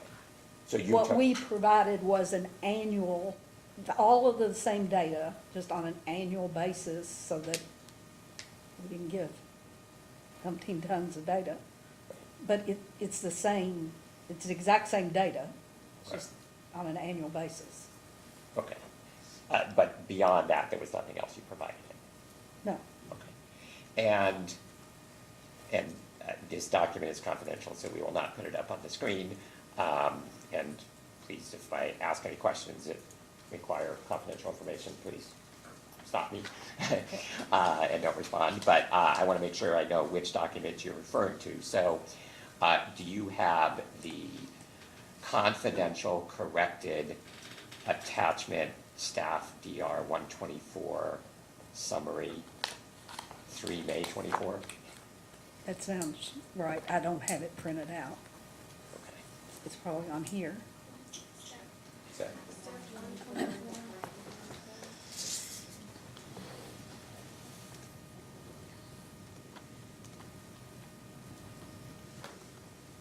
And it was confidential, so it may be in a different one. Yeah.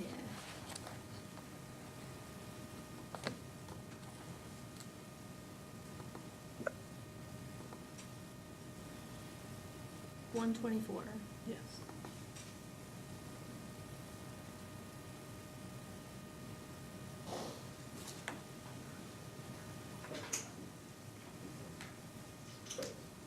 And this is, what are you looking at? What's the title of the The document? tab down at the bottom says summary. There's a tab to the left that says source base annual -3 May 24. Okay. And this is the document you provided to Mr. Stachnik? Yes, Okay. that is the output file that comes from RTSim. Okay. And so you provided this to him, and then he did whatever he needed to do with it to plug it into the UI planner? Correct. Okay. Okay. And did you also provide him the summary tab? I don't know the answer to that. We would not normally summarize it like this for him.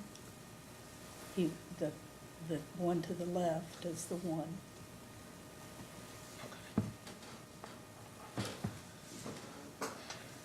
Okay.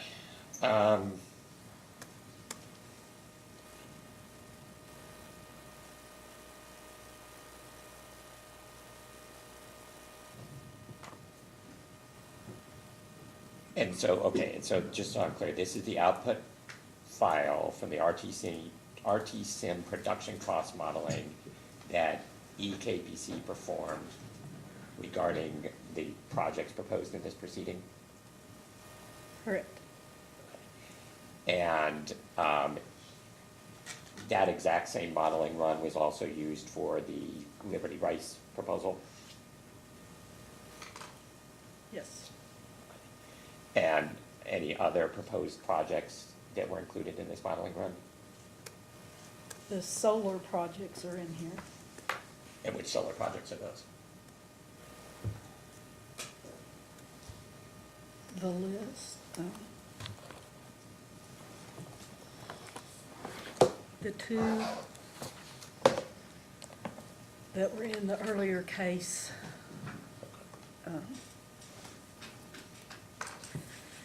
The Fayette and Marion?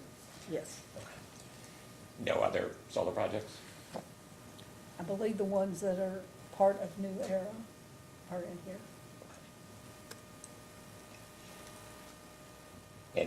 And this is the output from the only modeling run you did of those projects? This is the output from the run that we have supplied all of the data for these cases that, yes. Were there other modeling runs that you did?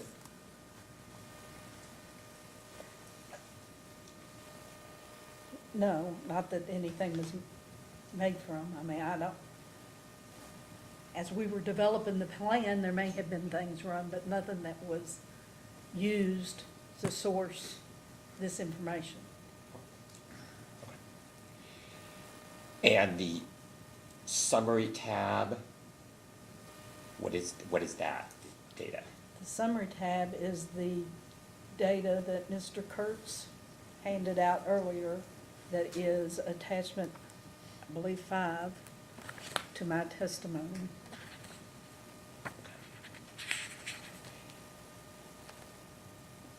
And so the summary tab is not confidential? Because it's been disclosed in Exhibit 5? If it's the same exact data, it's not. It is. It's the same data? The summary tab is, the source Right. tab is not. That's the confidential. So that the data in the summary tab was extracted somehow from the output file?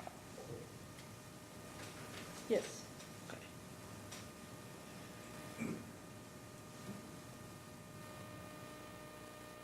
Okay, and the modeling that you did was production cost modeling, correct?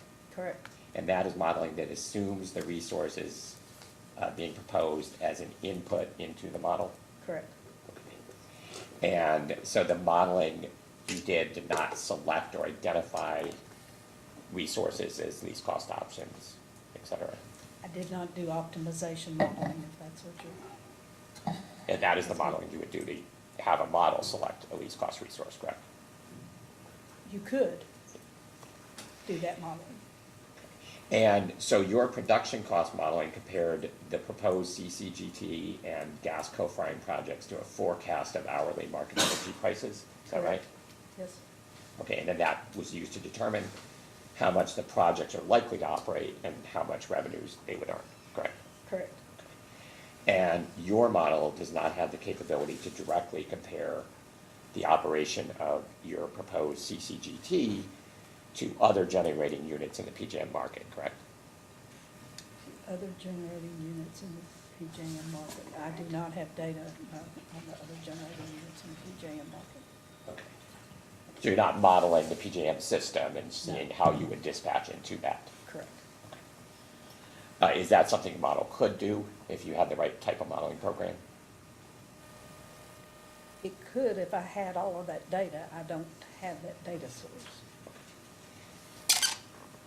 Have you ever done that for other projects? I have never modeled the PJM system, no.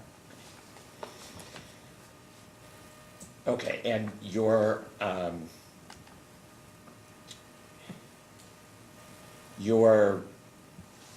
RTCM production cost modeling also relies on input data regarding things like the expected heat rate, ramp rate, minimum, maximum generation, fuel and O&M costs. Correct.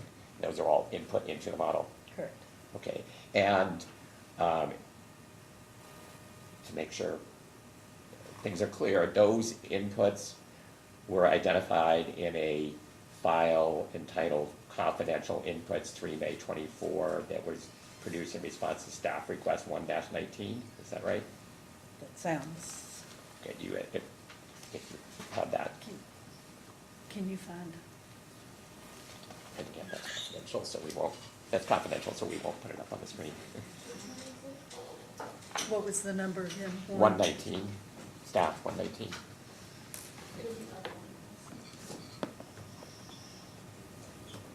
This one's confidential. Yes.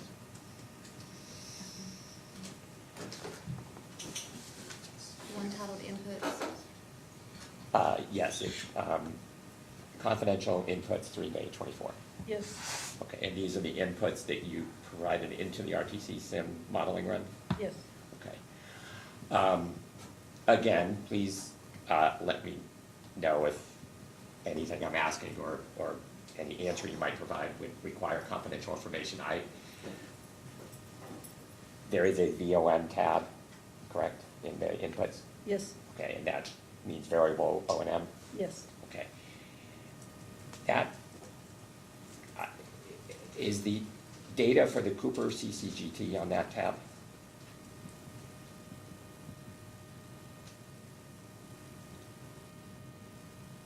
I do not see it there, no. Okay. Do you know where the inputs of the Cooper CCGT variable O&M into the modeling run you did or provided? The Cooper CCGT variable O&M data is in the original application testimony. But I don't know where it, But there's not an input file that provides them for input into the RTCM modeling? I don't see it right off, no.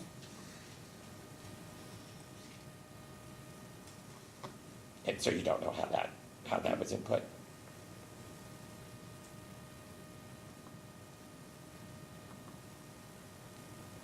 I do not. We can provide it in a post-hearing data request. Okay, thank you. And do the VOM numbers here, and again, don't mention any numbers, but do they reflect the impacts to variable O&M from the gas co-firing projects?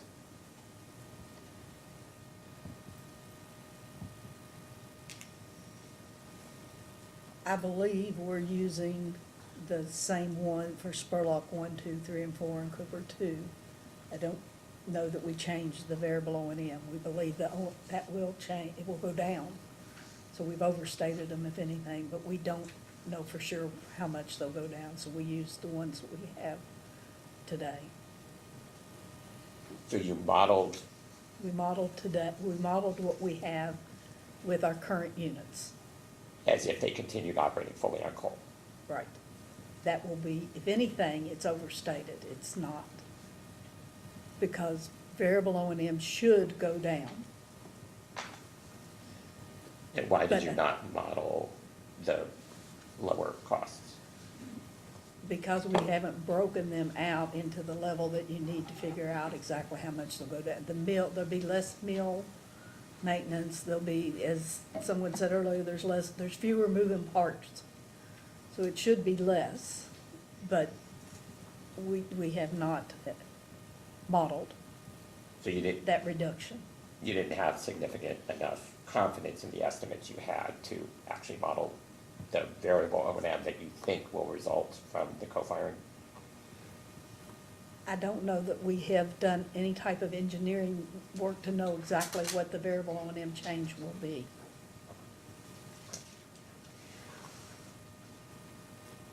Okay. In my discussion yesterday with Mr. Stachnik, it was the topic of the capital costs for the gas pipelines that would need to be built to both the Spurlock and Cooper sites. Yes, sir. And testimony yesterday said that's approximately $400 million in capital spending by the pipeline companies for each of those pipelines. Does that sound about right to you? That sounds, Okay. And then my understanding is that those capital costs won't be on EKPC's books, but will be passed on to EKPC over a 20-year period as an increase to the total cost of supplying gas to Spurlock and Cooper. correct. Are those costs reflected in the production cost modeling that you carried out? No, those are fixed costs, and they are in the financial modeling. They are not in the production cost modeling because they're not based on the amount that, there's an estimate based on how much gas we think will run, but you don't dispatch the units on fixed expenses. So the production cost modeling files you provided to Mr. Stachnik would not have reflected any of those capital costs for the gas pipelines? Correct. Okay. And you did not separately provide any data regarding those costs to Mr. Stachnik? I'm sure someone gave them the cost for that, but I don't know that I did, or my team did.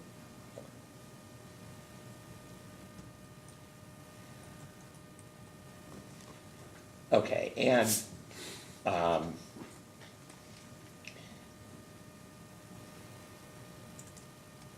for your RTSIM production cost modeling, you also input forecasted market energy price, natural gas price, and coal price, is that right? Correct. Okay, and those were all inputs into the model as opposed to outputs from the model? Yep. Yes. And if we could pull up the Excel attachment to JI 1-24E.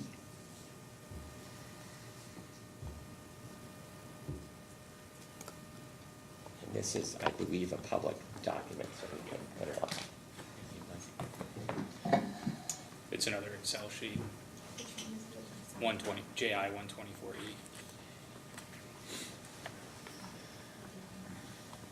Printed a few on that, depends on how big it was.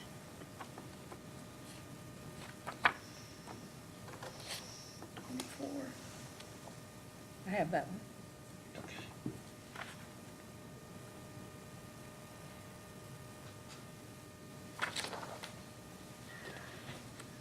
Okay. And is this also, strike that. This is the thermal unit net cost benefits estimated for the various projects proposed in this proceeding, is that right? Yes. Okay, and this is, again, an output, or derived from the output of the RTSIM modeling? Yes. Okay, so these net cost benefits do not reflect in any way the cost of the gas pipelines to those sites, correct? I don't believe so, but it's subject to check. I can double check and make sure, but I don't think the fixed cost would be included in this. Okay. And so these are, these numbers, the net cost benefit numbers, it says it says on line 23, they are the difference between the expected market price and the cost to run the unit, correct? Correct. So are there any fixed costs reflected in these numbers? Not fixed, not capital. Okay. So the thermal unit net cost benefit doesn't include, obviously, the capital cost of building the facilities or the projects, right? Correct. And it also does not include any capital or fixed O&M that has to be done to the facilities over time, correct? Correct. Okay. And do you have an estimate of those costs anywhere? Those are in Mr. Stacknick's financial forecast. Okay, but the estimated annual capital and fixed O&M for each of these projects? The capital has been given, yes. Well, For the each original project. capital price, but I'm referring Right. to the annual spending that you have to do to maintain a plant. And that's in the testimony, it's in Craig Johnson's testimony. Okay. And then it is in Mr. Stacknick's financial forecast Okay. data. And also the fixed O&M per year Is in Mr. Johnson's testimony. I believe it's either Mr. Johnson or Mr. Young's testimony. I think it's Craig's. So those would then be the numbers from Burns and McDonnell? Yes, Okay. And so you would need to factor those costs in to determine the long-term economics of these projects, correct? correct.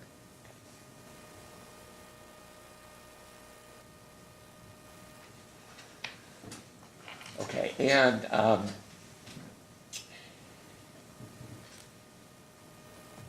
your production cost modeling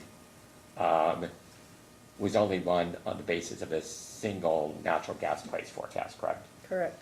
Okay, so you've not assessed how these units would perform if gas prices were, for example, 20% higher or 20% lower than you projected, correct? Correct.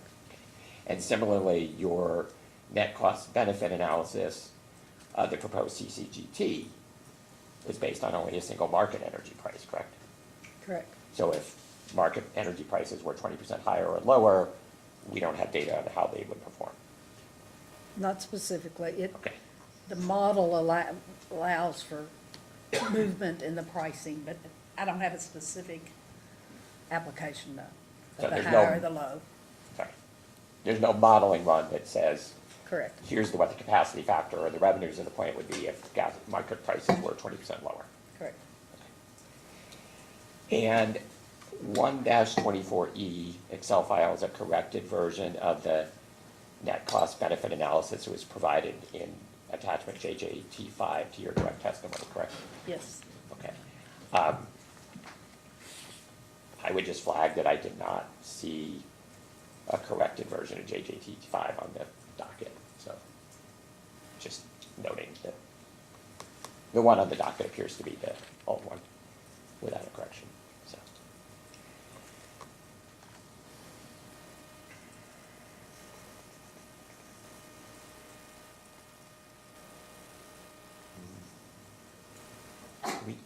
Your Honor, can we take like a 5-minute, a minute break?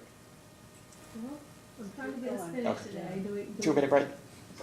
Do you just need to confirm? Yeah, I'll give you 2 minutes. We won't even go for it, just. Oh.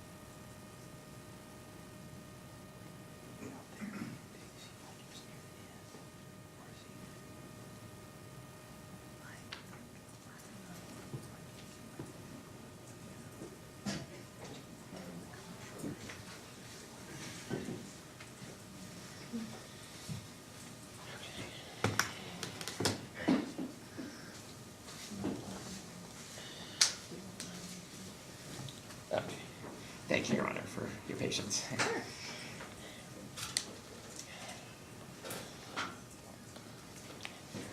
Okay, Ms. Tucker, if we could turn to page 11 of your rebuttal.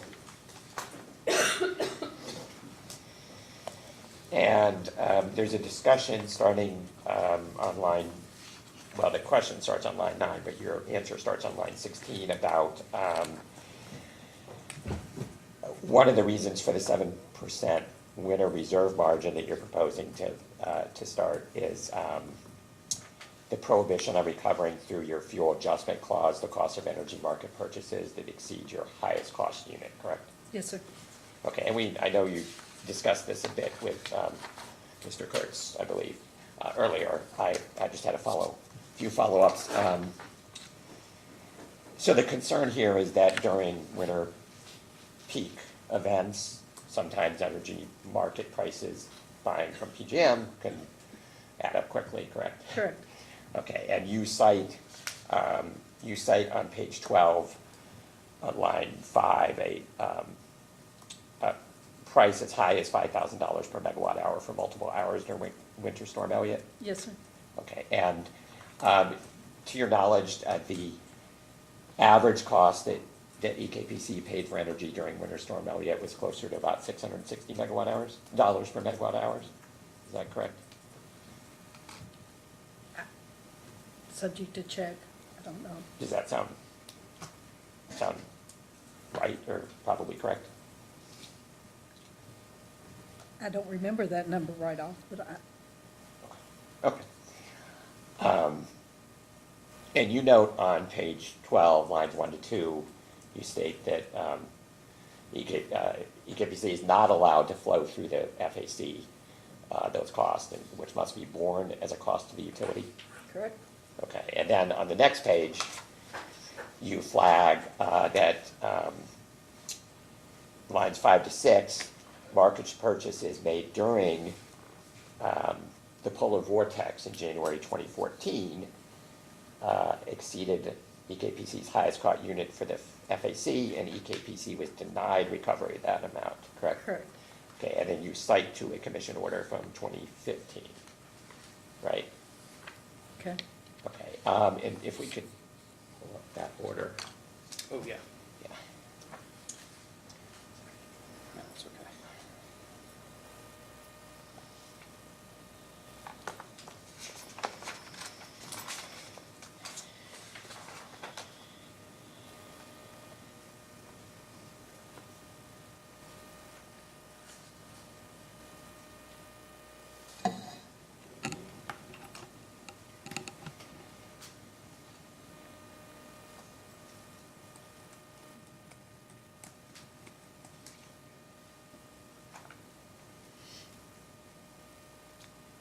This one, right? Yes.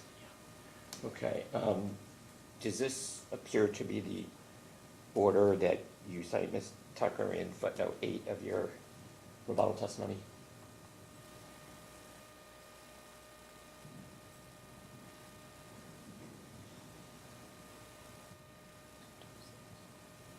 It appears to be, yes. Okay, and have you seen this order before? Yes. Okay. And if you turn to page 7 of the order,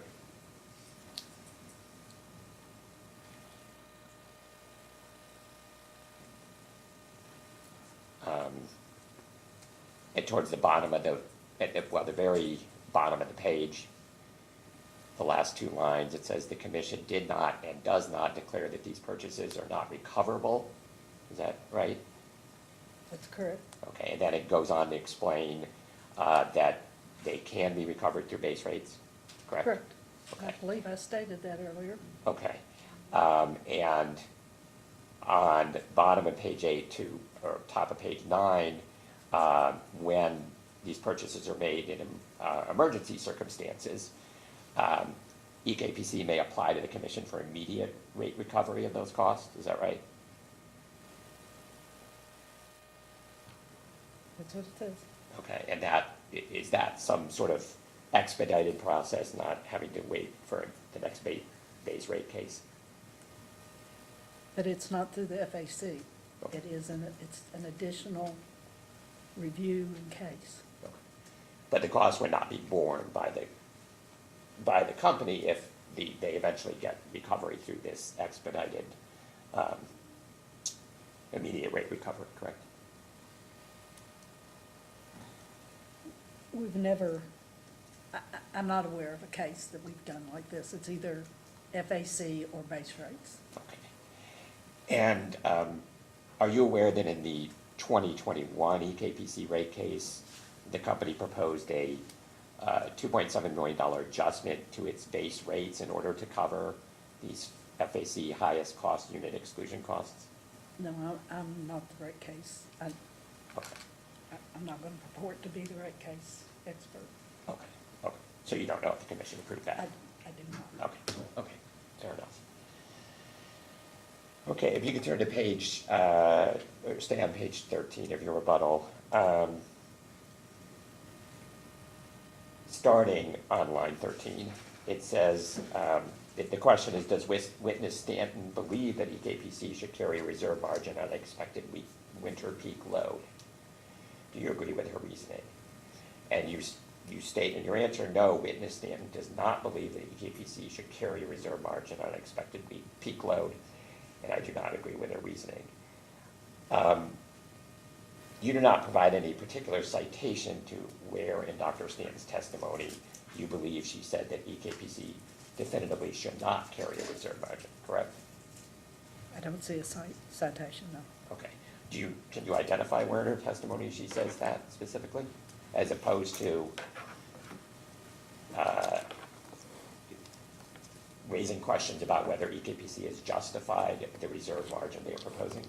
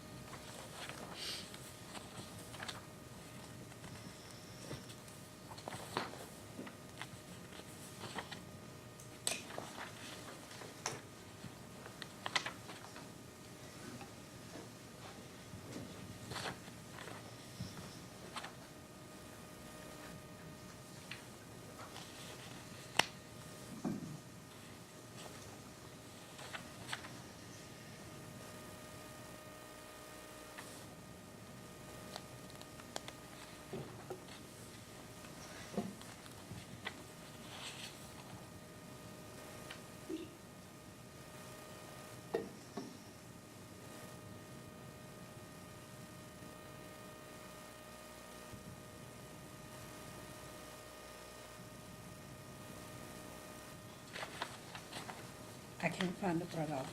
Okay. If I could put up a response that Dr. Stanton provided to EKPC data request 1.5.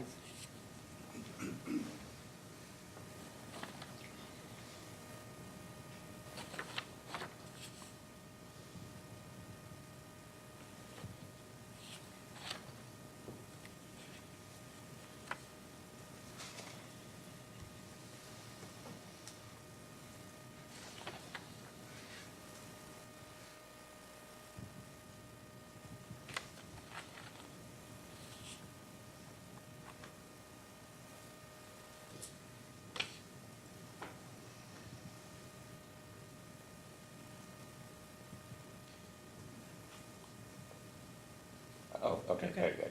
There, so in this request, EKPC asked, explain in subpart B, explain how a utility should plan to just meet its projected peak load with no reserves to account for weather exchange or generation unit availability. Did I read that correctly? Yes. Okay. And Dr. Stanton's response is the reference testimony does not say that they should, though as detailed in the response to request 1.1C above, EKPC's membership in PJM has apparently enabled it to operate with minimal or no mineral reserve margin for the past more than a decade. Regardless, the portion of my testimony referenced in this request merely contends that EKPC should provide an explanation or calculation of the interaction between its closely related adjustments or describe their combined effects. Do you see that? Yes. Okay, so do you take this to be Dr. Stanton explaining that she's not necessarily saying that EKPC absolutely does not need a reserve margin, only that, in her opinion, it has not been adequately justified in this proceeding?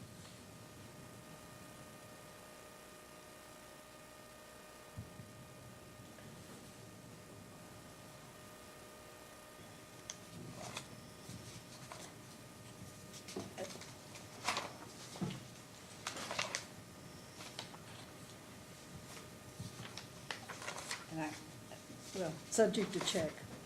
I believe that the testimony at some point said that we should rely on purchases from the market, that we were a market participant and that we should rely on the market for those, but I can't find it right at this moment.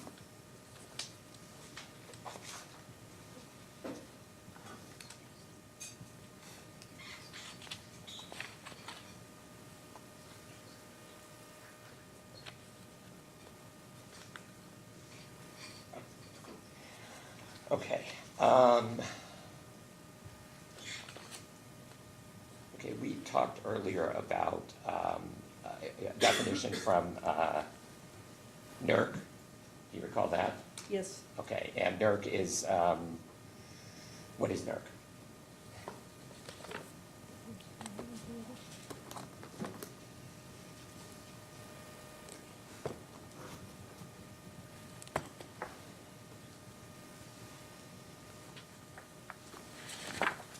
It's defined in that response.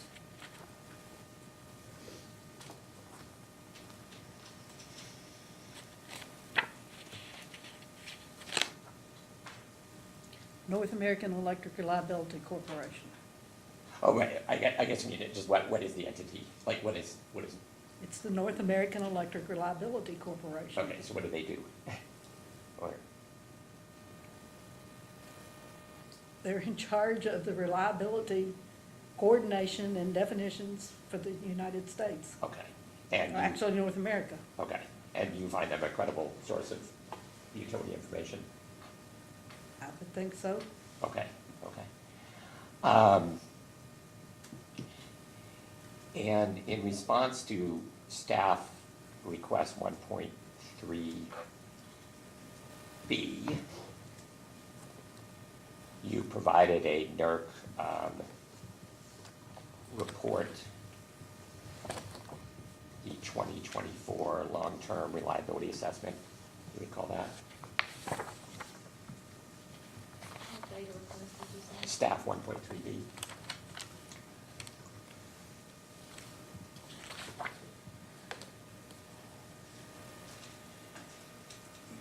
Do you have the attachment?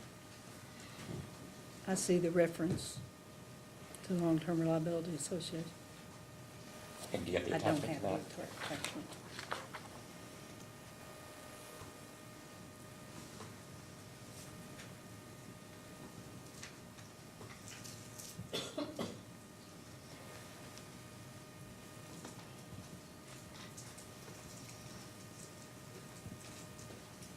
Okay. Okay, and I know we had a lot of discussion throughout this proceeding about the role of battery storage and whether battery storage is a feasible technology, correct? Yes. Okay, and this NERC report that you provided, if you could turn to page 93 of it.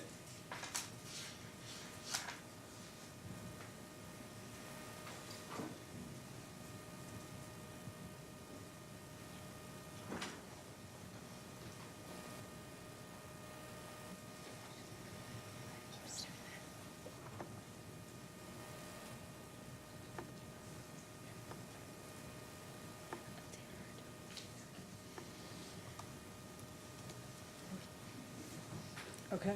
Okay, and do you see a discussion there on the bottom left of the page, energy storage? Yes. Okay, and it discusses how energy storage development continues in PJM. Yes. Okay, and that energy storage can offer grid operators another tool to maintain stable power supply under varying wind and solar power output driven by weather conditions or unit outages. Yes. So the fact that PJM is, energy storage development continues in PJM, and at the bottom line of that, on the left side of the page, it says PJM continues to work with members, DOE, national laboratories, and other industry entities to advance the use of energy storage. Do you see that? Yes. Would that suggest to you that battery storage is a feasible technology? I don't believe we ever said it wasn't feasible. We said it wasn't economic, and it wasn't relative to the need of what we have here. But I don't believe we ever said it wasn't feasible. Okay, so technically, you believe it is technically feasible? It is feasible. Battery is not a generator. A battery is an energy storage. So it's moving energy from power from one time to another time. So for a battery to be a good resource here, we need to have, you need to charge it at one time earlier to be able to utilize it during your peak periods. That means that we have to have excess during the time period that we can use it. For a 4-hour battery is generally what's considered the most applicable today. I know they're studying 10 hours, but 4 hour is what has the most resources. During Winter Storm Elliott, we had 48 hours of a continuous cold. Once that battery was discharged, it couldn't have been charged back up. And we know that because there were storage systems within PJM that did not get recharged. Not battery storage systems? Not battery, it was water. It was a hydro, pump storage hydro. That is very feasible, very economic, very dependable for the most part. But when you get into extreme cold periods, when load comes up and stays up, there's not enough diversity and not enough change in the load to be able to recharge. In winter storm? During Winter Storm Elliott, we saw similar during the last 2 storms. Now, I don't know that the hydro didn't, I'm not positive on whether the hydro got recharged then or not. But if you look at the East Kentucky load profile, it comes up and it stays up. And in Winter Storm Elliott, it was above your capacity for 1 hour during Winter Storm Elliott, correct? No, it was above our potential capacity for 1 hour. It was above our actual capacity for many hours because we couldn't get the gas when we needed to get gas. We couldn't get it started on fuel oil when we needed it. What actually was available and what theoretically could be available are 2 totally different things. And that's what was testified to yesterday, correct? Yes, sir. Yes, ma'am. I'm not sure who it was, but, and then it did not give you enough, I mean, today, 4 hours is about all you can do with battery. Correct. But, yeah, I think someone went through that yesterday. Okay, thanks. So the gas also was not able to perform during Winter Storm Elliott? There was one gas line, and it's the same one that gave KULG&E issues that you questioned, or someone questioned earlier today. That gas line had low pressure, created issues. And they had load shedding events because they did not have PJM to rely on? Correct. Okay. And you do have PJM to rely on? I do have PJM to rely on, but PJM would not have allowed me to charge a battery. It wouldn't allow the pump storage hydro to recharge because there was not enough generation available. you can act like it, what, we didn't shed, but we were very, very close. I've been in this industry for over 30 years. I've never seen it that tight. And nobody in PJM shed during I winter don't storm know mowing, whether correct? anybody else did or not, but we did not. And nobody in winters, you did not shed load during the last two winter storms? We did either, not, correct? and I hope we never do. And nobody in PJM load shed during those last 2 years, correct? Those last two Again, I winters, don't know. winters. I don't know if there were any local issues that would have caused people to load shed or not. And do you know if PJM exported power to neighboring regions during the last two winter storms?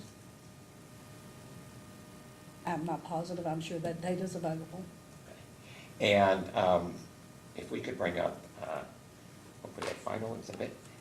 Are you aware of the NERC January 2025 system performance review of the winter storms? I've seen it. I'm not intimately familiar with it. Okay. We'll bring it up here, and I'd like to mark it as JI Exhibit 5. So this is an analysis of, done by NERC, of how the systems performed during the January 2025 winter storms, which I believe is one of the storms you've referenced as raising concerns about load shedding, et cetera, correct? We did not know it load shed during 25, no. But it raises concerns for you about reliability.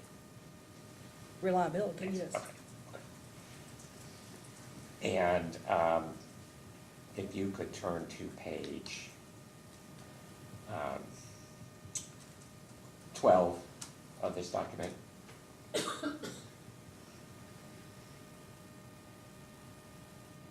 Oh, it's PDF, page 15. The paragraph above communication notes several participating entities also noted battery storage played a role in their successful performance during the January 2025 Arctic events.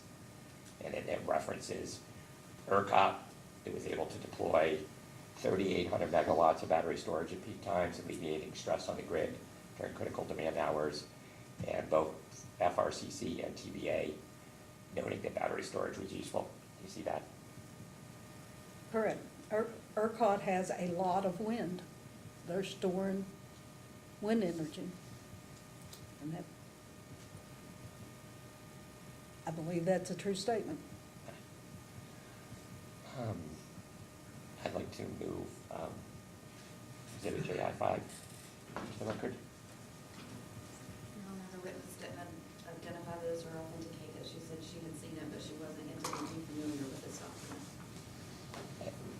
She's identified NERC as a credible source that is regularly relied on about the industry issues. This is directly relevant to winter storm that has been discussed about in this proceeding, directly relevant to the performance of battery storage during winter storms, also an issue I here. won't deny its relevance, but I don't believe a proper foundation has been laid.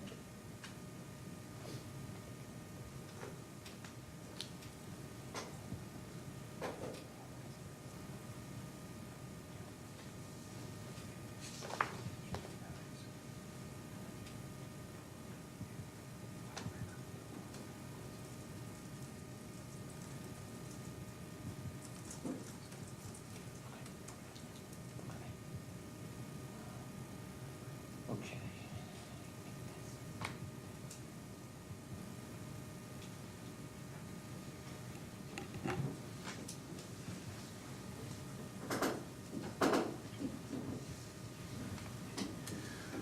Okay, no further questions.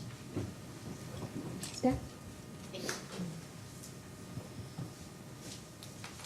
Hi, Heather. How are you? Do you have staff's third data request, item 3, and the Excel sheet that was provided as an attachment to that with you?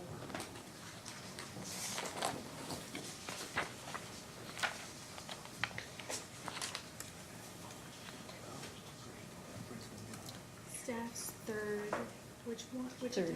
attachment? 3.3. Okay. An Excel sheet was titled Staff 3.3 FAC Response 2B. It's coming up. Okay. Yes. Okay. The Excel sheet indicates that Bluegrass units 2 and 3 were offline for extended periods during the December 2022 winter storm Elliott, resulting in a loss of 400 megawatts of capacity. Can you tell us if this loss of capacity contributed to the loss of the EKPC system capacity? If it contributed to what? The EKPC system's capacity? Yes. Okay. In a post-hearing data request, could you provide the documentation to demonstrate the financial impacts of that storm-related capacity shortfall? Yes. Okay. I'm moving away from that now, sorry, I just have one question on that. Do you have a copy of staff's fourth data request, item 2, and the attachment to, which is titled New Gen Excel Spreadsheet?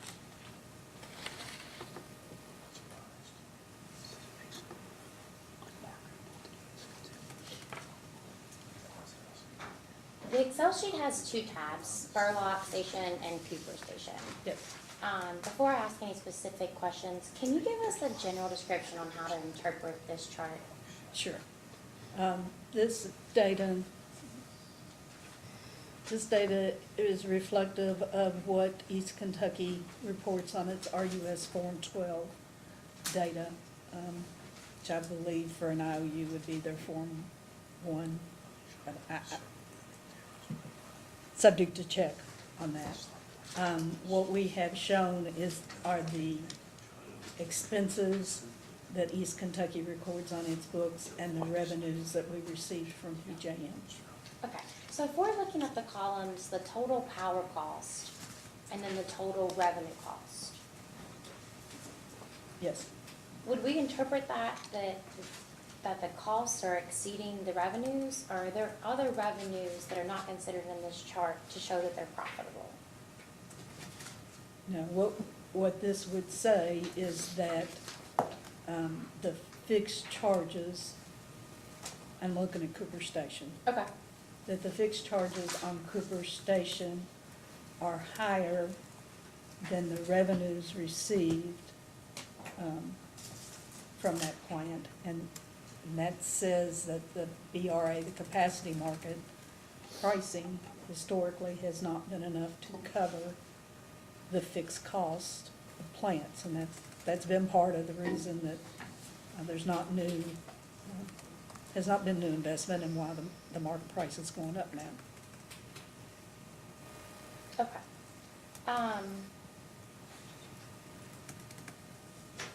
Does EKPC anticipate that the revenue forecast will improve in the future, especially for Cooper 2? As the capacity market prices come up, then the revenues from those will come up. The energy should be profitable, and that you can't tell that from this chart, how much is, but it should be being dispatched when it's economic. So the energy revenue and the ancillary revenue should be at least break even or profitable. But the fixed charges are more than what we've received from the capacity market. Historically, this doesn't show the latest clearings. So they should be significantly different from what we're seeing here. We can switch gears again then, thank you. So I'd like to talk a little bit about the RICE units. In the 2024 310 case, EKPC indicated that the units would run around 6,000 hours per year. Is that correct? That sounds, Okay. What is that estimate based on? was comparing the cost to run the units to the market pricing. And it was an hourly basis, because the units can ramp up and down so quickly. Then any hour that the price was favorable, the unit would have dispatched during that time. So when the production cost modeling, I'm sorry, did I interrupt you? No.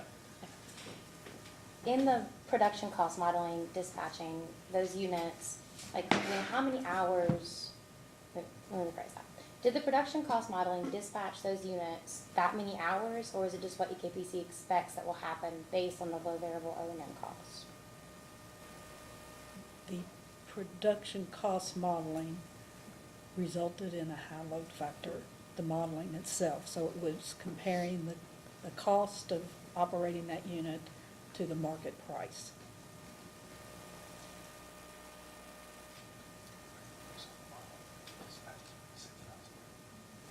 Okay, so the model dispatched at 6,000 hours then? Yes.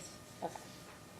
Yesterday, Jerry Purvis testified that the RICE units were to support renewables. Does that mean that as renewable generation falls off, the RICE units will fill in the gap? As they fall, as the sun sets, yes, they would come up and help. They would quickly cover. A traditional fossil unit takes time, one, to get online and then to ramp to its load level.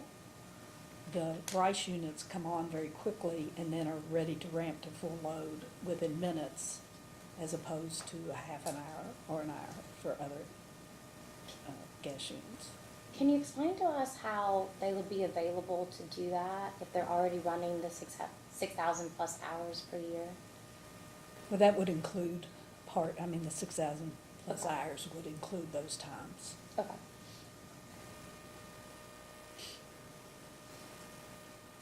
In the modeling, when the model dispatches the units, how are they dispatched? Does it have the ability to leave it on as long as it's cost effective? Or could there be multiple starts and stops for each unit per day? We allowed the modeling to say there would be multiple starts and stops for each unit per day. How will the 12 RICE units be bid into the PJM energy markets? Will it be individually or will it be submitted as groups or blocks? That's still being studied. Okay. Some that we've talked to group them in blocks of, say, 4 each. We haven't talked to anybody that does it as one whole piece. But it'll be in the logic. It won't, it doesn't have to be designed immediately up front and determined. When will that be determined? It'll be closer to operational date, I would think. Are you aware of any other states or utilities using RICE engines?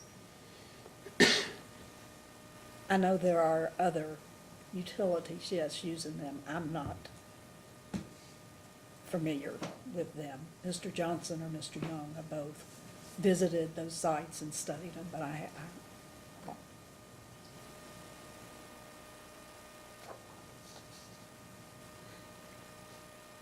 I'd like to switch gears to talk about some of the Spurlock units for a Yeah. second. Do you have a copy of staff's second data request, item 14?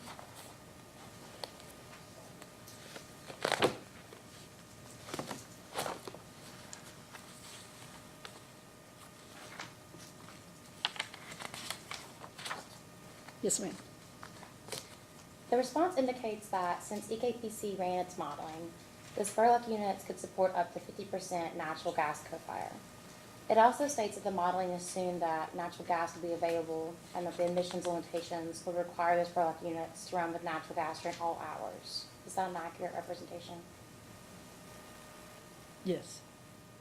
From an operational perspective, does EKPC expect to run the units with natural gas during all hours? During all During all hours, yes.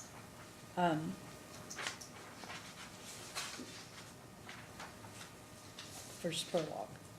Spurlock 3 and 4, I know that no, they cannot run all hours because of the ash transfer that Mr. Purvis described yesterday. I'm not positive on 1 and 2, what they're capable of. Cooper 2 can run all hours on gas. If we asked in a post-hearing data request about Spurlock 1 and 2, would you be able to provide that? Yes.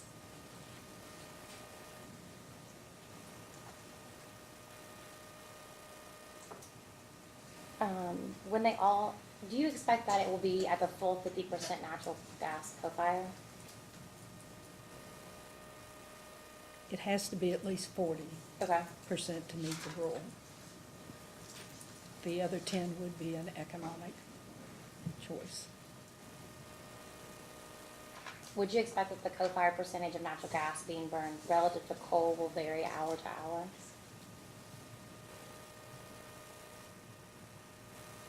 I need to defer that to Craig Johnson. We can answer in a post-hearing. Okay.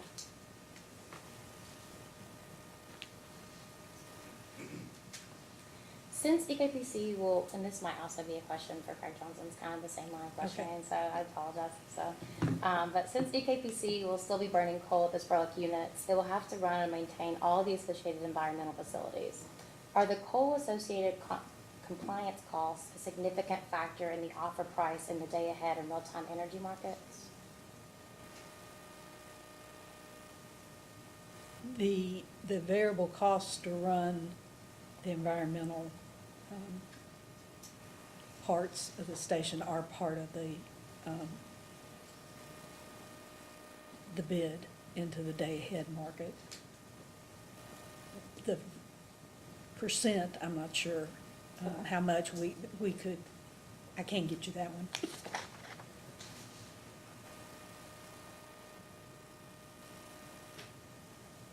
I have the same questions for Cooper too, so I'll just add those with that, which the poster and data Okay. requests, and we can deal with that afterwards. My last question has to do with the attachment that was provided with the Attorney General's first request, item 9. It's an attachment, and it's an Excel sheet.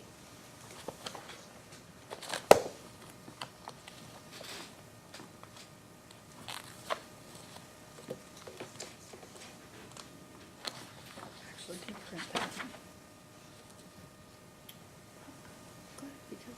Okay.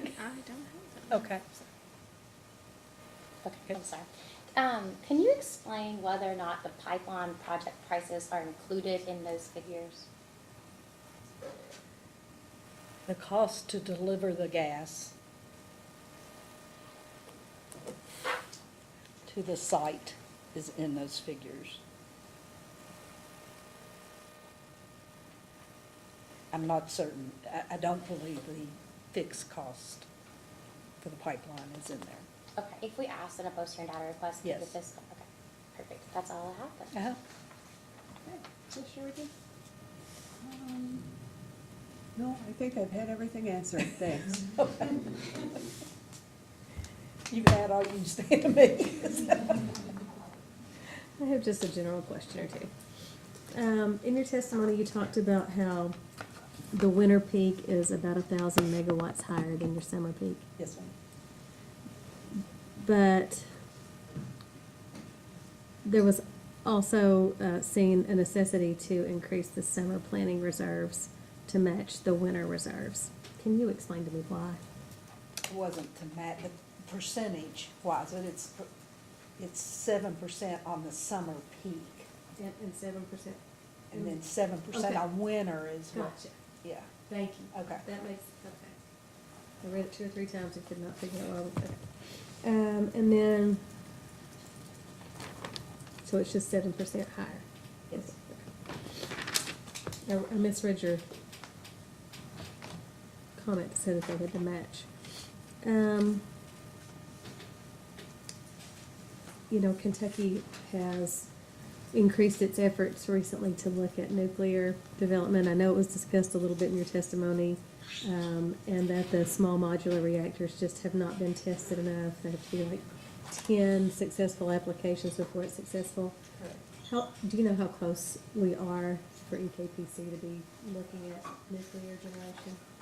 How many have they done by now, or so close? I don't know that any are on full scale and demonstrated. There's some demonstration plants, Mhm. but I don't know that I'm not aware of I any ask about it SMRs. everywhere I go. So I Yeah. try to throw in a question or two at almost all my hearings. The small nuclear, small modular. Okay. And then you talked about the RFP process just being too risky because you've tried it a couple of times to get someone else to do a generation project for you. And they have fallen through and just were considered too risky because of increased regulation and supply chain limitations. But aren't those same limitations applicable to anything that EKPC tries to self-build? They are. The difference is that we'll know them immediately on the self-build and can try to manage to them. When you have a third party, they're not gonna tell you till they have to, and it's too far gone for you to be able to recover from it. The other example I'd give you is the hydro PPA that we thought we were gonna have for the next 8 years as a bridge across till we got the new generation in, and it's been bought out from under us. That's the one with Pennsylvania. Yes. And how it wasn't a firm contract, is that why they were? Well, able we were in the process of exchanging contract language, Mm. and then it just went silent, and she noted, and when I asked, I was notified that someone else had come in to buy it. So it's just hard to the market is just such that it's really hard right now to count on a third party completion until you get to an agreed upon contract and execution. So you accept the risk of doing the build yourself for that certainty Yes. and control. Yes. All right, redirect? I have a couple. And I'm sorry to ask you more questions, but I think you've talked about this, but I just want to clear it up. Is PJM responsible for planning generation? And Ms. Cronin discussed it earlier. They supply a market and they supply the signals of what needs to happen, but they don't direct the development of generation. They direct the development of transmission. They are a regional transmission organization, and so they plan and develop and direct the development of transmission. They signal the need for generation and they provide a market for it to clear in, but they do not direct the development of generation. Okay. And you had some questions earlier about your EKPC sustainability plan and that you have that 35% reduction there. Was that 35% a goal or a mandate? It's a goal, it's a corporate goal, as long as it's an economic method to get there. So if the solar projects become not economic, those wouldn't be built, if any project was not deemed economic? Correct. To meet that, you wouldn't do it just to meet your Just to meet the sustainability goal. goal? Correct. And do you recall the questions from Mr. Kurtz where he talked about the benefits from each one of those? Yes. What each one of these projects? Would there be an additional benefit to the gas line for the co-fire at Spurlock regarding one of your larger customers that you supply steam to? There would. We provide steam to one of Fleming Mason's largest customers next door for a paper recycling plant.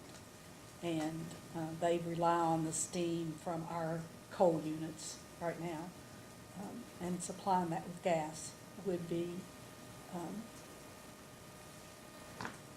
far more economic, as well as if the greenhouse gas rules do stand, then they have no supply for steam after a certain point in time without the gas line. All right, and then Mr. Kurtz also had some exhibits with his handwritten things on them, and the joint interveners asked you about a FERC order that was, a FERC order that came out today Yes, regarding caps on PJM. correct. In your opinion, the fact that PJM set that cap, does that indicate that those market prices would have actually been higher than what they set the cap at? The prices for the year, that cleared the year before were higher in the area, in the regions that filed the suit, that filed the request for the cap to begin with. So yes, if the caps come off, those prices, you would have expected to be more than what the cap is, and that's what the forecast was based upon. So the ACES, it would be more in line with what the ACES forecast was? Correct, And what Mr. Kurtz's exhibit showed? yes.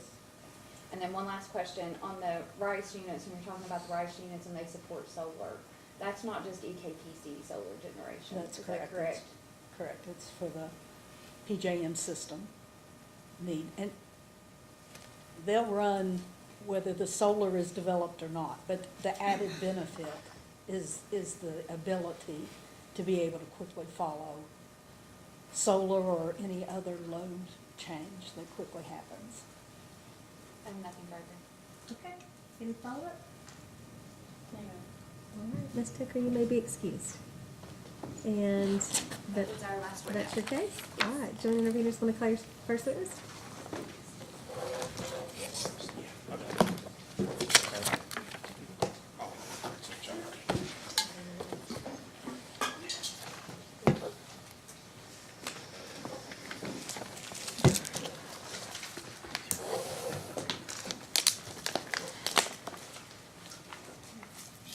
And we had Don Mosier still here, do we need to, can he be released now, or do you want us to wait until after? Does anybody want to recall Mr. Mosher? Mr. Mosher?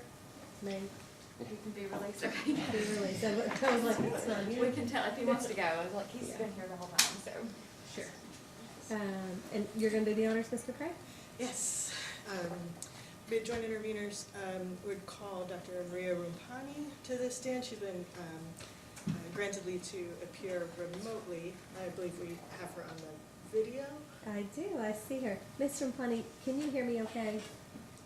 Yes, I can hear you. Okay, and I can hear you, everyone else can hear? Great. Please raise your right hand to be sworn. Do you swear or affirm the testimony you are about to give is true and correct under penalty of perjury? I do. Yes? Thank you, Your Honor. Dr. Rumpani, could you please tell us by whom you are employed and what your title is? Yes. So I am employed by Current Energy Group. I am one of the founding partners. Did you cause testimony to be filed into the record of this proceeding? Yes, I did. Did you also cause responses to data requests to be filed into the record of this proceeding? Yes, I did. Do you have any corrections or changes to offer to your pre-filed testimony? Yes, there is a small edit that I have corrected through discovery, but I should also note here, specifically on page 52 of the testimony, line 5, where it currently reads, has EKPC previously offered a program similar to the PACE model? This needs to be corrected to have EKPC owner members previously offered a program similar to the PACE model. And the answer on the same page, line 6, should be corrected to state, yes, at a small scale, EKPC owner members, Kentucky Energy Retrofit Rider, and goes on. Thank you. But for that correction, if I asked you the same questions today, would your responses be the same? Yes, they would. Is it your intent to have your pre-filed testimony and responses to data requests entered into the record of this proceeding? Yes. Thank you. The witness is available for cross-examination. Thank you. And I apologize, Dr. Rampani, for getting your title. Thank you. Mr. West. No questions. Mr. Chris. No questions. Okay. And staff. Oh, wait, No questions? from the applicant. Gotcha, staff. I do have just a few questions, but I'm gonna move a couple things around just to make sure that she can hear me here. Okay. We need the microphone. We have really good mics, apparently. Picking us up everywhere. Dr. Rampani, can you hear me all right? Yes, I can hear you. Okay, great. My name's Amanda Lawson. I'm with commission staff. I'm going to ask you just a few questions. If you can't hear me, just let me know, or if anything is not clear, let me know as well, and I can try to rephrase it. First, I just want to ask if you have had any prior experiences where you've consulted with other generation and transmission cooperatives that have developed DSM programs? I have not consulted with other cooperatives, but I do regularly review IRP filings and CPCN filings. Some of those include DSM plans. Okay. Since the distribution co-ops will be the entities that actually implement the DSM programs, how do you think the generation and transmission cooperatives should garner the support of the distribution co-ops for the DSM programs? My understanding is that there is already a process in place for that, and that it's of the distribution co-ops is collaborating with EKBC to get those designed and implemented.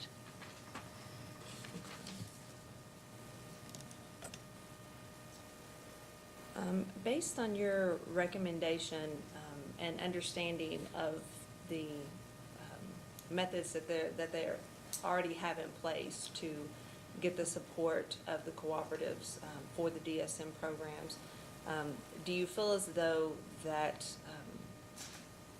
that reconciles with the schedule that you suggest and the recommendations that you make? The schedule that I suggest in terms of enhancing the DSM offerings, I think previously it was discussed about like these 6-month recommendation and the 1 year. Is that the question? Yes. Do you Okay. feel that that coincides with the timeline that they currently have in place for gaining support? So just to clarify that the 6-month recommendation that is in my testimony is based on existing potential study to see, again, based on the analysis that I've provided and the analysis that they have available to enhance the offerings they have. And then my other recommendation was to conduct another potential study that had a longer timeline available. I was not requesting within like 6 months to do another potential study and redesign everything, just to enhance their current offerings, and then providing additional steps that would allow them to explore even more options. So I don't think that this timeline would be prohibitive. Okay. Based on your list of recommendations, do you have any that you would prioritize as most significant, or any that you think should be prioritized as ones that you would suggest should be pursued first? Yes, and I think the way, and I'm sorry, I have the testimony here. That's why I'm looking on that side. So the way I've outlined them, they go from more specific items to the ones that would be more exploratory, going from programs that they have already in place, and they could explore. For example, they have direct load control program for residential customers that could also include commercial customers. That is, I would expect that this is easier to implement, and then going into additional offerings. And then the last recommendation is more exploratory about like emerging technologies. So the way I've written them down is the priority I would give to those.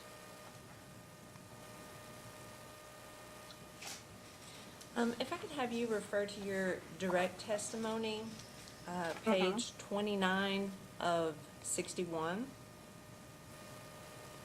starting at line 11 through 19, where you discuss behavioral measures. Okay, give me 1 minute. Okay. And I'm here. So I'm on page 29, and you said line 11. Lines okay. 11 through 19, where you discuss behavioral measures. Mm-hmm. Based on your analysis, how may an energy audit program such as the one discontinued by EKPC be improved?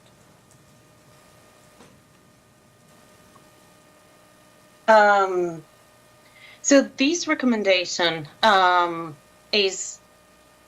directly from EKPC's own potential study, which recognizes that there is significant potential for behavioral changes, behavioral programs.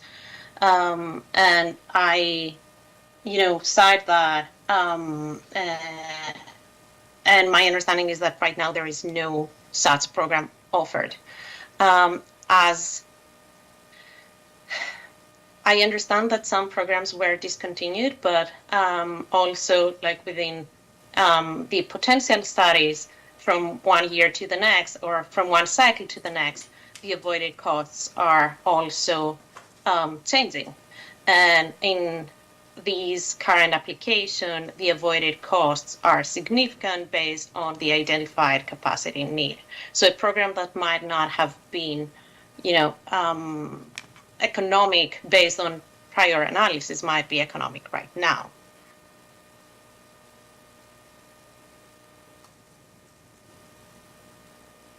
All right, I'm going to have you look at your testimony on page 13 and 14 of page 13 to 14. Starting on lines 20 and 21 on page 13 and going into lines 1 and 2 of page 14. Mm-hmm. Could you give me further explanation on how EKPC's DSM plan doesn't meet the standard of addressing specific changes in customer consumption, which EKPC is attempting to influence? So EKPC has identified a winter capacity need, and based on my review, again, of EKPC's own potential study, I saw that there is significant potential for winter demand reduction through programs that were not included in the DSM plan. So my statement there is more to say that EKPC could be pursuing more based on the findings of their own potential study, and these are not included in the DSM plan. Okay. Thank you very much. Staff has no further questions. I do not have any. I don't have any questions either. Any redirect? No, Your Honor. All right. Any reason why Dr. Rampani could not be excused? All right. You're excused, Dr. Rampani. Thank you. may Thank you. call Thank your you very next much. witness. Thank you, Your Honor. Joint interveners, call Dr. Elizabeth Stanton to the stand.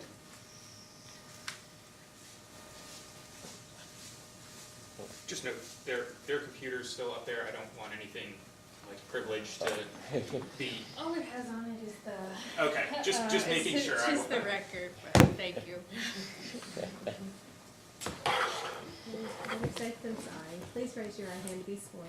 Do you swear or affirm the testimony you're about to give is true and correct under penalty of perjury? I do. Please have a seat and counsel you next. Thank you, Your Honor.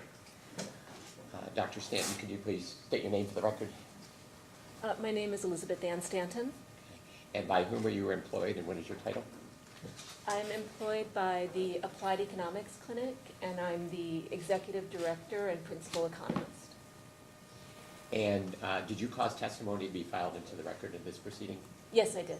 Okay. And did you cause responses to data requests to be filed into the record of this proceeding? Yes. Okay. And do you have any corrections or changes to your pre-filed testimony? No, I don't. Okay. And if I asked you the same questions today, would your responses be the same? Yes. And it is your intent to have your pre-filed testimony responses to data requests entered into the record of this proceeding? Yes. All right. Dr. Stanton is available for cross-examination. Okay, Mr. West. No questions. Mr. Harris. No questions. Applicant. No questions. Staff. My name's Amanda Lawson. I've just got a couple questions for you today. Scoot over here to make sure you can see me. starting on page 8 of your testimony to about page 13. Just give me 1 second here. That's quite all right, take your time. I'm on page 8. Okay. In that section, those few pages, you notice concerns about EKPC's projections for large commercial customer growth.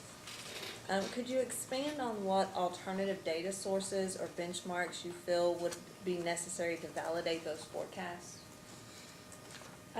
Yes, so my understanding is that EKPC is relying on information from its own owner members to support its short-term forecast through 2029, and that the level that the large customer load is expected to achieve by 2029, that's the starting point for the rest of the forecast.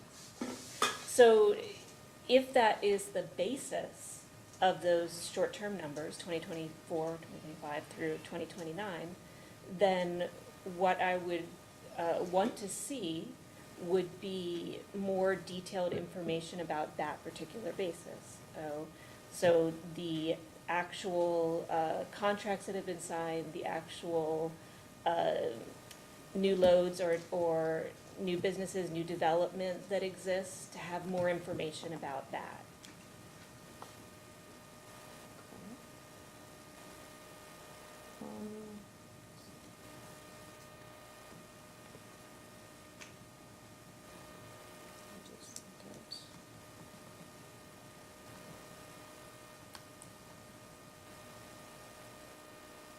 Make sure I've got the right page here before I refer you to something else. On page 16 of your testimony.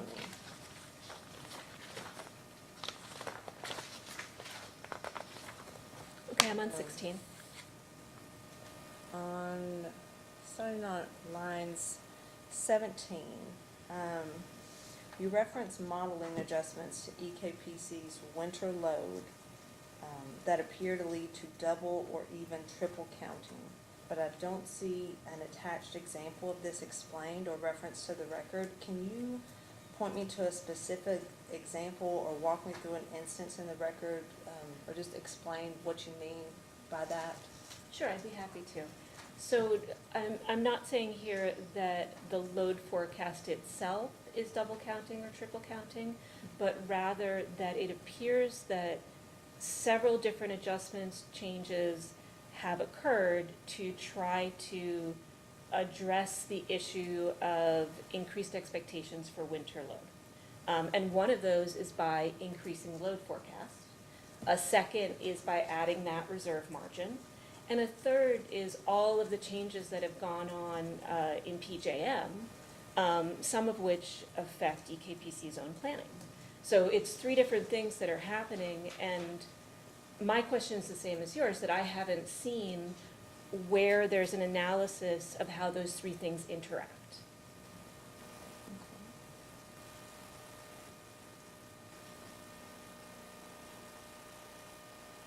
Okay, staff has no further questions. Thank you very much. Sure. Just one, just to follow up on that question. You've testified in other states, correct? Yes, I have. Okay.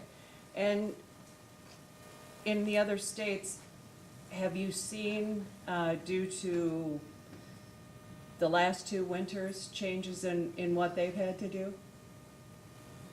And their forecasts and things?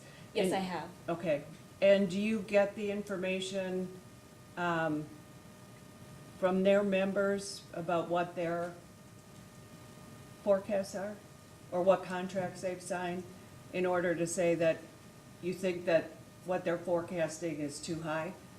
I'm sorry, when you started your question, I thought you were talking about impacts from winter weather, but now I think you're referring to new large customers. Can you just re-ask for me? Well, so I get think it? that's how they all interact. You would have to have all 3 things The 3 things, that you were referred to before. right, Right? yes. Mhm. So if the member has the contracts and they're saying the load are going to increase whatever percentage, and then PJM is making that decision, Have you seen that in other states? And are you hearing in other states that are PJM members that there's a capacity shortage? What I haven't seen in other states or from other utilities is this large of an adjustment to load to load in the short term, right? So there was an original model apparently that was based on econometric modeling, looking at the history of load and how that's changed over time and pegging that to future expectations. And that was the original model. And then per the application, adjustments were made in that short term, in that first 5 years, based on member owners' knowledge, right? And so it is not unusual for there to be adjustments to econometric load forecasting, but these adjustments are large and they're all in the short term. So I find them unusual. Do you find that the weather situation that happened in the last 2 winters here unusual? And the need to make sure there's capacity and reliability? No, I think that's something that utilities are looking at all over the United States, is how to best respond to changing weather conditions, including weather over the past 2 years. Okay. So is it your testimony that this is the only area where you're seeing the short-term growth? I couldn't make a comparison like that. But what I'm saying is that the source of the short-term growth is something that's confidential, okay? Mhm. And that is unusual, that it's not something that can be examined by the commission or by interveners. Okay, thank you. Sure. I think only 2 states regulate electric co-ops. Is that right? Kentucky and maybe Louisiana? I don't know. I'm not representing that's true. There may be a few others, but I think that there's not very many more. Okay. Does your analysis change at all when you're dealing with a cooperative that's member-owned and not necessarily as motivated to overbuild or to be tempted to overbuild? Does your analysis change at all when it's a co-op? I think it's a consideration. And, we've heard that expressed in testimony today and yesterday. What are the motivations for overbuilding? And certainly, we've all, I think, heard of for-profit utilities that have a profit motive in overbuilding. Gold plating. Gold plating, if you will, right? I would say that that's an important motive in overbuilding, but it might not be the only motive. And that, looking at this as an economist, that another important motive in economic decisions that are made and business decisions that are made can be a track record of what's been done in the past. And it's a very powerful force of businesses staying in their pattern or staying with the kind of decisions that they've made in the past. And I would say that not just with co-ops, but that US-wide, that is a force that has maintained, together with other things, has maintained an increased investment in gas and has curtailed investment in renewables or batteries, energy efficiency, demand response. And I think that where you see that is when utilities, not just here, in other states, will say that this technology is new, this technology is unproven. And it sometimes isn't clear how a technology will ever become proven if you can't invest in unproven technologies, if you see what I mean. Mm-hmm.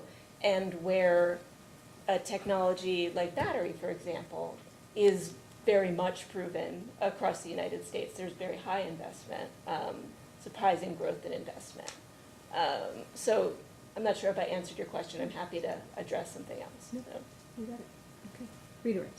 Oh, sorry, Commissioner, did you? Just to follow up on that, Mhm. when you say it's not proven though, whether it works or not may be dependent on the climate of the state or the topography. Would you agree? Depending on the technology, are you referring to battery or? Yeah, or any of the new technologies. Sure, any technology, I would say that's true of, right? And any technology could be affected by climate. Sure. Or the topography of the state. Topography, sure, Okay. yeah. Thank you. Okay, redirect. No? No, I think you're right. Anything further? Any reason why this witness couldn't be excused? Dr. Stanton, thank you very much. Thank you. Okay.